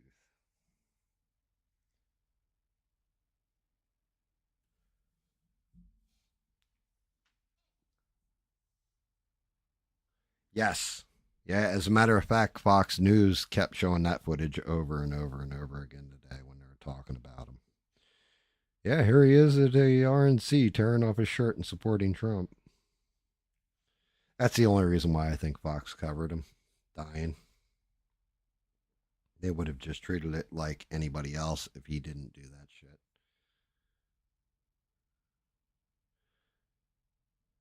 I mean, Hulk Hogan, regardless of how he was outside the ring, when it comes to his persona, he was 110% good to kids.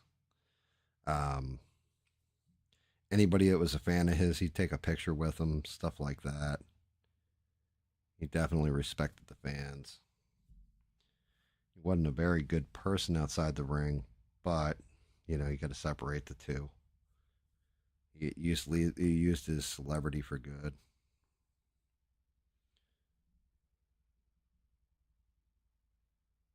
Well, sometimes he used it for good.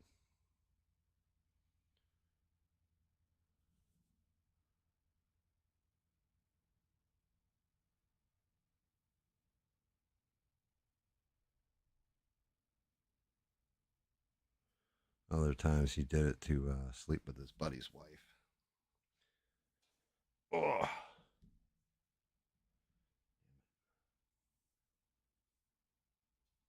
hogweed gummies.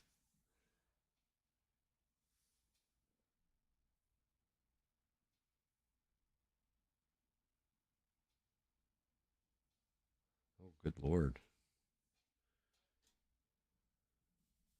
not good, not good.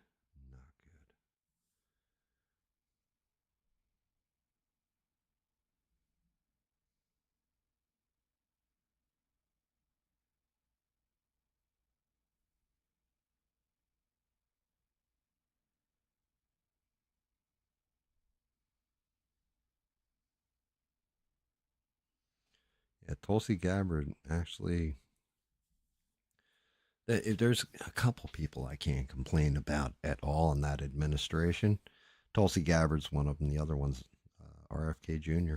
They, you would think they would work against Donald Trump in some kind of way because they're Democrats or whatever, and it's like no, they're actually the ones that are working the hardest. They went in, and I think Donald Trump was smart enough to just say, "Hey, this is something you're passionate about. I'm going to put you in charge of it. Knock it out of the park," and they did. Like we'll just make them look good by doing our jobs the right way. I think JD Vance is actually pretty damn good too. Kind of impressed with him. Marco Rubio, I'm still on the fence. Not saying he doesn't work hard, just saying I don't know. Some stuff I like, some stuff I'm not digging.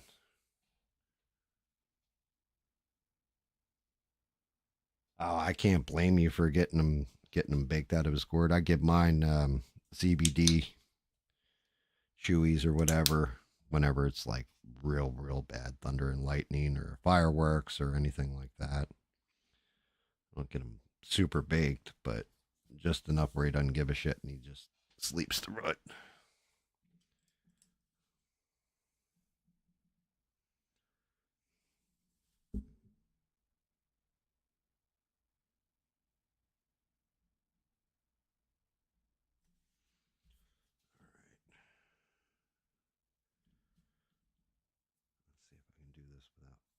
it up.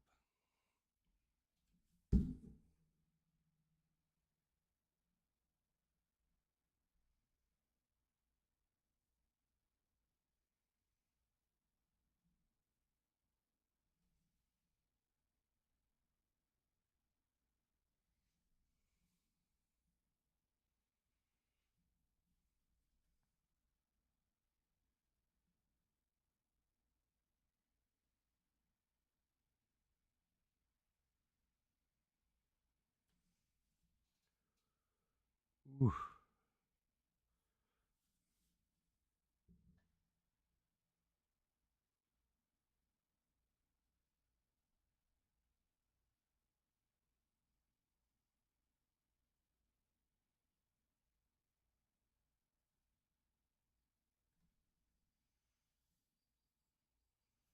And by the way, guys, shout out to Sheree, even though she's not here. Greatest mods on these interwebs.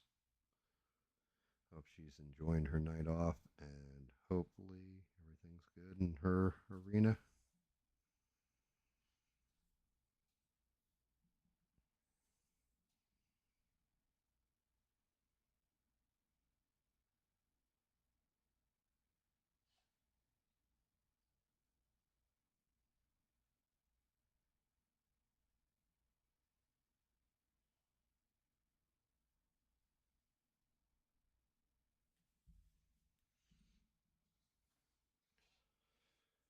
All right, we gotta fix these upper teeth. Actually, I got one back there. It's gotta get cleaned. Baby roof.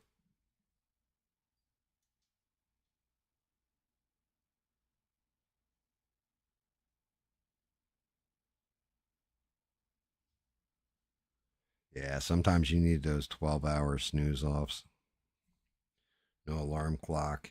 You got a good thunderstorm going in the background. Really, just zonk.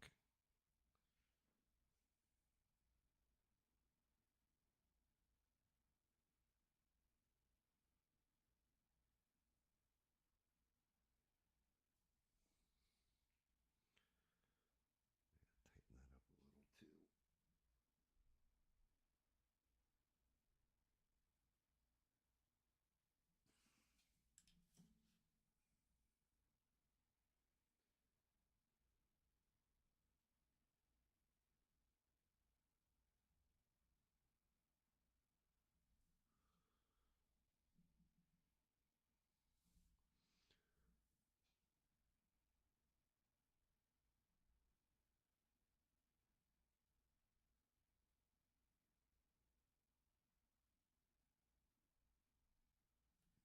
It's crazy.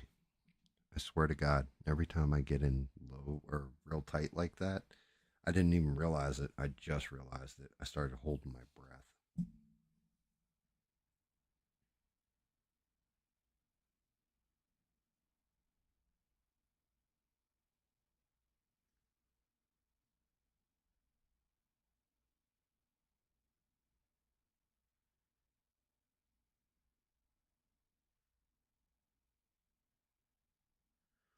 Like like I'm taking a sniper shot or something.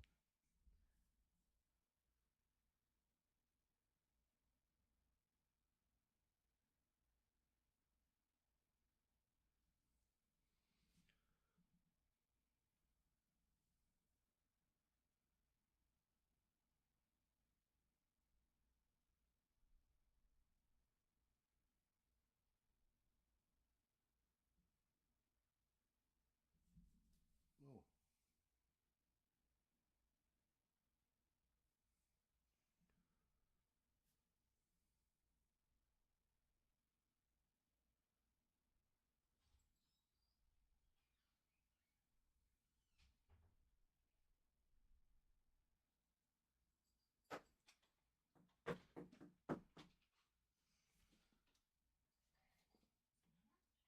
What's up? Is it what? Is the net out? Hell no. No, I got. I have no idea.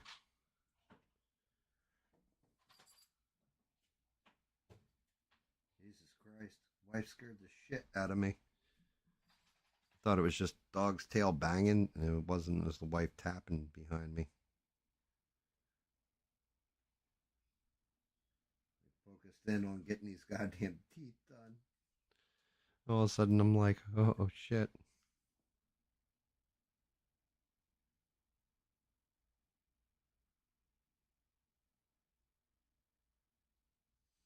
Not gonna lie, if the internet had gone out, it would have been like, oh shit.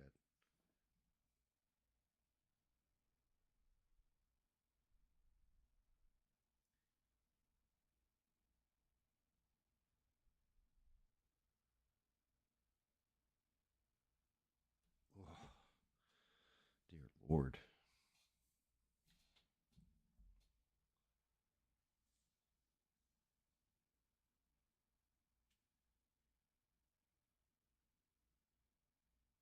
Oh, thank you, Sheree. Good to see you here. Hope everything's okay. Everything's going well.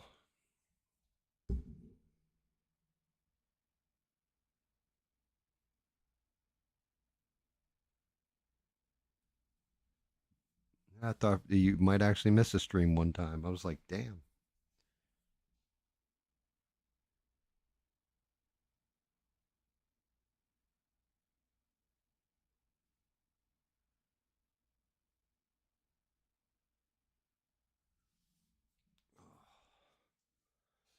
God. Well, since you just walked in, Sheree, what are you thinking so far? Granted, I got to get the eyes done, both, all of them. Here's where we're at with them. What do you think? Creepy or what?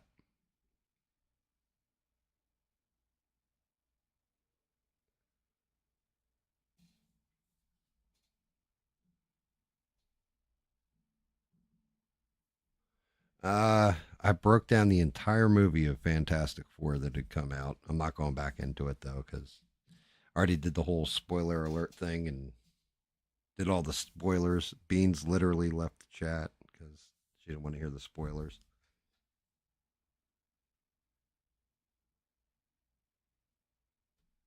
Hogan died.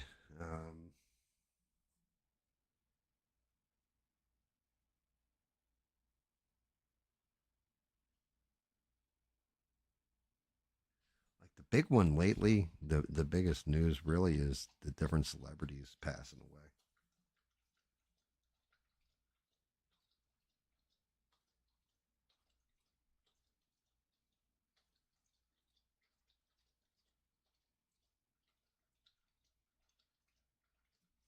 You had Malcolm Jamal Warner die. You had Hulk Hogan die, and you had Ozzy Osbourne die.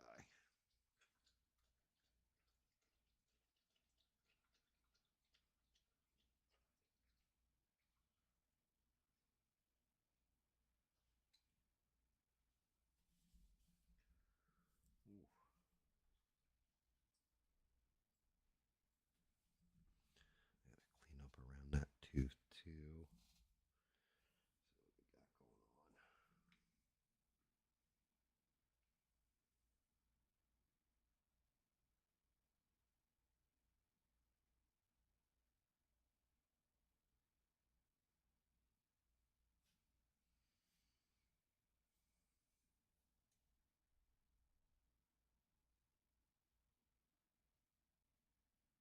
Oh, I know what else, Bob.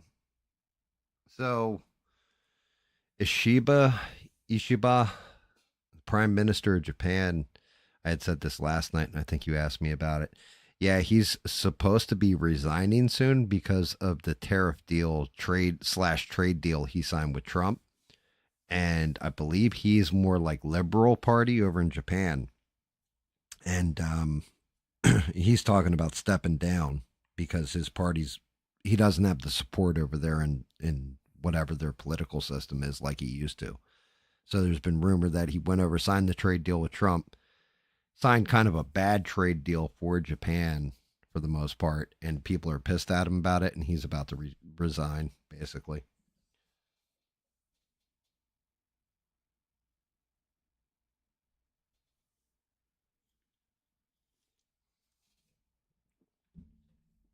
Sheree likes the horror ones too.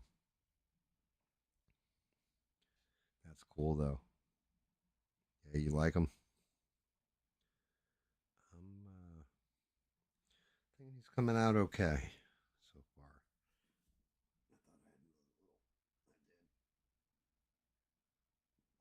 I did. This white blowout. Shit. I'm gonna have to get in there with a thicker brush. Up behind the one tooth is kind of not filled in full enough.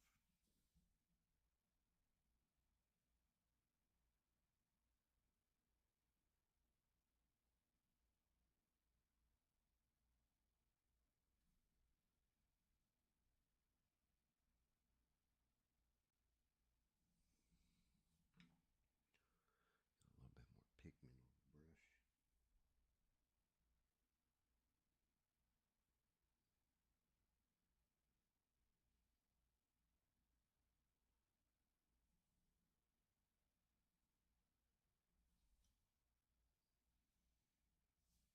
Mm.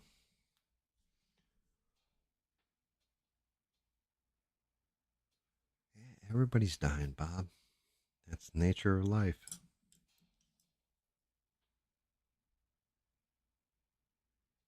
They got bigger problems than that. Tell me about it, Bob. I've always wondered about Japan. I mean, the culture seems very polite, but I know there was actually, I want to say it was when they were working on G.I. Joe, the cartoon. They sent it off to Japanimation Studios. I think it was G.I. Joe, the cartoon. And because the Japanese animators didn't know how to say no, like there's stuff they couldn't do with the cartoon and they wouldn't say no. So anything they asked them, like, "Hey, can we want to add this effect, that effect?" and they'd be like, "Oh yeah, we can do that." They were afraid to say no because they were too proud to say no.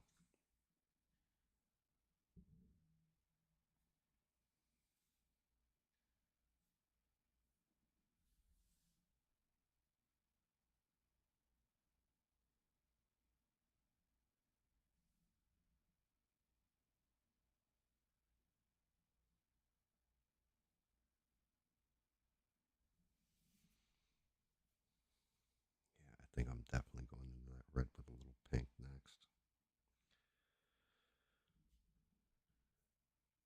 Get the white finished off.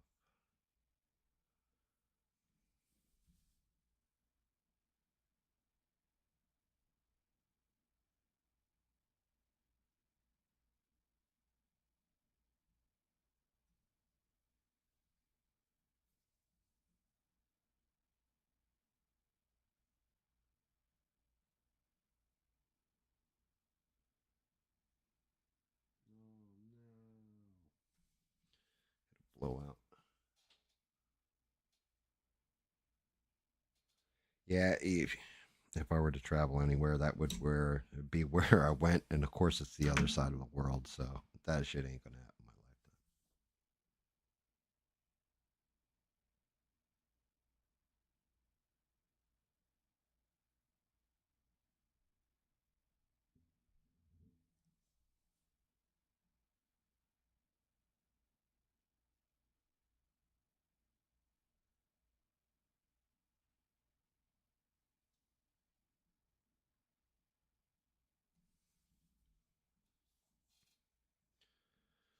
Tighten up the white.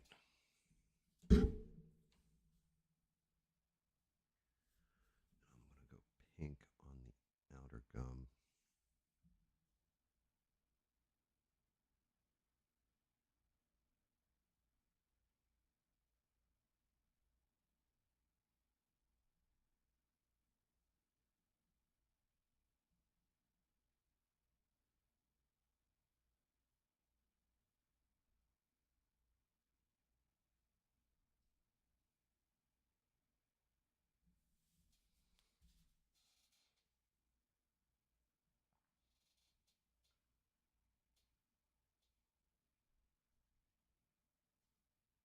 Sushi trains and golf. Yeah, I could believe that. Sounds about right. Something about all that sounds correct to me.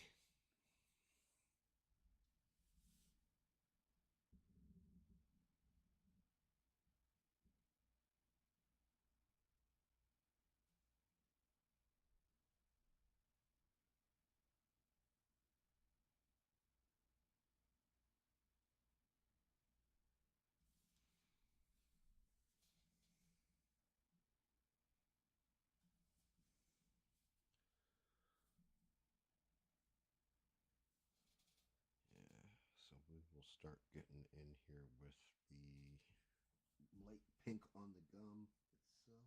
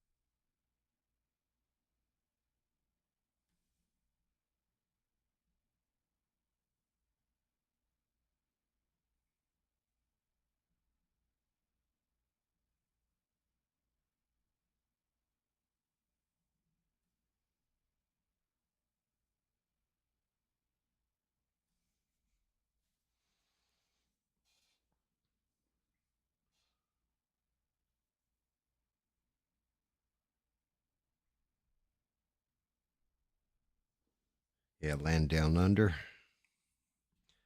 Yeah, my daughter went there for some kind of seminar.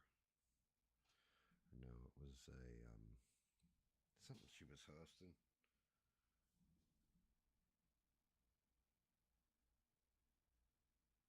She said it was cool, but I'd never survive there because of some of the snakes and stuff they have. She's like, you would lose your shit. It's not wrong.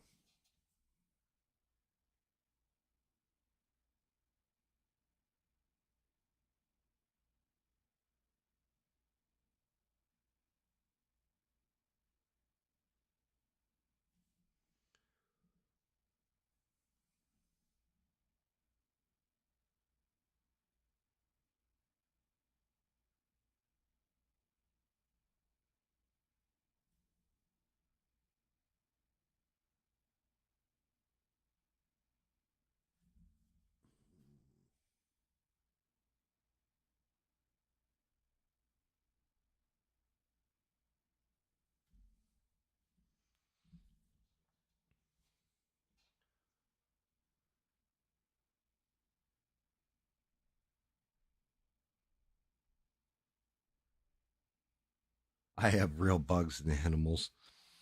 Oof.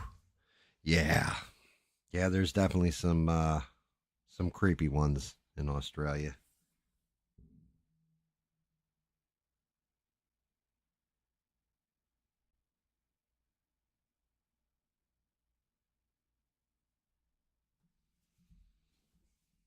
Let's see, anything on this side needs touching? It does. Right in here.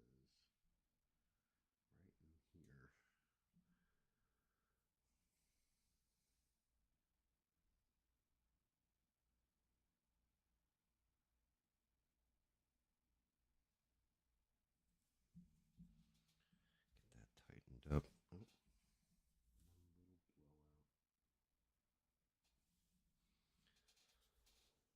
Oh, oh,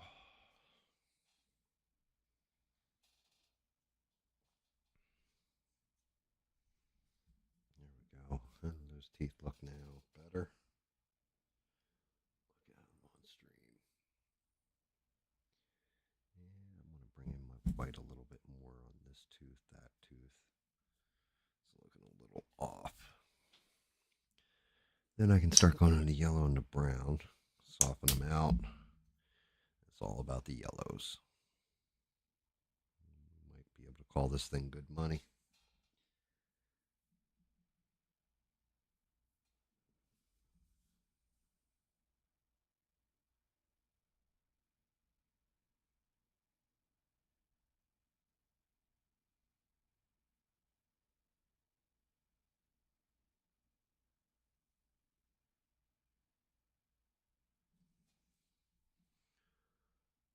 I mean, what do you guys think? Should I go to the yellows and the browns on the teeth, or should I just leave them pearly whites?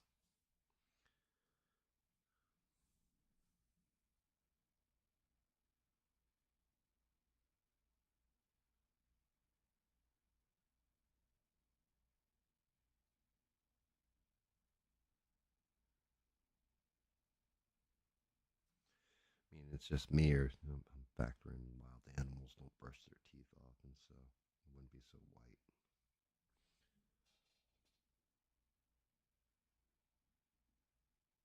Yeah, I mean, Bob, you're not wrong. That's one of those goddamn things I call a blessing, is that I know I'm in a golden time in my life, and I'm enjoying the hell out of it while I got it. Because this time will eventually pass. Bad things will eventually happen. And I want to at least be able to look back at this time and say, those were golden years. All right.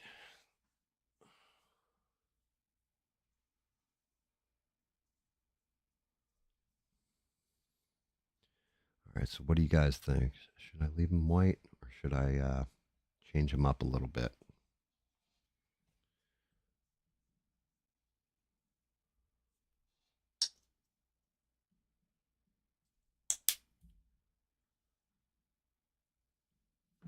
See how the tongue looks in there. Yeah, you can see the back teeth well. Definitely getting there. Too white, yeah. Yeah, I think I'm gonna go to a soft yellow. Actually, a soft brown. Do a do a streak here or there, and then go into maybe this hazy moon yellow. It's just enough off color to make give the teeth that creepy look.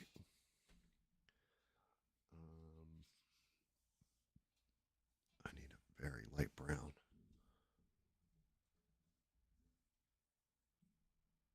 Wild truffle will work, I think. I think this is the brown I'm looking for. Yeah.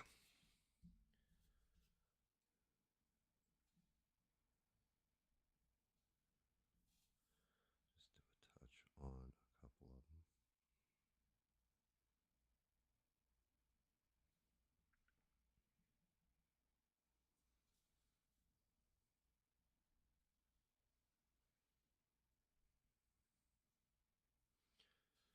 Give him a couple shit spots on his teeth.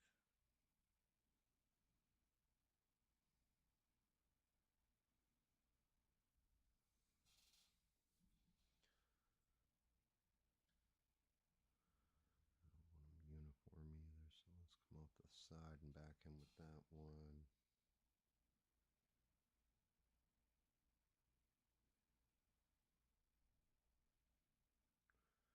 Drag this out towards the tip over here.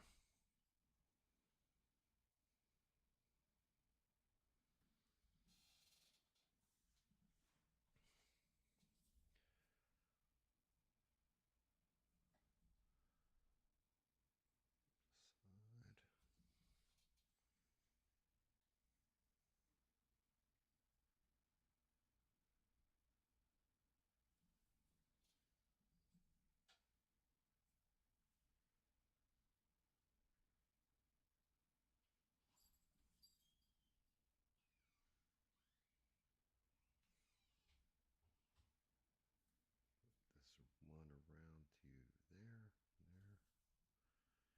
back here. Let's get the yellow stain on there.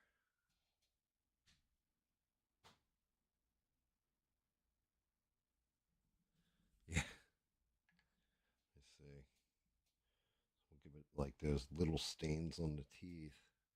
And then hopefully this yellow washes just right with it. Let's try that again with feeling.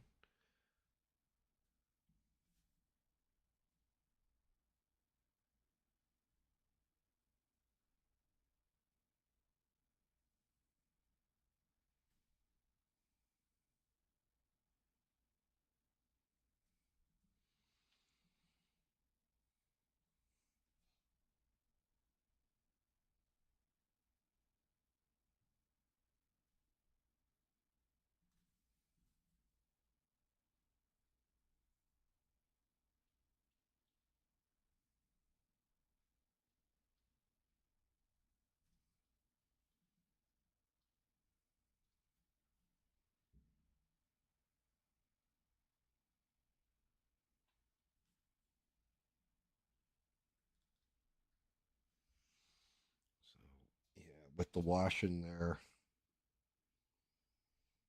Get it into that cruddy looking kind of gunk on them.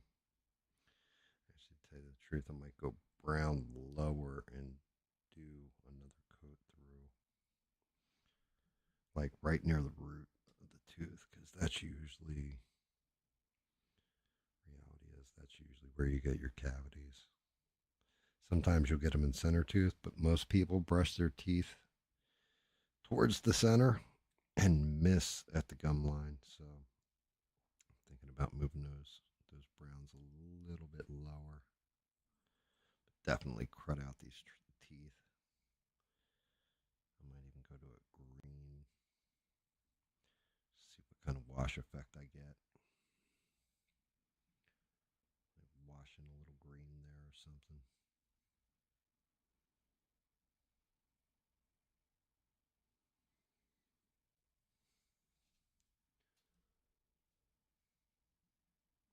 What's crazy is I think on the old camera you guys wouldn't even be able to see the color difference, right? But on this camera, you can see the wash in.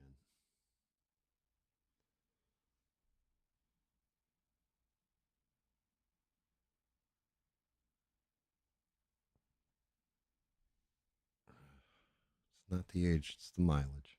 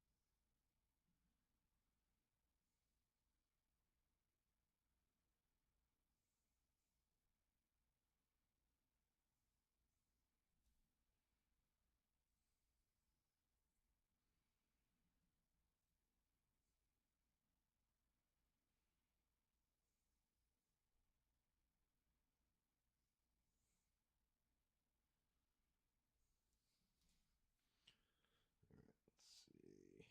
How are we looking? Is that thing not focusing? Yeah, because it's focusing past the damn thing. There we go.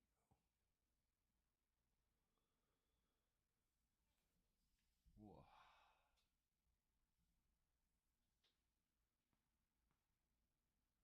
Has aches and pains and is younger than Bob. That would be me.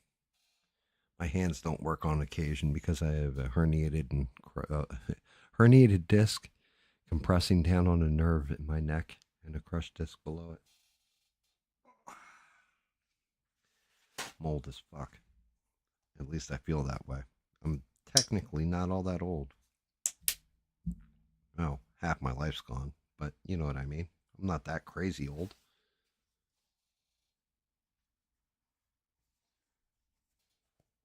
As a matter of fact, give me a second.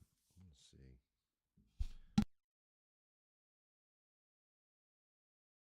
I'll be right back, guys.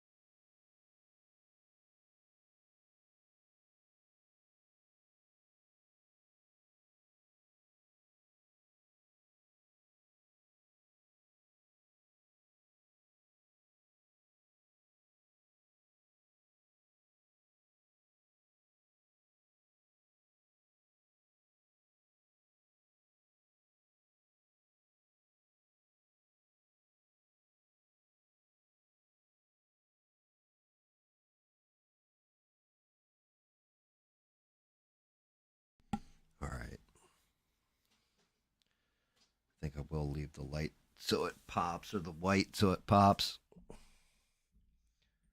Check something. Check something else.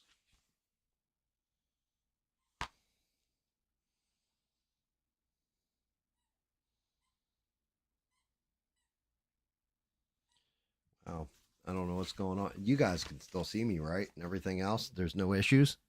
It says I'm connected without internet on my Wi-Fi devices. It's a good thing I'm fucking hardwired for the stream. Otherwise, yeah, I would have lost everything.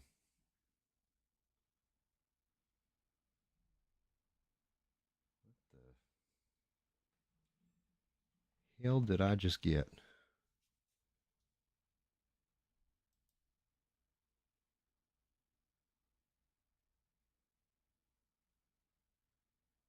Oh shit.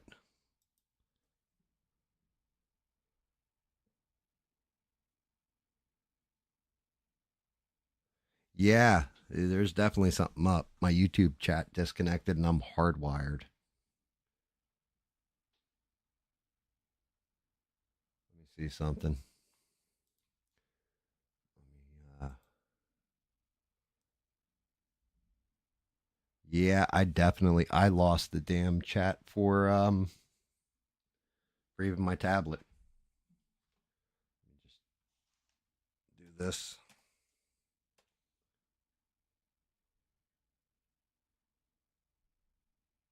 You guys can probably see that, right? Right? Can you guys see the test message?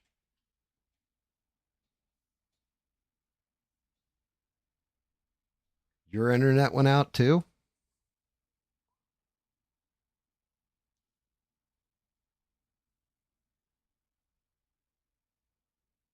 Man, that's fucking weird. You see it on the side, not in the main chat.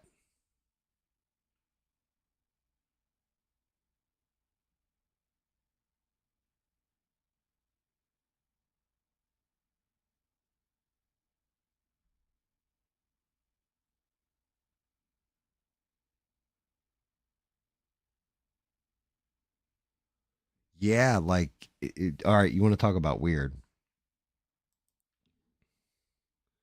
So,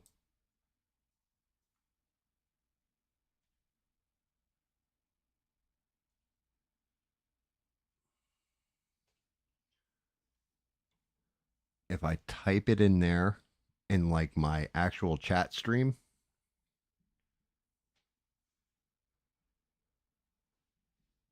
like the stream for my chat, let me see.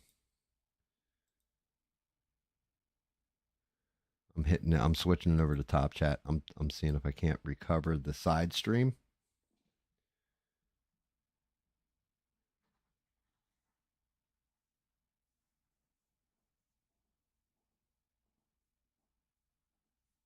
It's not so the whole thing is I've got separate chat on my tablet, right?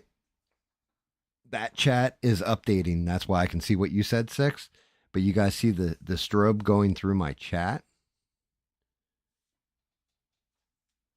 Something's glitched with YouTube itself.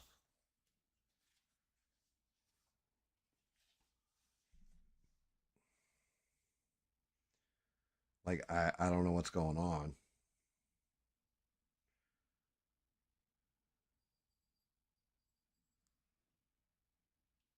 My one tablet says that it can't even find internet.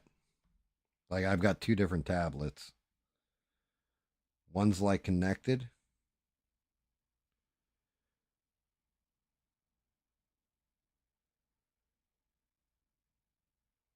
My 5G band isn't working, I think.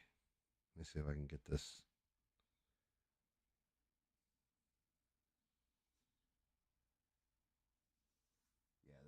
Yeah, this is hella weird.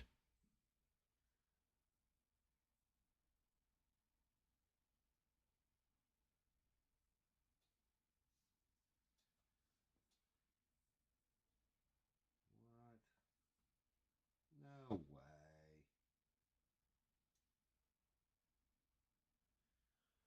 Give me 1 second. I'm going to mess with something. If I lose the stream, it'll be right back up.